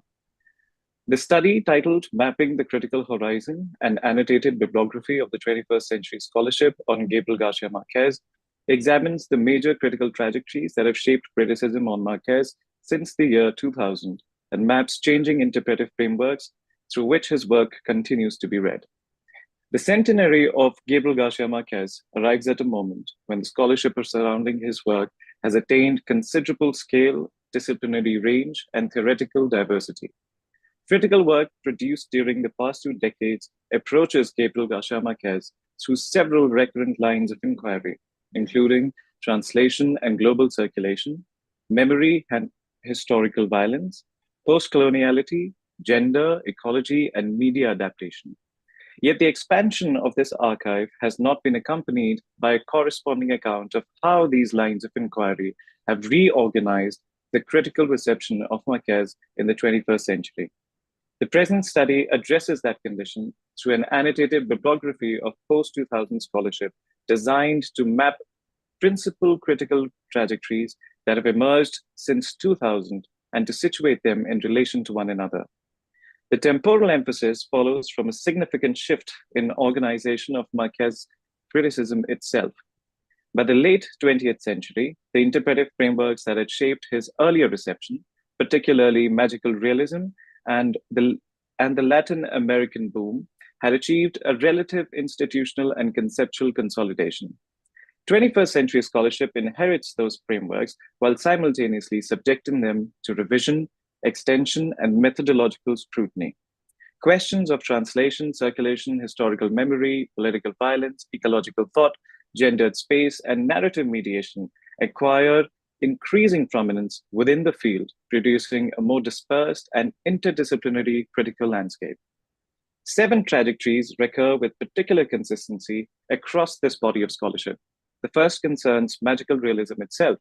Recent criticism approaches the term as historically produced and institutionally circulated category whose explanatory limits require renewed examination. Scholarship in this area studies the relation between narrative form, historical representation, and the global literary market, while also reconsidering the ways in which magical realism has shaped global reception of Garcia Marquez. The second trajectory centers on narrative temporality and form. Studies within this area examine memory, repetition, cyclical time, genealogy, and recursive organization of historical experience. Narrative structure becomes central to discussions of how Garcia Marquez configures individual and collective memory through fictional form. The third trajectory engages political history with analyses of dictatorship, state violence, collective trauma, and Colombian historical experience. Scholarship here approaches fiction as a mode through which historical processes become narratable and historically mediated rather than merely represented. The fourth trajectory emerges through post-colonial and more recently decolonial rereadings that consider the conceptual vocabularies through which Garcia Marquez entered world literature. These studies address questions of epistemology, cultural authority, coloniality, and representation while reassessing the critical assumptions embedded within earlier interpretive models. The fifth trajectory examines translation, canon formation, and global circulation. Work in this area investigates the institutional, linguistic, and publishing networks through which Marquez became a world author and studies the uneven structures that govern literary prestige, translation, and international reception. The sixth trajectory brings feminist and gender criticism into sustained engagement with Marquez's fiction. These studies address questions of voice, authority, domesticity, sexuality, and literary prestige while examining the gendered structures that organize narrative space and representation. The seventh trajectory, increasingly visible in recent criticism, engages ecological and spatial thought. Scholarship in this area reads landscape, environment, climate, and the Caribbean world as epistemologically significant structures within the fiction, extending the field towards eco-critical and spatial methodologies. Alongside these, adaptation and intermedial studies have further expanded Marquez's scholarship through analyses of cinema, visual culture, and transmedial circulation. This bibliography organizes this material through representational selection, identifying studies that articulate these trajectories with methodological clarity and situating them within broader patterns of inquiry. The annotations foreground argument, conceptual orientation, and critical method in order to provide a structured account of present configuration of scholarship on Garcia Marquez. Within the context of Gabrielgarcia Marquez's centenary, such a project offers a means of approaching the contemporary field in its current complexity. The bibliography documents how 21st century criticism has redistributed attention across multiple frameworks, and in doing so, provides an account of the changing terms under which Marquez continues to be read, translated, circulated, and interpreted in contemporary literary discourse. Thank you. Very nice, erudite, very nice. And I mean, I wouldn't have read much of the stuff that you're talking about. And I hope you would, after all this, have your own assessment of Marquez and publish this information. And you are under very good hands, Manju Jetka and Roshan. And I'm sure you'll do a good job. Do not stop at this point. Can complete your work. Thank you very much. Very nice work. Excellent work. Thank you very much. So I would like to speak. I'd like to speak on solitude in literature, and Manju has kindly allowed me to speak. And I have just kind of penned some of my thoughts, and I hope you will bear with me. Solitude is defined as a state of being alone, often by choice, as distinct from loneliness, which is accompanied by pain. So, solitude is an attitude, it's a temper of the times, sometimes of the mind, that shapes the psychological and literary worldview. Solitude in Western literature is seen as an introspective refuge, existential torment, or an inescapable prison. Sometimes it is a catalyst of change. The Latin American concept of solitude is more a reaction to a situation and becomes a part of family and historical isolationism, which is peppered by family curses. So it is not renewal, but regression into a painful fantasy or painful unraveling of the past. Japanese solitude demands a controlled endurance within some kind of a inescapable collective pressure, which is called gaman in Japanese, without escape or transcendence. Solitude in Natsume Soseki Kokoro shows spiritual loneliness, which arises from the betrayal of a close friend. And solitude in Kokoro reflects a cultural break with Western individualism. So, unlike introspection and self-discovery, Wordsworth's communion with nature, or the absurd angst of Albert Camus, Kokoro's solitude is triggered by failed human relationships within a very conformist Japanese world. Sensei in this story fails to reveal his guilt even to his wife, while the narrator hunts for mentors in different generations. Isolation is the cost of modernity, which must be met with what is called stoic endurance, in Japanese gaman. There is no self-discovery in solitude except a melancholic reminder of something lost. In Marquez, solitude is fatalistic, activating a family curse that will culminate in death and destruction. So the romantics like Wordsworth and Keats saw solitude as spiritual inspiration. Daffodils bloom in a bliss of solitude. It's a bliss of solitude, or sensory transcendence, Keats's negative capability. So the modernists like Woolf and Kafka saw solitude as isolated in a crowd, resulting in fragmented consciousness. Virginia Woolf, Mrs. Dalloway, or Kafka, Metamorphosis, Eliot's Wasteland. We know all this. Postmodern authors like Murakami bring despair, which is born out of a future possibility. It may happen. Despair may come in a hyper-real world.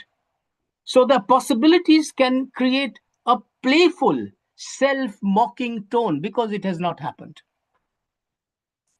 Marquez creates solitude, or what is called soledad, through a curse on the Buendia family, trying to conflate a family history, into Latin American history. unrecognized by the world. So, I mean, unless you recognize Latin American history, that was the main problem.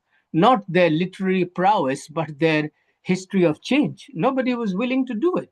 So, in Chronicle of Death, foretold a collective clouding of truth, a collective clouding of truth creates a solitude where any meaningful action is not possible. So, solitude as a path of void and disconnection. Solitude in Haruki Murakami is represented by an introspection on a void. You introspect a void, which makes the inner world disconnected. But the outer world functions very nicely, normally. Murakami's men are isolated singles, cooking spaghetti alone, jogging early morning, frequenting jazz bars, suffering from what he calls unidentified loss in a big city. Unidentified loss in a big city. In Norwegian Wood, the character wanders the streets of Tokyo, feeling lonely and detached, while the protagonist in Sputnik's Sweetheart wonders why millions of people, urban dwellers, isolate themselves when they want human connection. Why do you isolate when you want to like and talk to somebody? So, unlike Western existential fatalism, which is writ large in 100 Years of Solitude, Murakami embraces a passive or do-nothing solitude. I am a desert island, he says. I am a desert island. So they find solace in wells, in water wells, in sheep men. I mean, well, there are sheep men, or parallel worlds with two moons rising. So here we see men without emotional centers, quote unquote, men without emotional centers, coming to terms with receding vitality. They are bathed in the glow of the past. They remember the past because the present is, they're losing the present. The withdrawal of what is called hikomori into a world of melancholic endurance. This creates what is called in Japanese mono no aware. Mono no aware. The sadness of things passing away. Like the falling of sakura petals, sadness of things, beauty passing away.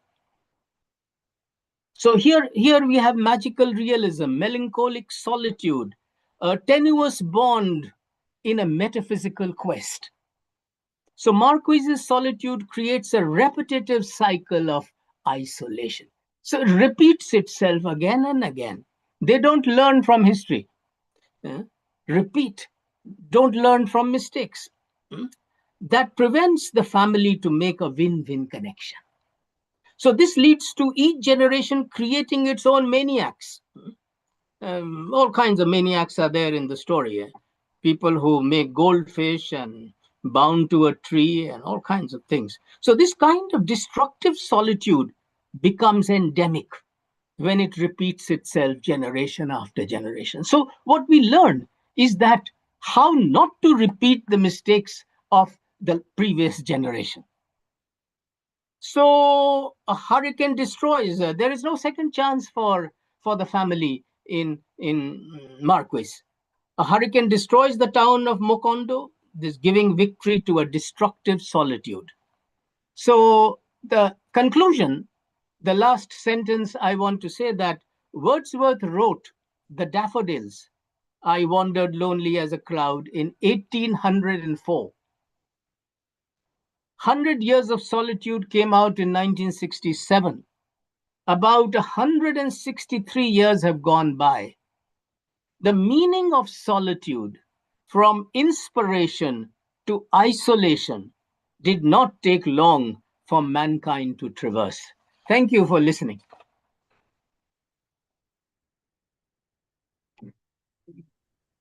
Thank you, Professor Will, for your insights and into solitude, the way Marquez probably would have wanted us to understand. I'm handing over to the co-chair because Tanushri Sarkar, because she will ask the house if there are any questions and she will give her overview. Thank you, ma'am. So now the house is open for the questions. So if you have any observation, any questions, so you may ask it. I think there is no question. So I have some observation, for the first speaker, Humadia, I think she's there.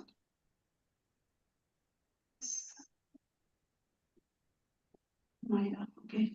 Maya, she's okay. Anyway, so all the four presenters that I have seen that yes, it was a well-structured and organized, presentation. So for the first speaker, especially she was talking about the settler colonialism, and also she mentioned so Macondo is not complete. So if the speaker is there, so I would like to know that if she can explain a bit about Macondo is not complete. But I think she's not here. Anyway, and for Devarati ma'am, and discussion was like living dead. So how different perspectives of death and how human nature is connected. It was an amazing, presentation, ma'am. And for Kangana Roy, she mentioned that male characters are busy with power and ego, and she really, presented in a well-structured way that how women characters are portrayed. And for the last speaker, Aditya Kumar, it is also a well-structured and organized presentation. So this is my observation for the presenters, and thank you everyone for the session. And yes, I would like to add that William Mukesh sir, you have highlighted the solitude in a different perspective in from a Japanese monona very that concept. So it's really interesting, and it's really a new approach, a new perspective that what we can the scholars they can think about that how solitude can be described. So this is a new arena. So thank you sir for these insights.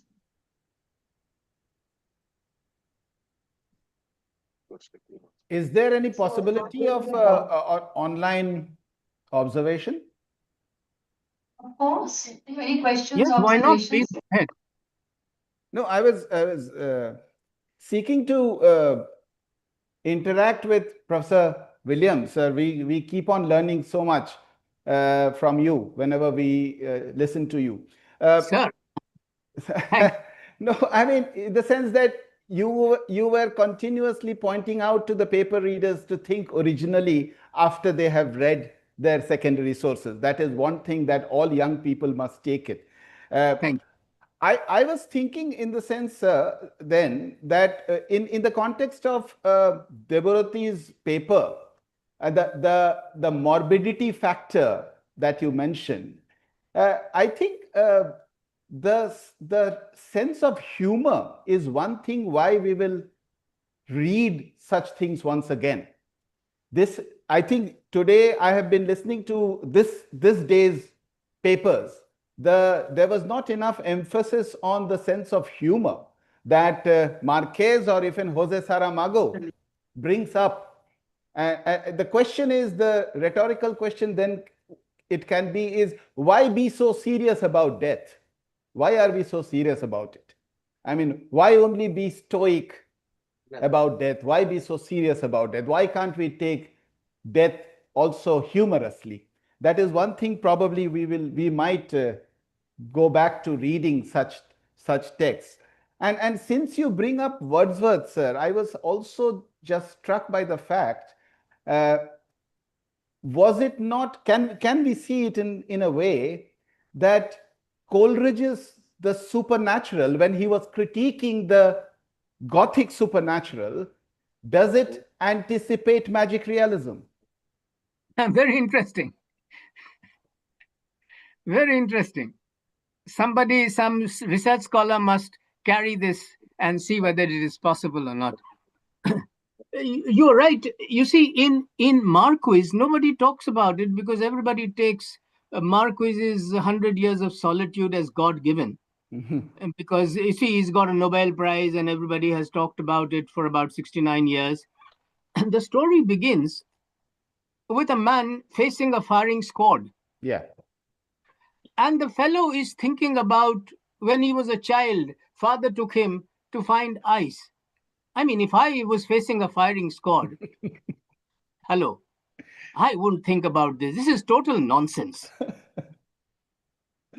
Total nonsense. Now, if it was in a comic mode, I would take it. If it is literature must follow some factual details, it has to be analyzed on factual terms. You can't talk nonsense, you see. It is very nice to involve the reader in a story which begins with violence or which kind of captures the attention of the reader. But this is total nonsense. Nobody ever talks about it like that. I mean, I said, hello, what kind of writer are you? Even I'm facing, I'm saying, which bullet will fire first? Oh my God, I'm gone. There are no thoughts. But I'm thinking about my child. Oh, I'm going to see Isaiah. Hello, I am so fantastic. I mean, that kind of stuff is like Hollywood, you know. It doesn't work. Yes, you're so right. You are so right, Mukesh. And what I like is that you're making these scholars think for themselves. Yeah. Why is he talking about death? What could be the reason? And if at all there is humor, as Sanjay says, is it that black humor? Is it that gallows humor? Or what kind of humor comes in? And the most important point is that you don't have to treat all these writers as God figures. You don't have to deify them. They all have feet of clay. And they can go wrong. I mean, if you had to write a novel like that, or if I had to write a novel like that, I'm sure our readers, the people that we try out writing on, first of all, they would say, "Ye kya likha hai?" Huh? That's what they would say.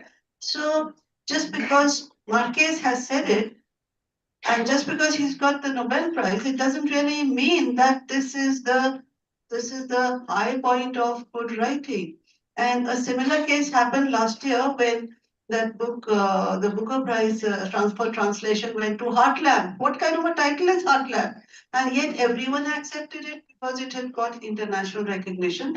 Until at the last conference, Harish Trivedi said, "What kind of translation is this? It doesn't make any sense." And then all of us said, yes, you're very right. Heartland. How do you translate Heartland? Lamb of the heart, maybe, or something else. I mean, you've got to be imaginative, you've got to be creative. You don't say heartland just because in the language, original language, it was like that. What you are doing is literal translation, and because the jury does not know the various nuances, they say, this is good. And we, like dumb idiots, we just accept what the international jury says. So let us exercise our own grey matter and come up with our opinion. Even if it is a Nobel writer, if there is something that jars, why should we hesitate to say so? Thank you, Mukesh, for bringing this point forward. No, Sanjay sir, I think what you said is fantastic. I like that point you made. Very nice. Thank you very much. Thank you, man. Yeah. Thank you, sir. Thank Yeah. you. And Manju, thank you very much for supporting that argument. Thanks a lot. Thank you. So with this, we come to an end, of this online session, and also actually with an end to all the online. I mean, we'll have the valedictory, but that will not be for the online listeners. So thank you all of those, members, delegates, chairs, participants who joined online. Thank you very much. Hope you found it to be an enriching experience. And for those who are here physically, we will have a break now, lunch at 2, and we gather for the valedictory session at 3. So the lunch is on the same place as yesterday, that is the 4th floor. I'd like to request everyone to be back by 2:45. Lunch is ready now, so you guys can go now and have lunch. But please, everybody gather here by 2:45, and from 3 we'll start with our valedictory session. Thank you. Please enjoy your lunch. Thank you so much to everybody who joined us online.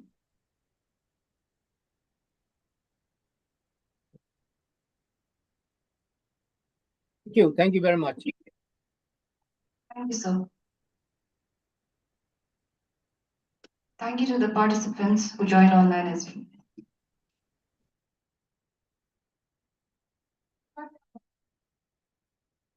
Hey, Pratim ma'am, they are saying that they missed you here.